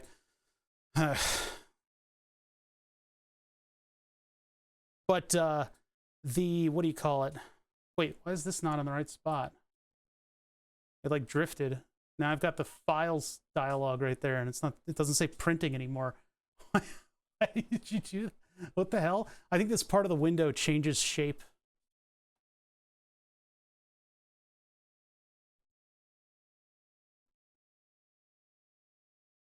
Yeah, my frustration with the tilt adjustment is that the CR10S has this 2020 rail bar across it. That just go in two directions? That was a little weird about that. The 2020 bar is extraordinarily stable. And so all of the bolts that go into that bar, if they're off by like a nanometer, then your bed is permanently tilted in accordance to what the BL Touch reports. So I run that tilt test where it goes from one extreme side to the next, and then supposedly alters the positions of the Z motors in order to make the bar flat. But because it is a giant, completely inflexible bar that is bolted with two huge bolts, it will spring back to its original position. I need like a micrometer adjustment on one side of this thing. Trying to figure out what the fuck some special board we make does. Turns out I don't know a damn thing about PCIe.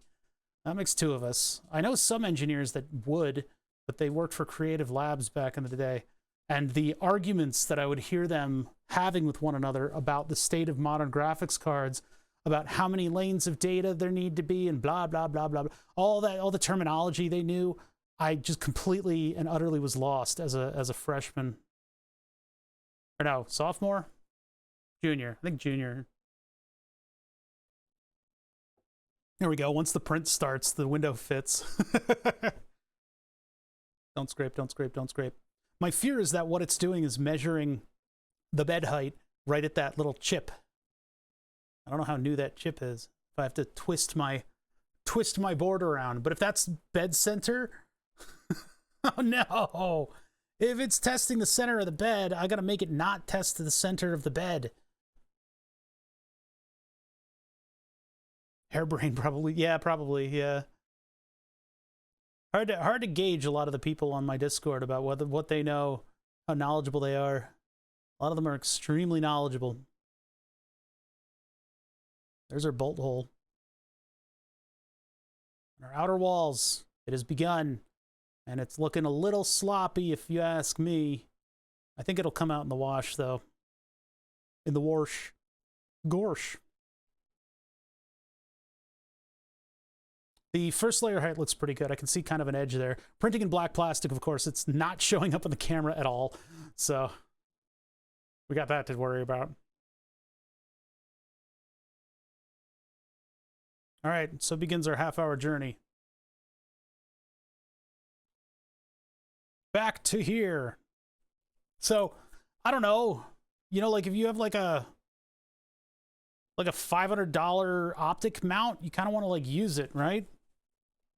Because you can like imprecisely get this thing into position and then precisely adjust it. But this thing is like a pound of metal.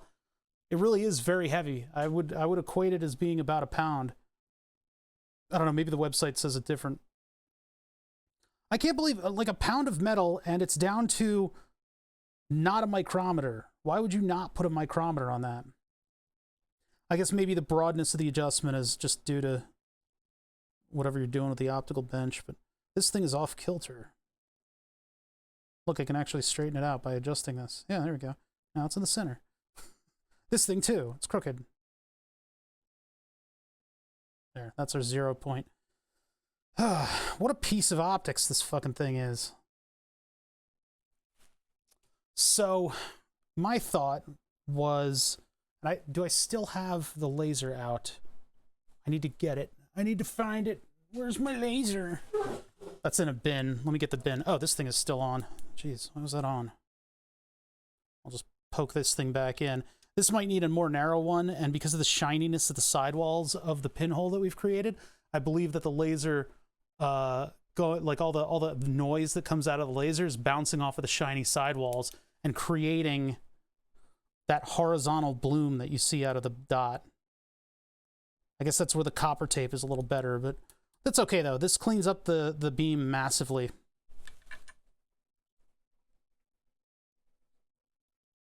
Print your own. Use the set screws on your axis to adjust. Wouldn't be as heavy. As long as the laser rides on the screws, it'll be accurate. I have a set of micrometers that my brother gave me that are like bottom barrel quality, but the micrometers work. So that could be, potentially I could make my own stuff with 3D prints. It's true. I don't want to go through the trouble though. It's a lot of work. I'm trying to get results here, you know? I'm not under a deadline, but I do have to keep this stream interesting.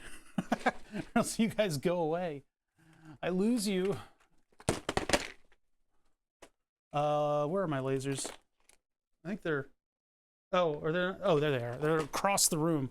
Okay, sorry. I'm getting the other diode mounts just in case I want to use blue or red and put it into a really over-the-top laser mount.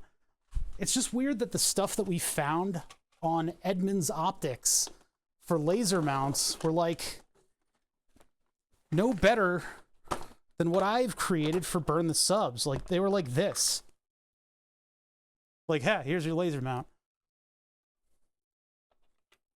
What are we building? Oh, this is a good one. So this is one that I've wanted to do for a long time. Since clearing out my storage area, I've been inundated with this big optics crap. And I found a really cool eBay seller that sold these optical mounts, which are ridiculously expensive. Most scientific operations are buying them shits new. With good reason. You know, they're buying that stuff new. They should be. Because, you know, they got funding. They got a shitload of funding. So they buy all that stuff new.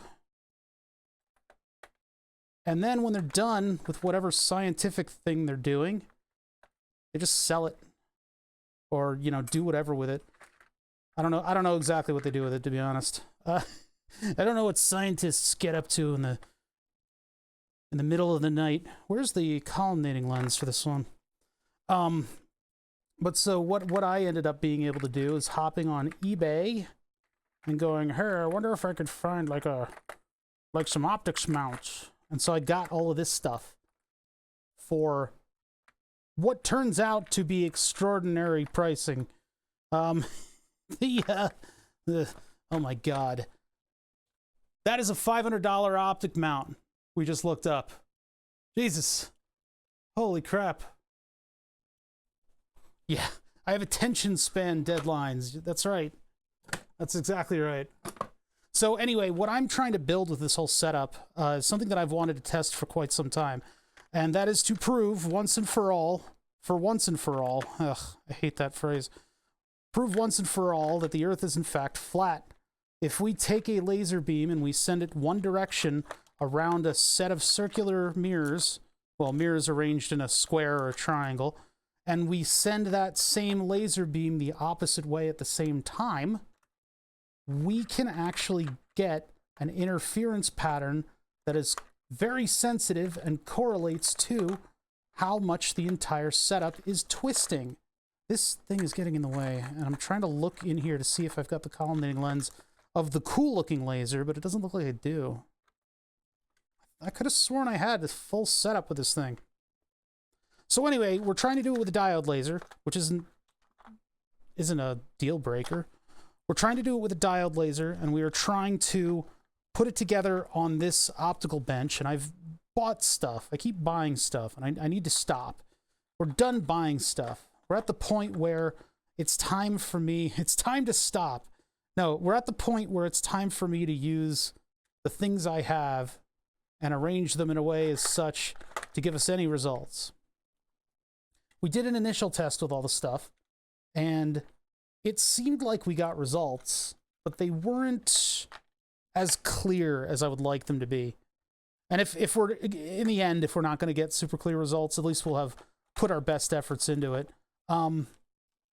Right now, we're designing and 3D printing all at once a couple mounts that will hold things for us in particular locations.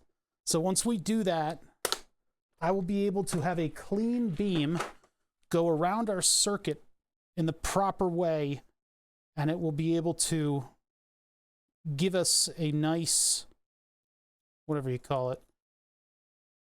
I think maybe this goes with that. No, that doesn't seem right. Maybe. This is to hold a bigger laser diode. That doesn't fit in there. What is this doing around it? Hold on. trying to put all this stuff together.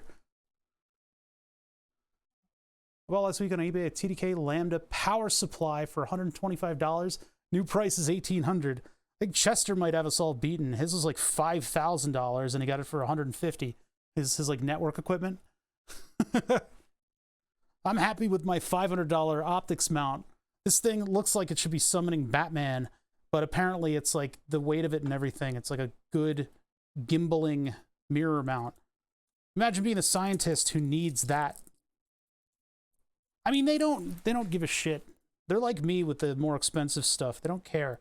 You know, it needs to serve a purpose. They need it to serve one particular purpose, and so they had to justify buying it.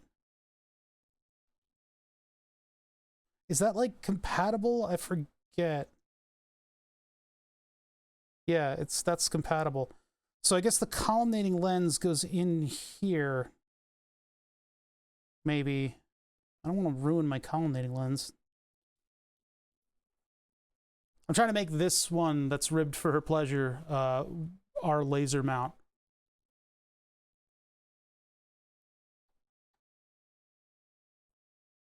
When you're a 30B company, you don't give a shit about, yeah, liquidating old equipment. I kind of want to print like a disc that's just going to hold this horizontally in here. I mean, we could print something where this actually sits... God, this fucking thing. Like this. But I think that's too tall. I think we want it to be in the middle. And I can just set it with a set screw. And we can have it just... Well, we can have it just like pressure fit. Just like that. And I guess we'll have to put something in there so it's not just a big piece of plastic. We'll make 50 millimeter by whatever the height of that mirror is. And that'll be our mount. For this... Question is, how big is this?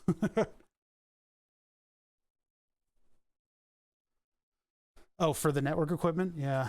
All right. Flathead screwdriver. And it's another one of these rings that's holding a what do you call it? It's holding a columnating lens.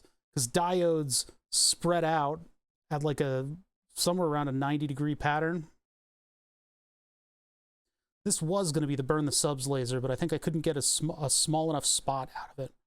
And these optics, I think, are glass, but I know that the ones that I have in burn the subs right now are premium glass. They're like super duper glass. Wait, is this whole assembly coming out? Hold on a minute. Hang on just 1 minute. Did we run into this problem last time? I think we did. I think we did run into this problem. I think I actually made a custom adjuster for this thing too. Ah. It's also small, and my hands don't want to make little pinchy gestures. I was considering if I wanted to just do My Summer Car today, because I didn't think I had anything for content. Turns out I do. Turns out this is pretty good. What the fuck? So this is like a big assembly, and I think it's probably not going to fit all the way. Oh, no, that's compatible. It's compatible, but it kind of like sticks out. I think this will go all the way back and still stick out. Yeah, it still sticks out quite a bit. Goes back to there. This looks like this crazy thing. Okay, what the hell, laser stuff? The laser stuff bin has kind of been leaving me high and dry lately. Maybe there's too much stuff in here. I wonder if that was supposed to go on it. So do I have something that's going to like cover that front? That's all for the smaller mount. There's different styles, and there's different styles of laser diodes, different styles of mounts, different styles of laser diodes, and this stuff comes from, who knows, you know? It comes from all over the place, because it's just where I've collected all this stuff. What the hell? Some stuff is for like a big tube, some's for like a small one. Yeah, the Wera screwdrivers, I don't know, I'm not a huge fan of like the shape. They're a little weird, but they're good. I got them and I've been using them for like many, many years now, so I think it was the one shop at the FBI that had them. That's why I use them. I was like, these are good. I'm going to buy the same thing. I like this. I'm going to buy it. I don't think I have a cap for that. How embarrassing. I got plenty of, like, plastic optics in here. This isn't specifically an optics divider. I probably should make one by now. I'm starting to collect enough optics to justify it. Yeah, nothing useful in here, huh? Get this all packed away. I can't believe I even have held on to these laser diodes. These infrared laser diodes from the 80s or something. Probably 90s, late 90s. Because they're nothing special, and you can buy better ones for like nothing. You pay them, or they'll pay you, and if you take it off their hands. All right, so if we are going to do it, we can use the ribbed one because it mounts the smaller diode, but it's going to look a little janky. And maybe we can 3D print something to go around it, but I would be afraid that the diode is going to overheat the 3D print. I guess maybe not. Probably shouldn't. Where'd the spring go that was in it? There was a spring in it. I swear. I fucking swear. Oh, it's still in there. Hello?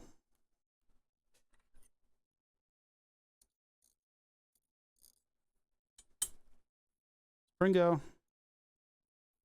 Probably shouldn't do that with a knife. The knife is probably a bad choice.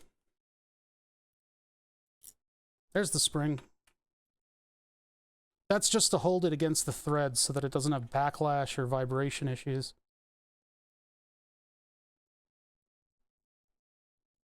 Yeah, so I guess I could make a cover for this front piece.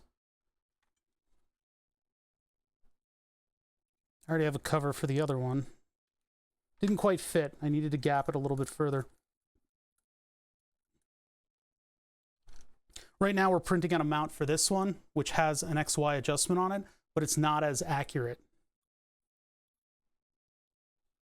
And I got these little caps here. I wonder if this is compatible with the blue laser, because the blue laser in this carrier, it's got a much larger lens, but unfortunately, possibly due to having a larger lens, the beam is super dirty. So yeah, I think I need to make a custom cap. That doesn't fit in the way I want it to. But if I do a cap over this, then we'll still retain a little bit of adjustment. And the heatsink will still spread the heat out. So yeah, I'll design around that. This thing is like a big lens on the front. It's beautiful. And then we can run the wires down to the base where we'll have one of the driver boards that'll allow me to do PWM so that I don't have a 2-watt blue laser friggin' destroying my retina. This is from a laser level. This is a very low voltage red diode. Red diodes are very forgiving. If I want to use this is overkill. That's completely and utterly fucking overkill. What about this? These two are probably compatible. Well, there's another idea. So if I want to use the red laser, I can put it in this mount. Now, this mount will not fit that, right? Uh-oh, it might. It might. I mean, we got to test it. I can avoid using this. I'd like to. Okay, first off, I want to flatten this thing out. It looks like I've adjusted it in the past. Square that out just so it's not all discombobulated. The only problem with this is that if you can see that, the lens interferes with the mount. So, were I to use it, the diode carrier would probably stick out a little bit. I need a soft place for this stuff to fall to. I don't want to scratch this lens. Not that I've been taking amazing care of it, but I think maybe I need to not destroy my lenses with neglect at this point. I got a microfiber cloth here. Hold on. Or no, not whatever this stuff is. Whatever that stuff is, I don't fucking know.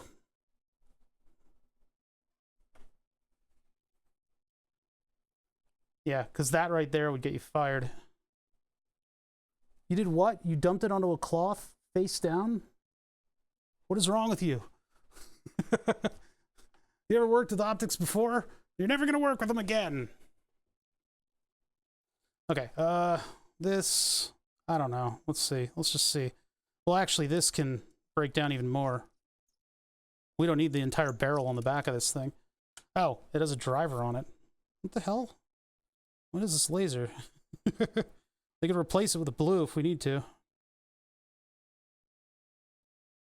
Only problem with this, and I do like this, we might make this our laser mount. Green is a lot more visible, but only problem is that I don't think that'll... If it grips it, it'll push it downwards, so I need to take whatever that radius is and make a ring. I'll make a plastic ring for it. Yes. And then what I can do is adjust the laser to make sure that it's straight up and down.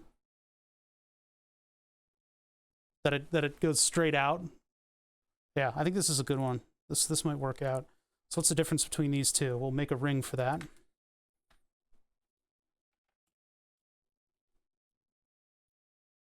And I might drop the driver board and put a blue laser in that. 13 millimeter. 13 to 11. 13 to 12. That's a 1 millimeter ring. Are you kidding me? Well, a 1 millimeter ring would solve it. That mounts on 3 points. And then how far back does this go? Yeah, it goes to the collar. So it would need to be the depth of this. 6 millimeter. So back to fusion.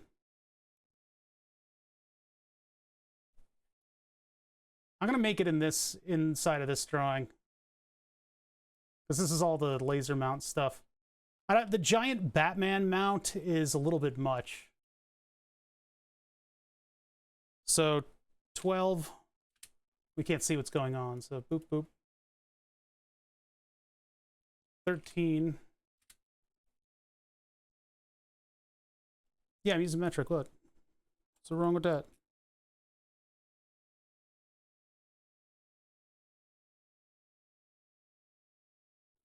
Should probably be 12 point. 12.7.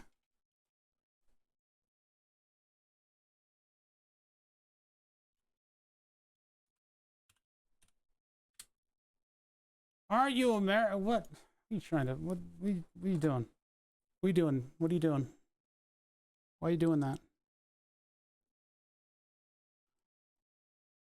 So that one 12 would be, it's 11.84 on my calipers when I get it nice and loose. 12.8, 11.86 rather. So 11.8, so 12 to 12 points.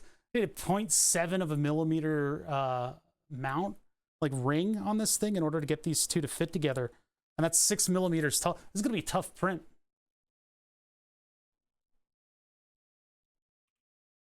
And that's gonna get warm. Should probably be metal.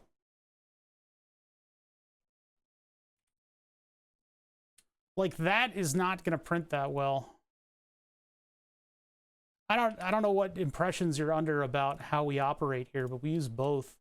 It's just for conversational stuff. We'll talk in inches and feet and yards. But when you're doing stuff like this, and when you're doing like, you know, when you're serious, it becomes metric very quickly. Anybody can work in both. All right, so for the ring that we're making around it, so this would be diode XY ring. I don't like the prospect of printing a 6 millimeter tall disc like this, because I don't think it's going to come out right. That'd be easier to make in metal. Oh well. Or I could put a bunch of copper tape on. No. Okay, so this sketch, and then we don't need to look at this. We're going to do a 1.5 millimeter hole, I guess. That'll be the laser hole. And then our outside of where we meet the threads on the front of this thing. Where did it go? There it is. Just to make it look a little tighter.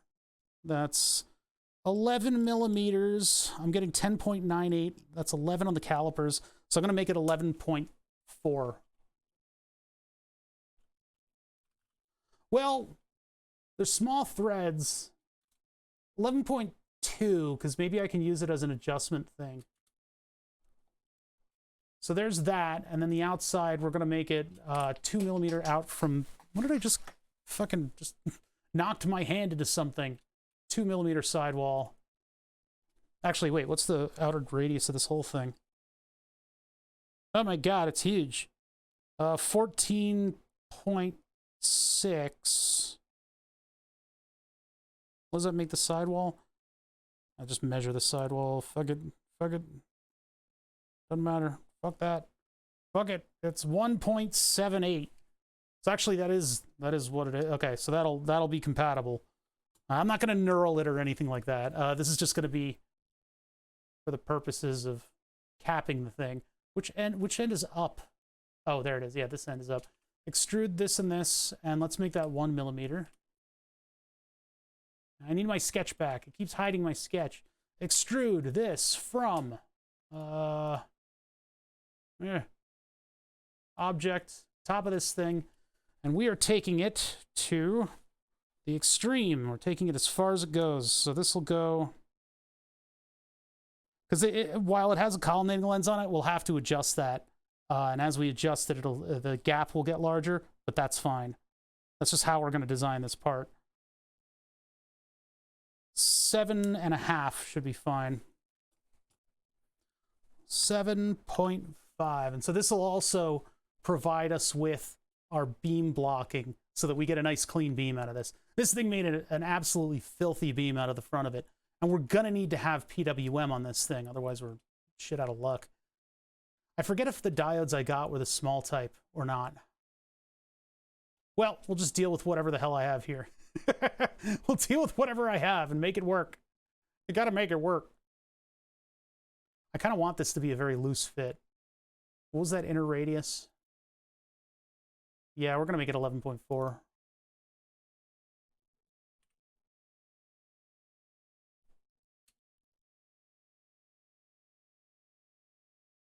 That pushes the outer wall out. That's weird.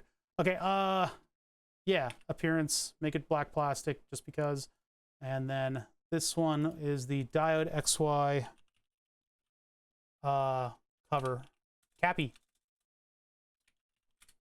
A lot of prints today. All right. What? Okay. Diode XY Cappy. There. Okay. So we've got a bunch of parts here to print now. This one is the weirdest among them. Yeah, no, we all go from one to the other. You can't just use Imperial. Only if you're like building a house. Because all the standards are still an inch because we can't be bothered. We tried in the 70s. I wish we had succeeded.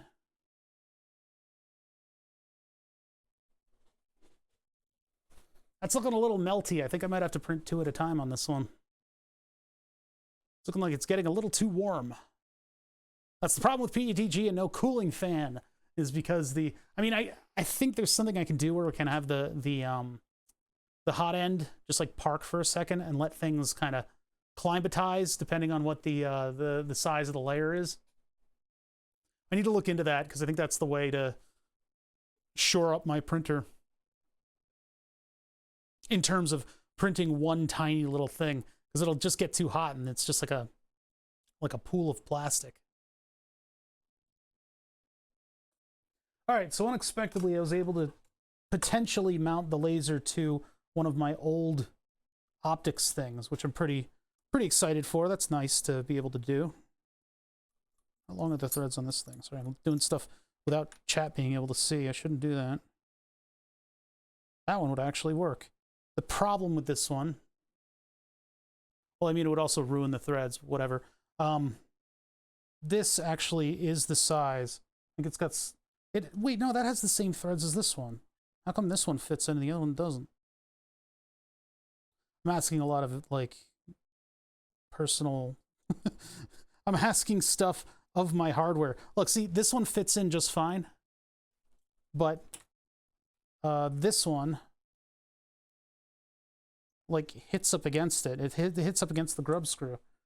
I mean, maybe they are different threads. Or maybe they're just made differently. Okay. Back it out half a turn, and then it fits in.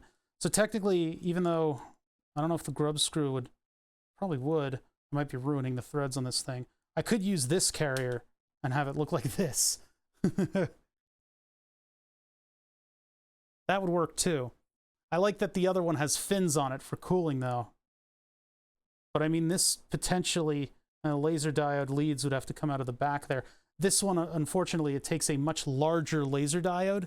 It's like the third size. There's 3 sizes of laser diode that are available. And so they're all holdovers from the way chips were packaged back in the day.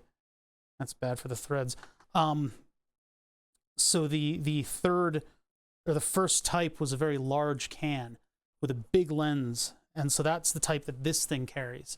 So I wouldn't be able to hold on to that. This one carries the smallest size. And it's pressed into there. I can always get it back out. I do not know what color this thing is, or the voltage that we give it. But this thing should be tuned for that diode. But I want to give this a carrier board, so I'd probably have to desolder. It's got one? No, it's got 2 leads. Okay. Yeah, I'd have to desolder this and then either put a socket on that so that I can put a diode socket into the end and then run the wires all the way to... Yeah, I'd have to do that. Yeah, I would have to do that. But that way, we've got a much more compact laser light source instead of the giant thing. I'm going to put this thing back together before I ruin it. How are you supposed to put... Look at this thing. Is this a piece of copper that's been polished? Might be. It's been polished and given a very, very slight convex lens. Oh my God. How much does... Okay, I gotta find out. Curved mirror. Negative 1.4 M. I gotta know. It's worthless now. Ooh. It's worthless now because it's been exposed to all kinds of hardship. But EdmundOptics.com. Optics. I don't need it to be fast. Ion beam splitting. Holy crap. Defense? Yeah, it's not us. Optical mirrors. YAG, broadband, IR, focusing, hot and cold, laser line. It's not flat. Where's convex?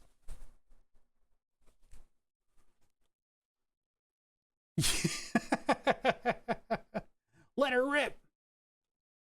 I think you're right. Defense optics means that you're supposed to be using them like Beyblades. Is it an off-axis mirror? I don't think so. Parabolic? No. I mean, this is a convex mirror, not a concave. Cave like a cave in the wall, right?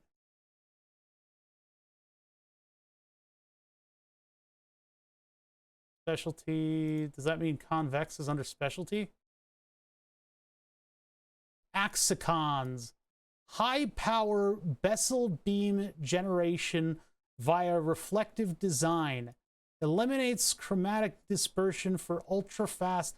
What is any of this? What does that even mean? What the?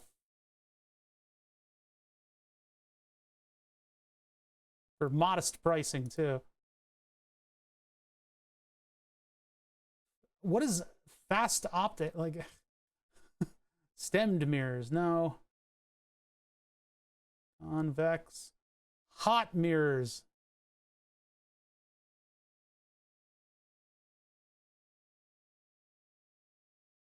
Convex spherical. Here we go. It's in specialty, so we're already going to get fleeced for this one. So we want 50 millimeters. How thick is this thing?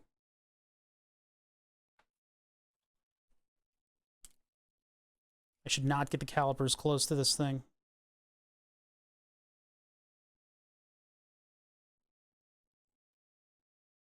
It's like 10 millimeter thick.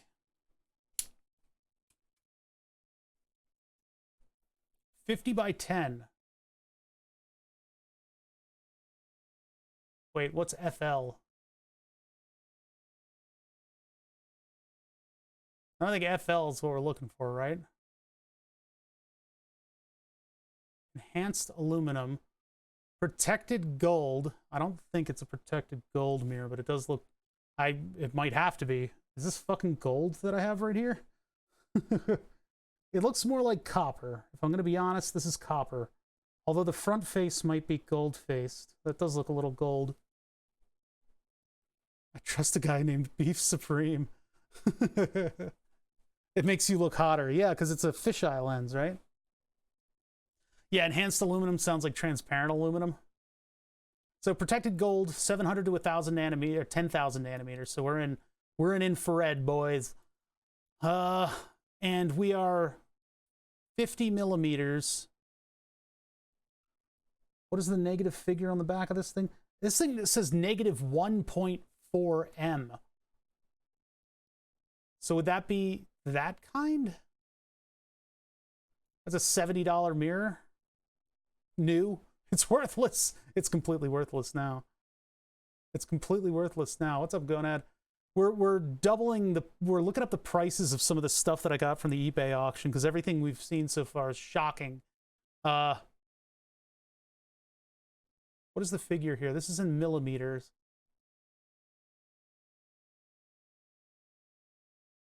Wouldn't it be like 140 or something like that? Well, whatever. Anyway, yeah, I think it's like a $64 mirror, which is insane. $500 optics and a $64 mirror. From a $100 auction.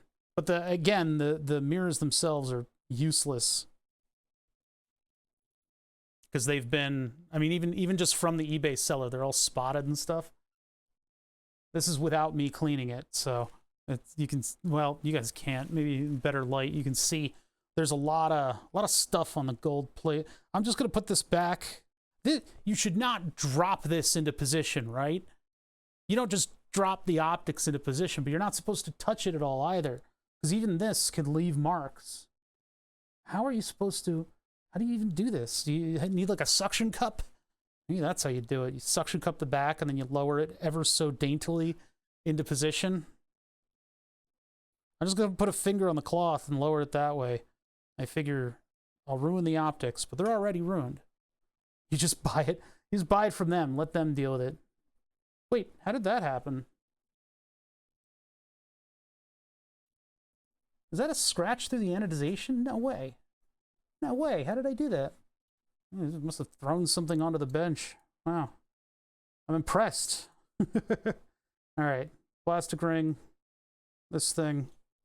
I do not know what they were doing with the infrared. You know, this setup where it's like got big optical mirrors and then big infrared mirrors. Because I don't know if these mirrors perform in the same way under visible light. Oh dear God. This is the threads from hell.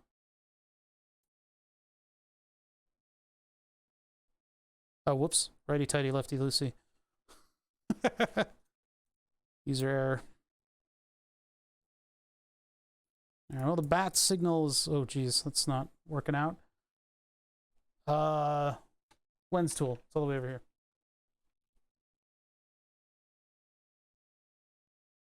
One side will get kind of like bound up if you... On a ring this big, helps to have the tool.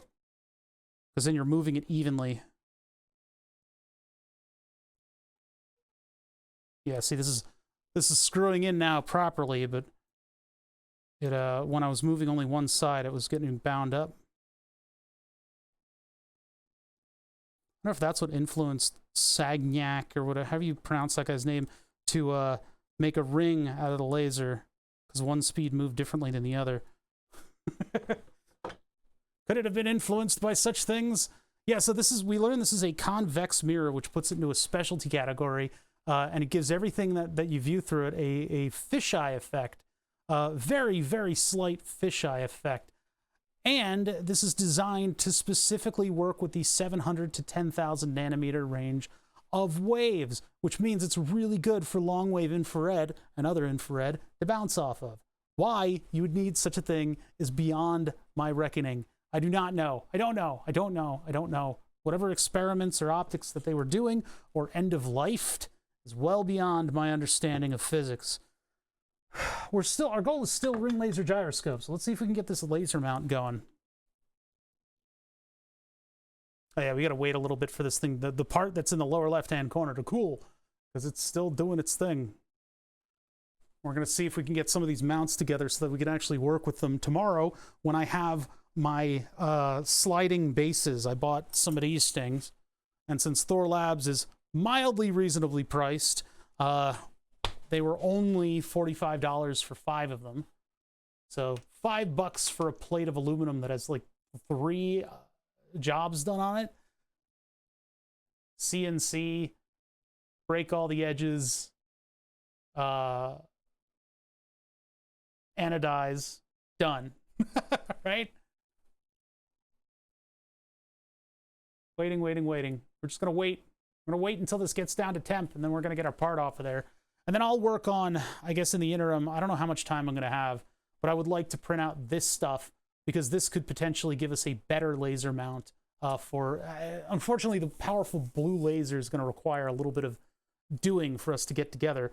Unless the laser that's already in this thing, unless that laser's good. If that's like a less powerful, I don't want it to be blue though. If that's like a less powerful red laser, we could just, I'll print out the stuff and we can just put this together, and this can be our alternative. Because this is actually a much more manageable and adjustable laser than this. This thing is much larger, but also, well, it carries its own battery with it, which is nice. I mean, I guess I can hook this up to something, but these don't adjust as linearly. They click into position, so. Go until you have cracking glass noises and then back a quarter tune. Yeah, I was hoping not to extrude the super duper lens through this extremely expensive mount. What am I gonna do with this? Can we make like an infrared Schlierenen visualize? What advantage would the thermal imager have if we constructed a Schlierenen visualizer using, wait, no, you need a concave lens to do, damn it. Of all the lenses they gave me, you know, I don't ask for a lot. Just a $80 lens made out of copper that, well, yeah, what would happen if we made a Schlierenen visualizer with the thermal imager? What would we get? I mean, air currents, right? But would they have thermal properties to them? Or is that just not in the cards for that type of optics? I wonder.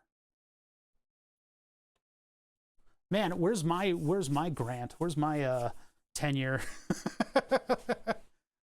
Why don't I get these things? Come on, buddy. Get down to temp.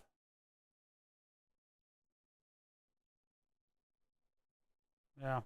Yep.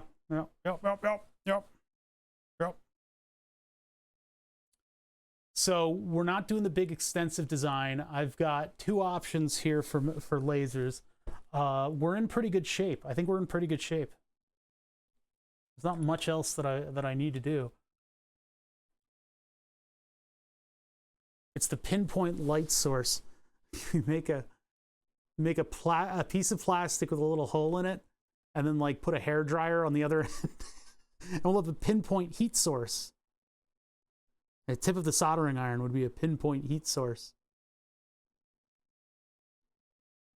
Yeah, it's taking advantage of the what is it? Is it the linearity of the light? If you get it from a pinpoint, it's coming out in a tight cone, and then that takes advantage of heat waves and just air convection in general, distorting the path of the light. Interference pattern in far infrared. I don't see why not. I also don't see why. You'd have a much easier time just doing it with a visible light.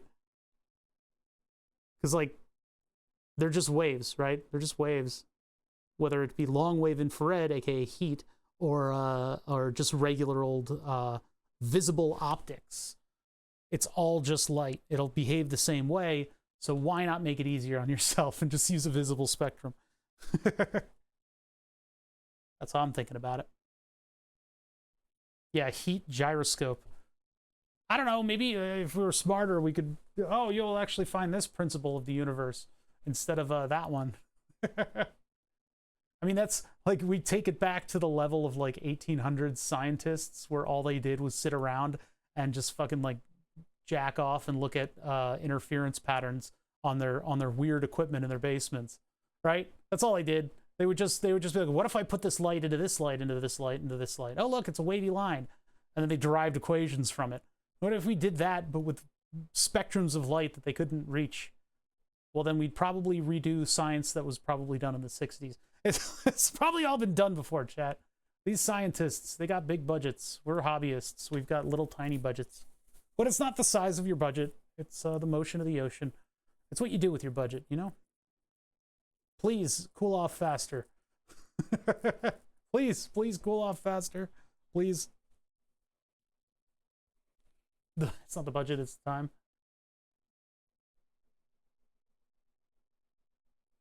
Please cool off faster. Yeah, because this, I'll put together the other one and then start this print once we're finished here. I mean, I already exported those. Do we have them on the bed? We don't. I'll have to print a bunch of them because they're going to be warm. And hopefully I don't need a lot of prints on this stuff, because the little bits of adjustment are going to be excruciating if I have to do multiple different prints. But this one is the flimsiest in that it has a 1mm sidewall object as part of it. So if I take this and I pop this one in and I pop this one in, these are approximately the same height. So that'll help me out a little bit. If I space them out enough, there's a chance that one of them will come through. So we'll do 3 and 3. That might not be enough. I hate how wasteful this is, but it's what's got to be done. I think there's an alternative way that I can do it, and I need to look that up. It's just another project, you know? Another project. Throw it on the pile. But the other project would be looking up how to tell your printer that you'd very much like it to just kind of like spend a certain amount of time on every layer, so that if it's over that amount of time, it just needs to park for a second. Very much within the capabilities of the printer. How long is that going to take? An hour? 12 minutes. Oh my god. All right. Temperature. Ooh, barely the first crossing point. I could spray it right now. It might pull up a little bit of bed surface, though. This has a flat bottom, much like myself. So if I allow this to cross a little bit, we will benefit. It's been a mad production today. We've been building stuff as fast as we can. Oh no, I touched the mirror with my thumb. I'm forever immortalized. Well, we don't really care that much about this optic, unfortunately, and it's been ruined by time, so I guess this gets cleaned like my glasses do, which is not an optical table finish. Yeah, the oils from my thumb are still on there. Wow. Yeah, this is why we use the optical cleaning fluid, because look at that. I'm just pushing the oil from my thumb around. That's the difference between cleaning with something like this and then using the proper methods of cleaning.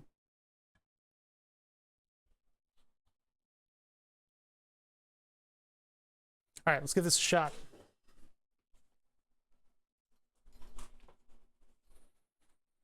Yeah, thumbprint would have ruined your whole day at a professional setup. It's like gloves are probably mandated. Is this in focus? Nah, I push it back a little bit to be in focus.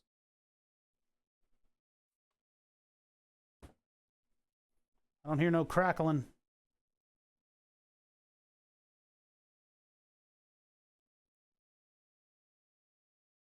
Try twisting it instead of pulling it straight up. See, the other problem is if you don't wait long enough, the consistency of the print is like kind of like clay. I'm not putting a lot of force into this. I'm just letting the windex get in there because you can see it's moving a little bit when I tilt it. I'm gonna let that, oops, sorry, bumped you guys in the head. I'm gonna let that sort of sit for a minute because it's not cooperating. I just heard a noise. Yep, that was the noise of it coming up. There's crackling noises associated with any of the movement of the stuff. The neat property of PETG, how it kind of auto-separates if you do it right. Okay, I'm going to start that other 13-minute print, and it's going to make a glob of plastic on the nozzle. That was windex, very specifically windex. And I think, at least from my reading, the detergents that are present in windex are, what do you call it? Conducive to the separation of the stuff. Like they get under the print. All right, so that's a pretty clean print. Oh, ugh. Well, it's looking a little droopily on top here over the support material. A little droopily over that. But, you know, we're playing horseshoes and hand grenades here. We're not exactly... We're a bit of a ragtag operation, folks. So this and the bolt that I measured, which would be here if I had kept track of the things that I should have been keeping track of. Cool. Yeah, no, it's gone forever. What bolt? Nobody, there isn't a bolt here. What are you talking about? Bolt. Talking about bolts here. Bolt. It's like, as if like, you know, there was like a bolt that you needed. Like an important one here. Yeah, right. Shh.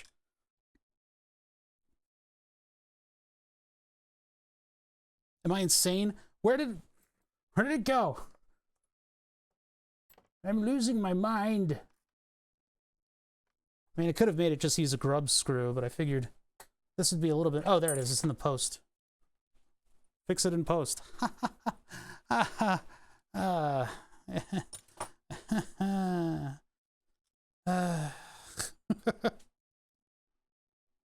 Ooh, that's too tight of a fit. I should have gapped that a little bit more.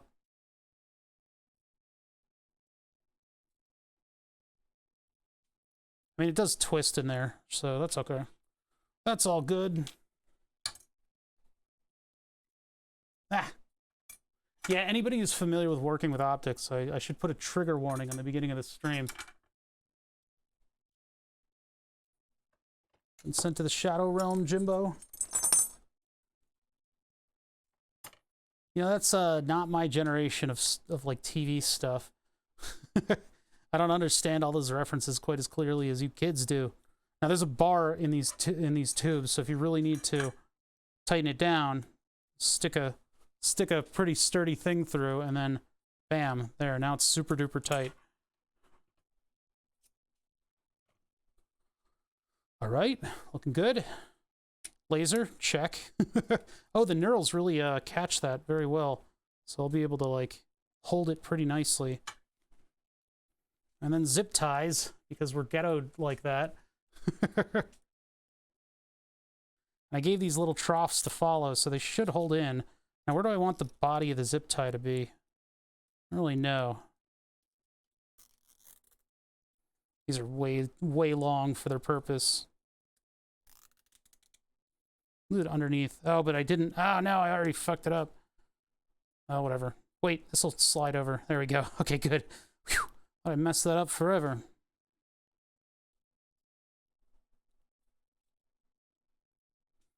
Yeah, here's a problem with having it here is I can't have a lot of pressure on it. I need that zip tie tool.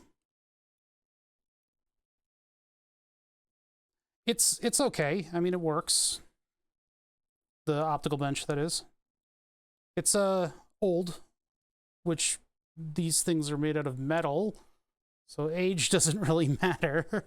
But it was sitting in storage for many, many years, but it was at least surrounded by styrofoam, right? I had some semblance of care. I don't do science enough to really take it out all that often. I use probably smaller zip ties on this, effectively. Not really doing science all that often, you know? I'd like to. It's fun. Science rules. Problem is all the math.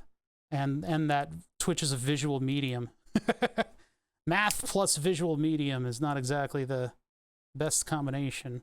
Unless you're doing specific... Well, whatever. You know what I mean. I don't judge you. You don't judge me. And it looks okay. And then this, like that. And for sharts and gargles, let's put that on here.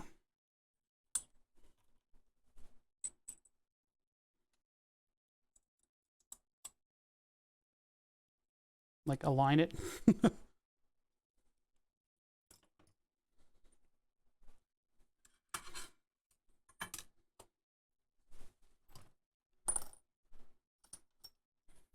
I don't know, it looks kind of pro. Looks like all the picture... Listen, I have never worked with optics in a professional scenario. And, never, not even once. So I am making this up as I go. I should probably try to watch a video on it, but I figure if it looks kind of like the real thing, it might function a little bit like the real thing. The principles are there. I really am the chimpanzee with the grammar book upside down, pretending I'm reading it.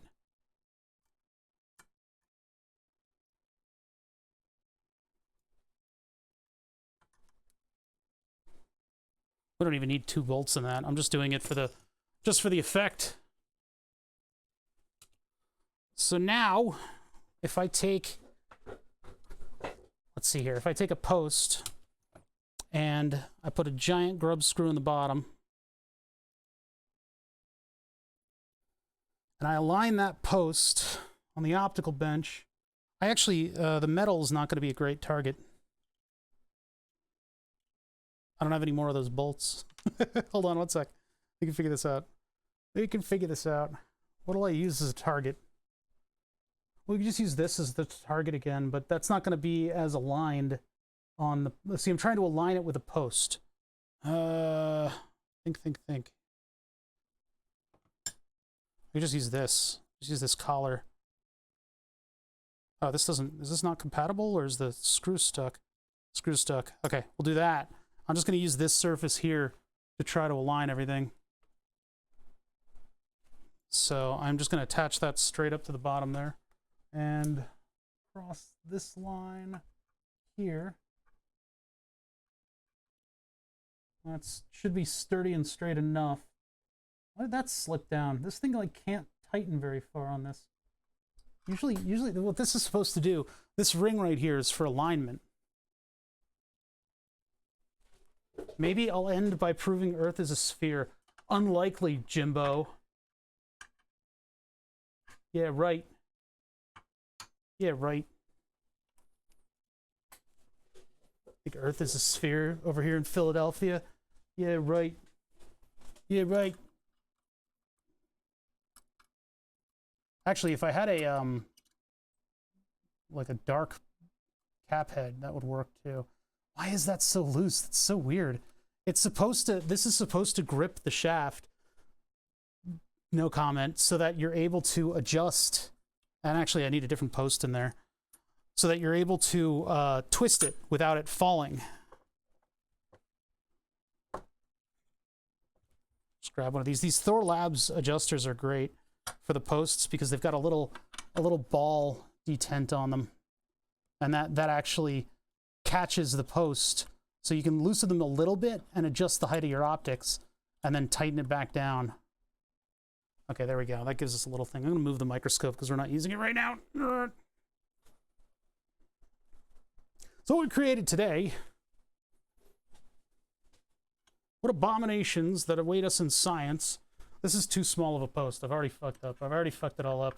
Let me get this out of the way. I love optics. I love doing this stuff. It's just, it feels good. It's like a big sciencey erector set. And I also have an erector. I mean, all right, anyway.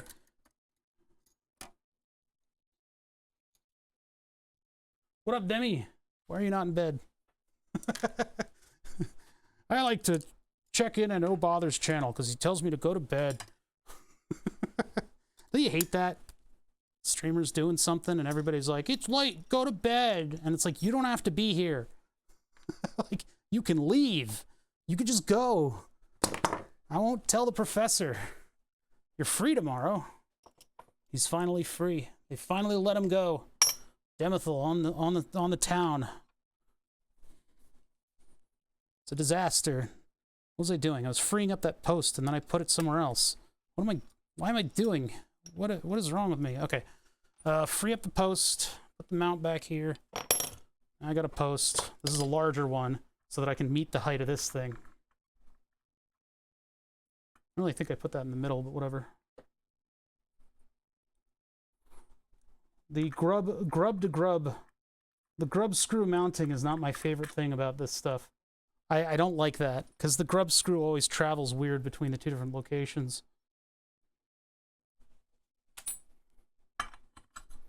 There, that should be tall enough. I just want to see the alignment of the laser now with our setup.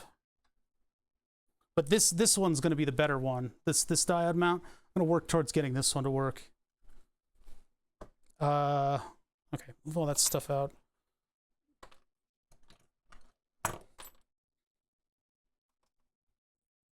I don't think tomorrow will be the last thing we ever do with optics, to be honest. I don't think I'm going to achieve ring laser tomorrow.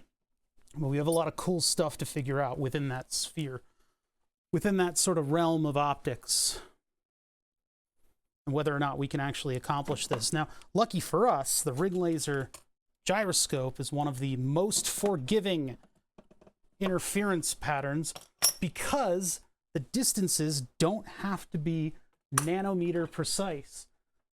The assumption is that your optics are traveling the same distance on the same path in opposite directions, which is a really cool property of the whole thing. That's pretty good, actually. considering I don't, this isn't like totally calibrated. I don't know the exact height and distance here, but like, that's pretty good. Okay, so this actually works. It's so weird how cavalier they were about the laser diode mounts, and I don't know how I can kind of solve that. I'm using the post as sort of a generic center, but I don't know if my right-left adjustment on this thing, that's up-down, the right-left is precisely calibrated. I mean, I can, maybe when I have a little bit more of a free setup, I can, one of the things that I did want to do today, and I didn't get to it, was building something that we could use as a target. So I can place something that is flat against the table that will give us where our laser should be. And we can maybe just come up with something for that. Because the easier I have that, the faster I can align the optics. Right now, I got a mess to clean up, though. I got so many messes to clean up. Everything is so disorganized. Why did that fall? Hey, bastard. Bill bastard. I mean, I wonder if any of these posts are like an approximate. Nah. That'll be kind of interesting to do. All right. Well, I think we had a good show of it today. Let's see the booger that my 3D printer has created and is currently rolling around on it, totally ruining the print surface. I'm in complete disbelief. Okay, so if that's not going to be a total asshole, maybe I can get this together by the end of today. How long do we have in the print? We have 13 minutes left. I can stall for time. I can stall for time. So how can I let's get this stuff out of the way. Like I need something that I can use against the surface, like it would be like similar to like a pin that would allow me to get this laser precise. I mean, first of all, the precision of the direction that this thing is good. It's like it's all up in the air, right? I just wanted to center this thing on its own optics. But I mean, this works. It's two zip ties and a just like a two chamfers, zip ties and chamfers to make something like this, except it's out of plastic, and we've got a diode laser sitting on the end of it. Of course, it does use up. If I have to use this mount, no, it's not this mount. Which mount is it? Oh yeah, this mount needs this one has the other one. Which one? One of the other mounts that I have here uses that particular piece of hardware. It uses that screw through it in order to mount to the post, but I don't think any of these do. I don't know which one it was then. I don't know what happened to it. I don't know where it went. Oh, it was this one. Okay, so this one mounts by grub screw. This one mounts by screw through the middle. Why are there two different kinds? Run that one by me again. Weird. And they have different adjustment screws on the back. Do these pull off? Wait a minute. Might. I don't really see where. It's too bad. Okay. I think we're in pretty good shape, chat. I'm gonna calipers out of the way and try to endlessly shuffle things around my desk until they kind of resemble something that's organized. That's sort of the way we operate.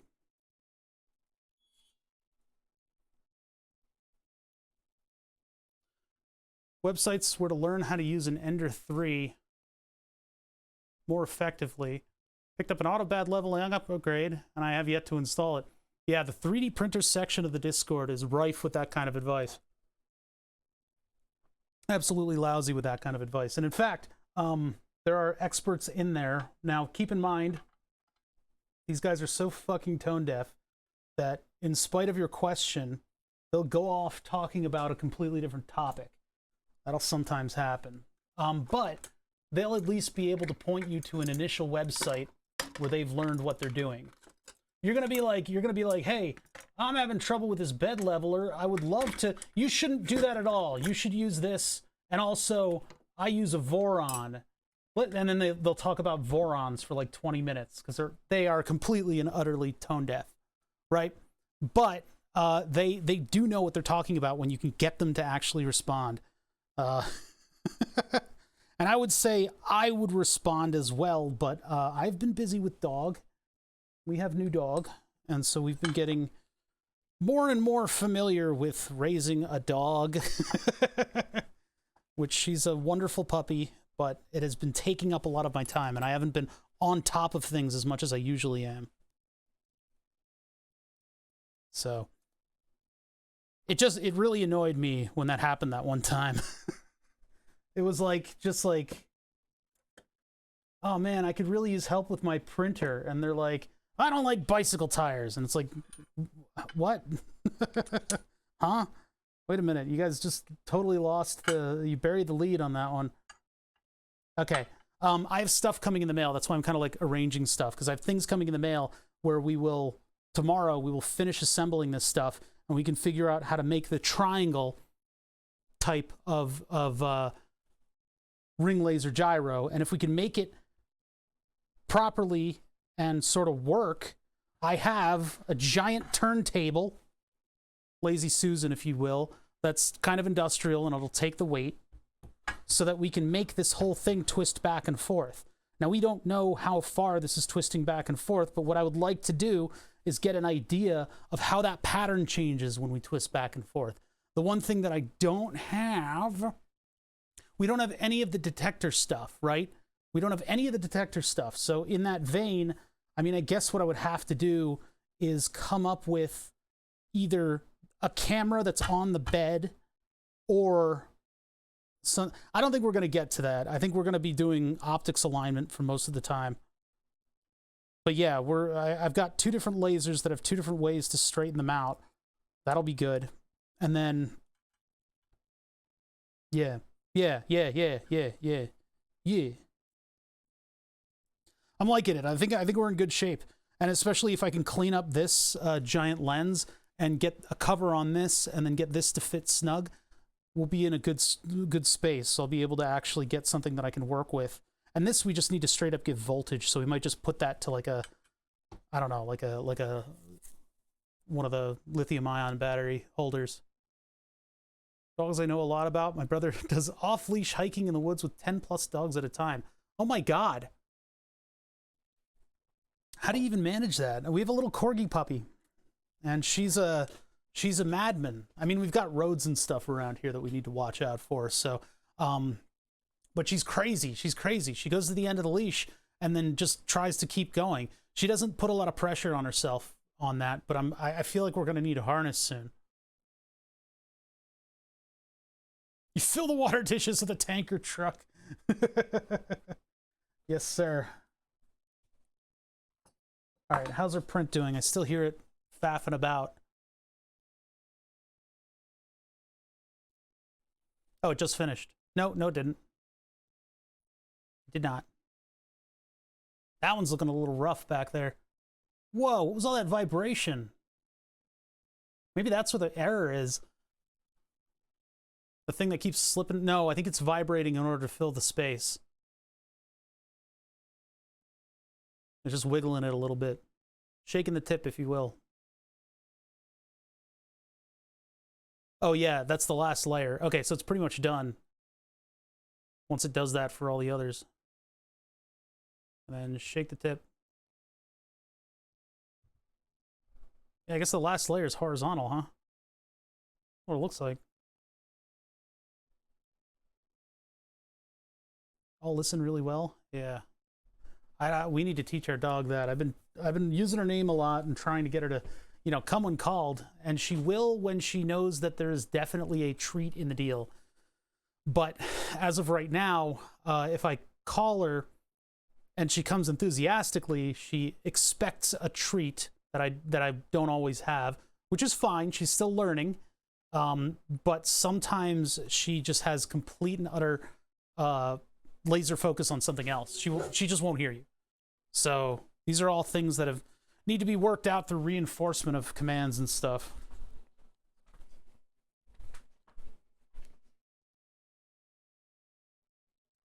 All right, we got to let these cool, otherwise they're going to distort. It's very important that these don't. That would be a bad thing if these distorted. So we are in it for like another 5 minutes, maybe. That was a 20-minute print. That's pretty good.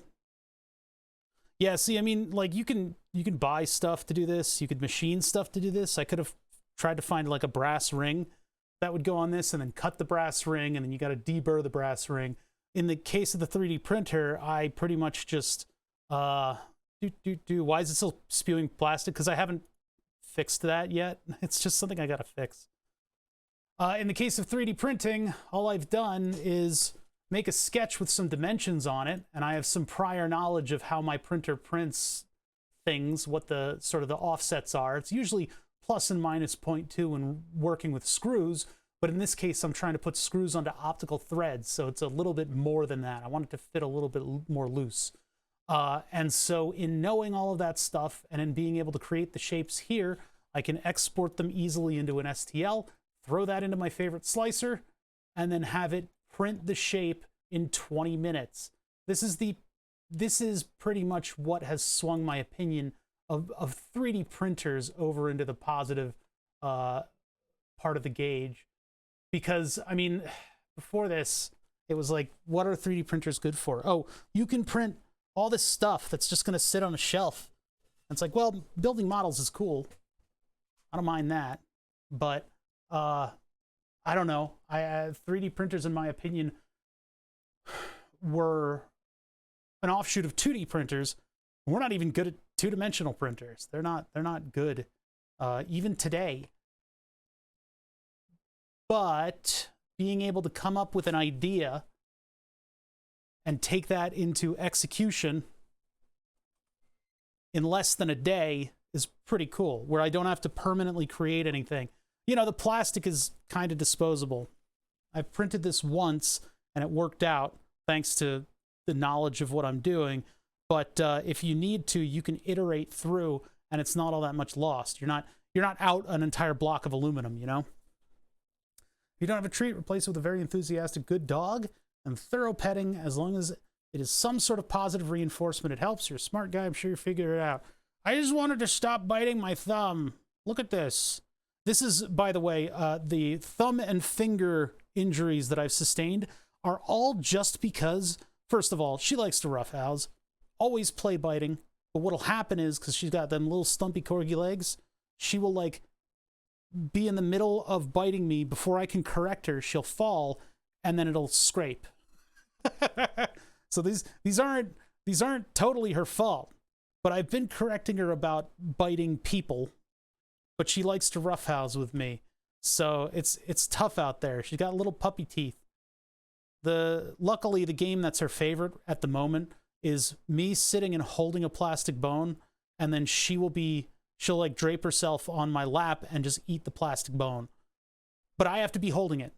Otherwise, she will not do this.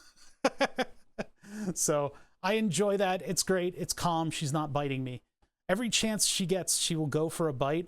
I will correct her, and she will immediately go for a toy, like I've been training her to do, to the degree where I know she knows she's not allowed to do it. So that's just what we got. But biting people is the best part. You're right. I'm going to make an attack corgi out of this one. Nah, she's a wonderful dog. She's a wonderful puppy.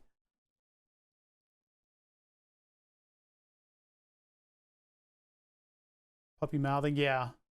I hope she grows out of it. I think she will. Other pets in the neighborhood, you know, they like getting pet. You know, you pet the dog, it's great. Mine, teeth. I try to pet the dog, teeth.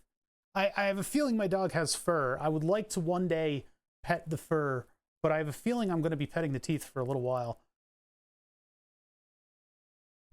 I would attach the bone to am I going to have to get the forceps out and hold the hold the bone with the forceps so I can remove my squishy hand away from it? Nah, she's not that bad. She's not that bad. She knows what she's doing. She'll learn eventually. She's still in the velociraptor stage of dog. She'll be a dog soon. Both ears are up. That's the new thing. Both ears are straight up in the air, so we're never going back to the droopy ears. It's sad. I have a lot of pictures of the droopy ears, though. In terms of the spewing plastic that my printer does, I don't know what G code I can put in. I tried to put a final retract, but maybe I haven't. I wonder if I actually put that in. I think I actually, I don't know. I need to find a retract code.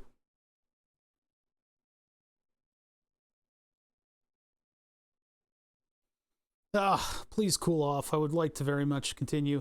I don't think my idea of having a water-cooled 3D print bed would be very good, because I think what's going to happen is the glass is going to retract too quickly and it might distort the print. Youngest kitten makes weird raptor sounds. That's such a bad dinner table manners that I've ever seen in my life. Oh no. We're lucky. The breeder for our dog, free fed. She free feeds. It's like a rescue breeder kind of operation. And she just free feeds the dogs, so they all just have food all the time. She had troubles with them not gaining weight. They were thin, a little bit thin. So she started free feeding, and now all the dogs are fine. And it reduces all of the food aggression that the dogs have. Now, people are adamant about meal times because a lot of dogs are obese. A lot of dogs are obese. But I don't know. She was trained in free feeding, and she's sort of doing a free feeding now. She doesn't get aggressive over food, and she's overly polite when eating. So either I have to be sitting at the kitchen island eating, or there has to be a certain point in the night when everybody's around, and then she'll go off and have dinner. But she's very polite because she'll eat and nobody will notice. Well, all we'll do is see that the food bowl's been emptied a little bit. She poops a lot, though. A lot of poop. A lot of poop with the puppy. A lot of puppy poopy. All right, temperature. I'm done with the anecdotal stories. I'm out of stories. I've run out of stories. You ever binge on some creator's work and find that moment when they run out of stuff to talk about? it's interesting to see when all of the anecdotes that you've gained in life before you've decided to become a creator run out, they run dry. And so you have to rely on other things in order to find stories. Now, I worked in industry for eight and a half years, so I have all those stories to back up. But there's a point when they run out of stuff to talk about. What about using a small microcontroller that releases small amounts of food every few hours? If that's the kind of feeding she's... No, that's not... No. Why would you do that? Why not just leave food in the bowl? And then at a certain point of day, we refresh the food, and she'll have dinner after that. And we just make sure that there's a little bit of food in the bowl in case she's more hungry. And the dog knows when to eat. You know, you get hungry when you want to eat. The problem with auto feeders is that they can fail in various different ways. And there's a whole big variety of different auto feeder technologies out there. But like, what if the dog decides not to eat? Then it'll double feed? You can come up with 1,000,001 different ways to do that kind of stuff. But KSS. The one is outrunning the other.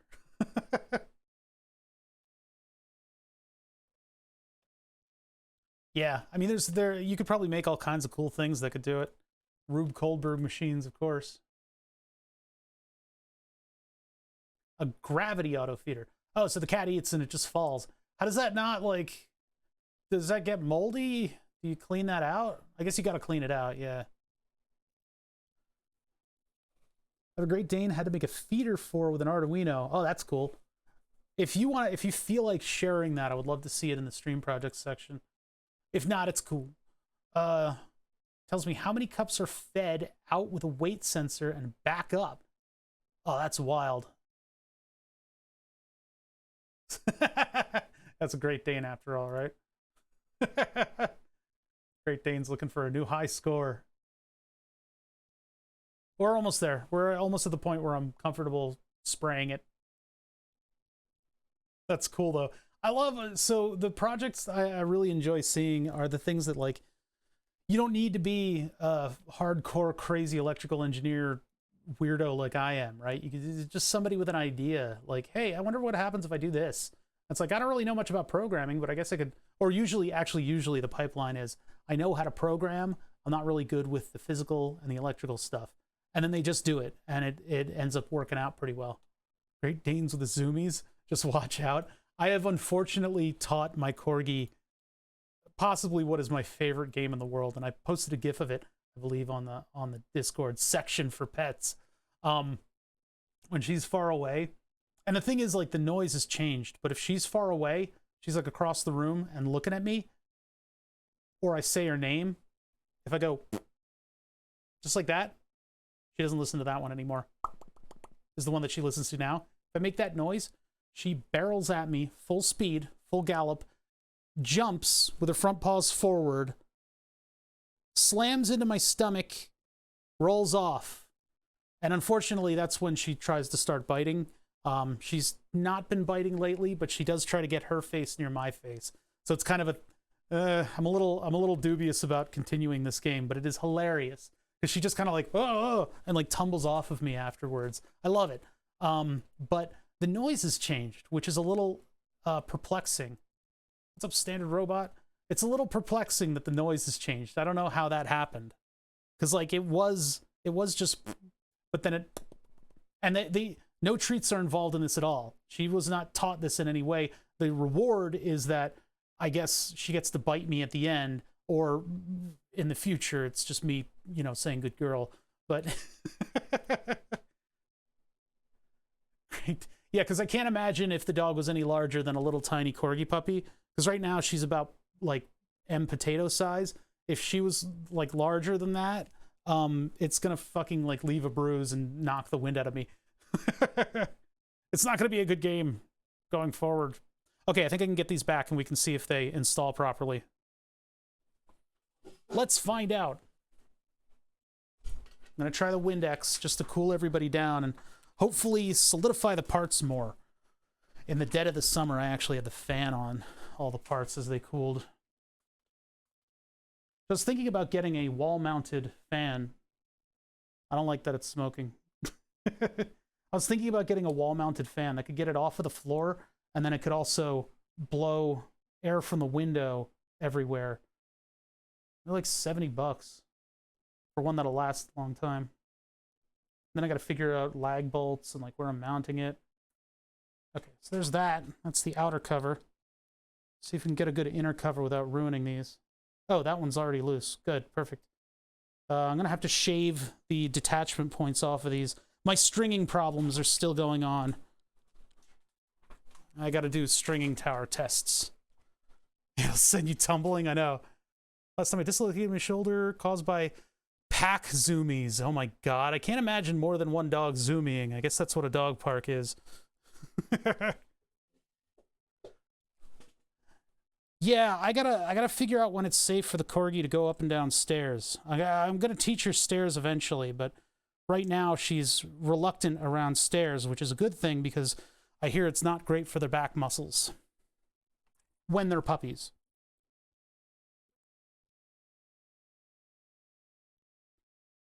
But I need to look that up. I need to get that information.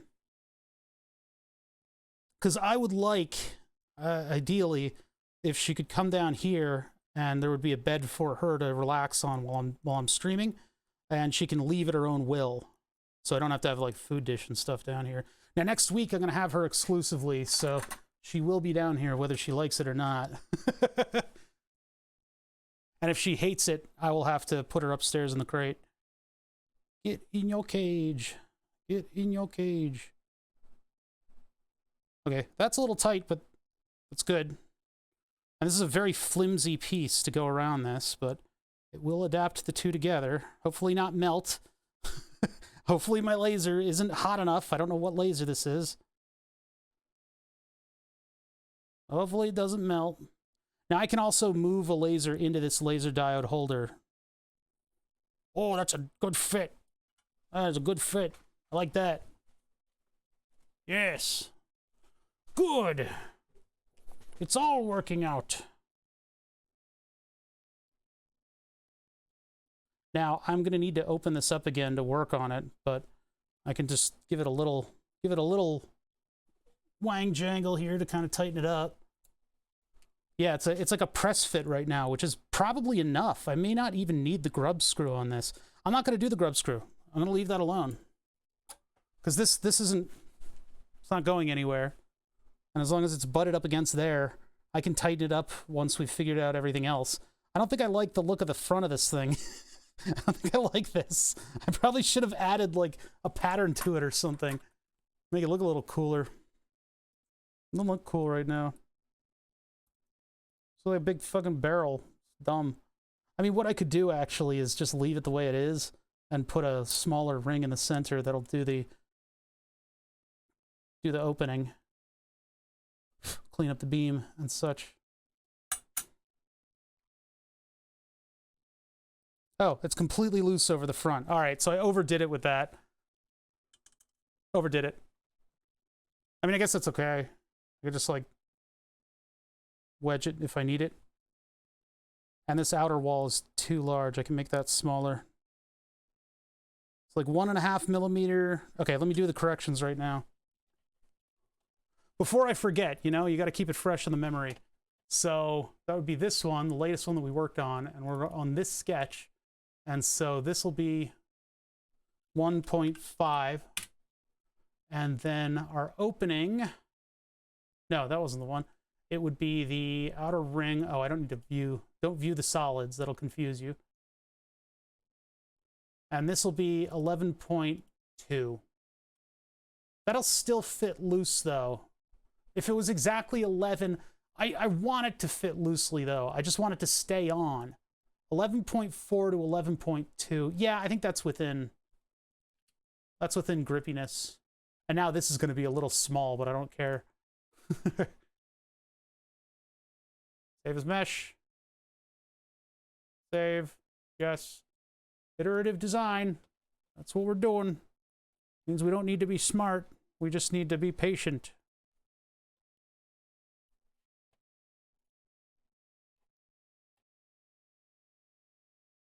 Oh, make sure to get rid of the old ones.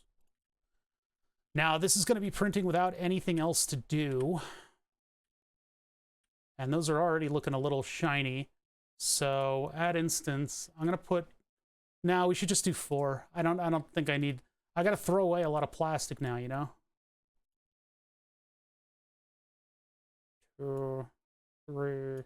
Now, I could put them further apart, but my printer, because it switches the mode from silent mode to stepper motor mode, it doesn't take all that much extra time to traverse the expanses here. 13, it's about the same time as the other print time. All right, that one's gonna start right away, but we're not, oh wait, fuck, hold on, no, no, no, no, no, no, you don't, nope, you don't see anything, nope, nothing here. Nothing here to worry about, nothing to accidentally hit and then get a wrong depth. Okay, got him. None the wiser. We're ready to print again. Printing Worst Nightmares, Volume 1.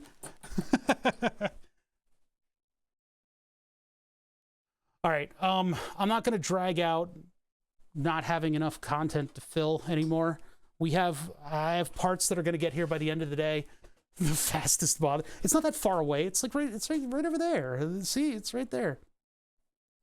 I can move if I need to. I'm not going to drag out without content. This last print take 13 minutes, probably more like 20. That'll probably be here by the time I get down here at like 11 o'clock at night, because I've been so freaking busy with the dog. I've got to clean up my shop. It's a bunch of mundane stuff. Tomorrow, we're going to try to put together a ring laser gyroscope. I already forget the names of all the effects and stuff. But we can play around with the new laser mounts and the new mirror mounts, and hopefully we can put together something that's going to give us an interference pattern that we can actually utilize. I'm hoping that we can get there with that. I will not work on it after tomorrow. I will put it aside. I'll put a cover over it or something. I don't know what to do with the optical table when I'm not using it. And then I promise we'll get to burn the subs. It seems to be like a meme that I'm never gonna, we're never gonna see the end of the meme. But I do like to focus on projects that kind of organically come about. And I think I saw a lot of really cool stuff in the last streams that we did with the actual optical hardware. So I want to take advantage of that and kind of scrap our way into actually producing numbers for the rotation of the Earth. I think that would be very cool if we could observe that somehow. Now, considering it's 15 degrees over the course of an hour, I hope that doesn't require us to be patient. I hope we can get a result that looks like that immediately, but I don't know what that'll end up being.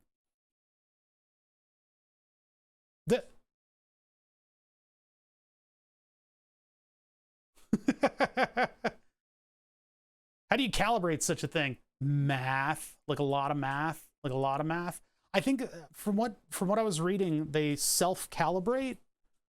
I don't know exactly what that means. There's a lot of very eclectic language used to describe the ring laser gyroscope. So 5 meters away in my... Yeah, that'll happen with my studio monitors, because they're powered, but they don't have volume control, right? You balance the speakers with each other, and then you plug them into like an amplifier, even though they are amplified in and of themselves. So it's like, if I unplug my speakers, the subwoofer does the same thing. If I unplug the subwoofer, it's like boom, and then two rooms away, it's like deafening. I can barely hear it here. When we first got that subwoofer working on stream, and I had music running into it directly from just like a source, like a line level source, the cone was just, and it didn't sound that bad here, but apparently the people upstairs thought like something was severely wrong, like geographically something was happening. You gotta watch out for that kind of stuff. But yeah, I don't know, moving in an emergency, right? People are, that was the axis doing stuff that it shouldn't. I think every now and then it gets a little bit confused about the direction that it should be moving in. I need to go ahead and stop this thing before bad stuff happens. Let's go ahead and just hit cancel. Stop it. Stop it. Stop it. Stop. Yeah, that's a jump scare. Get that adrenaline rolling. I gotta clean the nozzle after this too. I hate it when it does that. I think it's when I leave the bed too far forward. Something, oh, please stop scraping. Yeah, the bed is completely off. It thinks it's way further forward than it. Stop it! Stop it! God damn it. Why is that happening lately? I think it's when I leave the bed too far forward. Something kicks out. All right, I'm gonna restart the print, and then I'm gonna go about my business. Here's the end card. I'm gonna be back at the same time, so if you're around, I would appreciate hanging out. The sensorless homing is always so scary. I don't know why it keeps missing and going too far forward. It really shouldn't be. It seems to otherwise have a handle on what it's, that's a big booger on the end of the fucking nozzle. God damn it. Why is this always like this? Why can't I just have nice things, you know? Just like, always gotta be. You know, this printer works for periods of time, like long periods of time, without any issue. And then this kind of stuff starts cropping up. Okay, all right. So I'm gonna be back tomorrow. It's a printer Chan jump scare. It's my jump scary printer. Yeah, I'll be back. We're going to work on optics a little bit more, just so that I can kind of put it to bed for now. So far, so good with 3D printing. We were able to make some of the mounts that I lacked that are too expensive to buy. They're just too expensive to buy. And we've cleaned up some of the beams. I haven't found a single piece of literature that says that we can't use a diode laser to do this experiment. So we're going to give it a shot. Push comes to shove, I guess I could probably try to use my laser tube, and it might make a much cleaner result. But I don't really know how we're going to swing that, and we're going to try to make a triangle out of it next time. We can go back to the square, but I think making a triangle will be good. And then I can try to whip up some tools that will help us align everything. Join me if you can. I would appreciate it. Have a lot of fun doing Friday projects. And then next week we'll work on burn the subs if I can manage. Otherwise I might, I don't know, it's going to be difficult because I've just got the dog to myself. So she might have to go upstairs, or maybe she'll get comfortable down here. Maybe that'll be good. We'll have a couple dog streams next week. I'll see you guys then. And till then, yeah, I don't have anything else to say. I'm just going to start circularly talking about this and that and the other thing. The Brainiac. I don't think I need to know, but maybe they'll have some good info in there that isn't the UV stuff. Yeah. Brainiac 75. I've never heard of the name before. All right, I'll see you guys later.